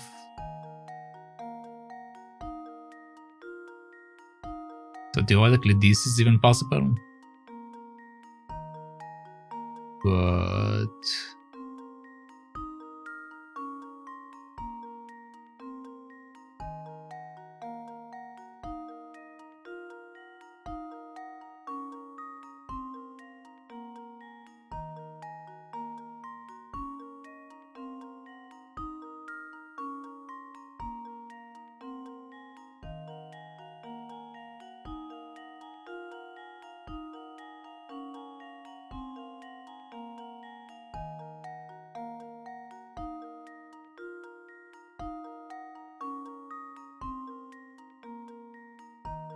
yeah, but then this is 2 flower shops.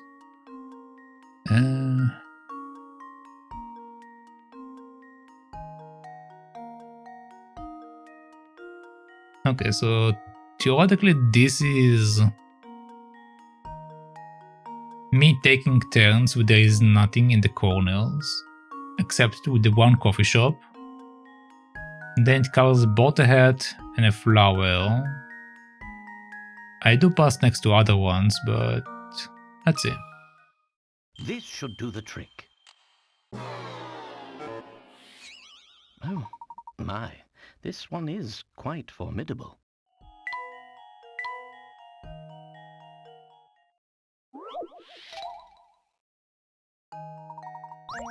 Okay, so this one didn't work.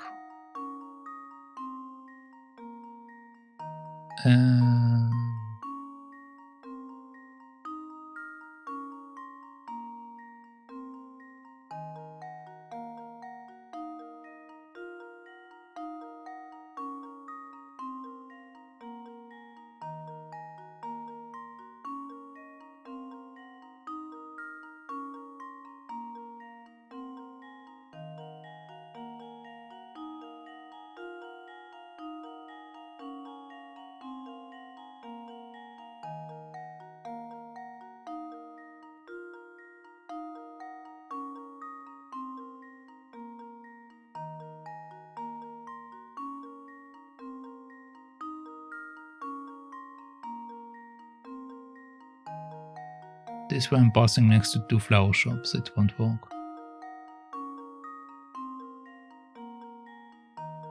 This way I'm taking a turn next to a coffee shop, but I also took a turn next to the upper coffee shop.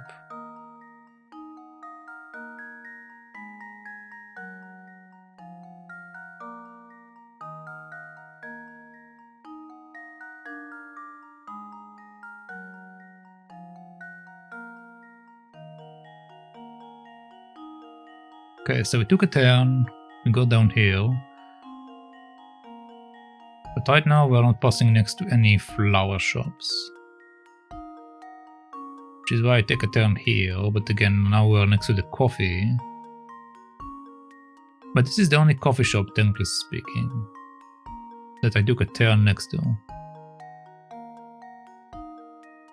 But theoretically, it is possible. This should do the trick. Okay, there we go. Ha! Wonderful.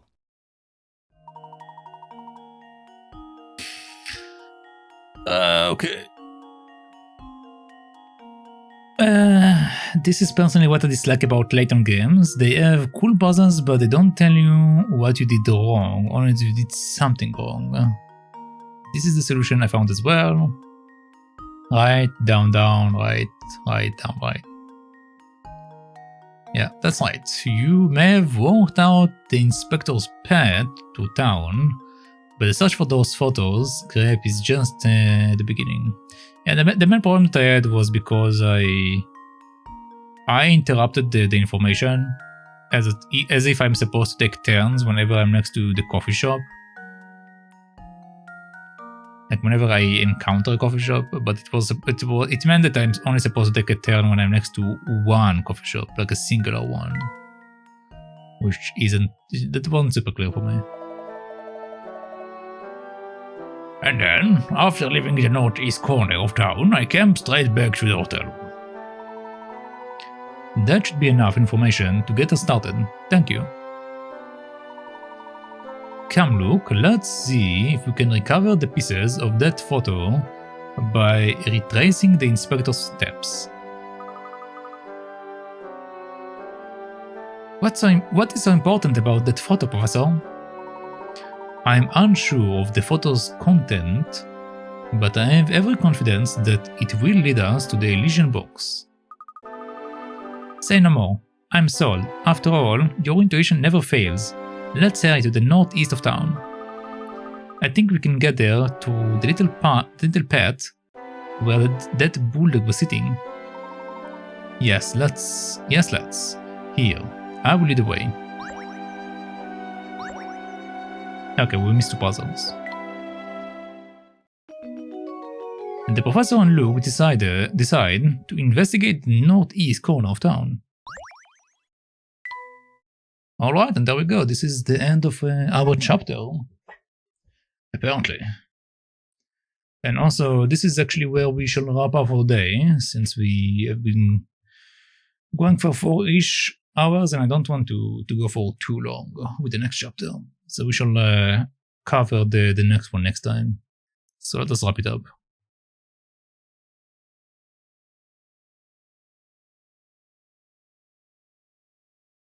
Alright, so thank you for watching, thank you for hanging out, and thank you for keeping company. But that shall be it for today, and per usual, if you liked what you've seen here, make sure to follow if you're on Twitch, and if you are watching this VOD anywhere else that I upload it into, make sure to follow, subscribe, or whatever it's called over there, so you can catch more of these VODs or playthroughs and whatever else. But as far as that should be it. So thank you. And bye bye.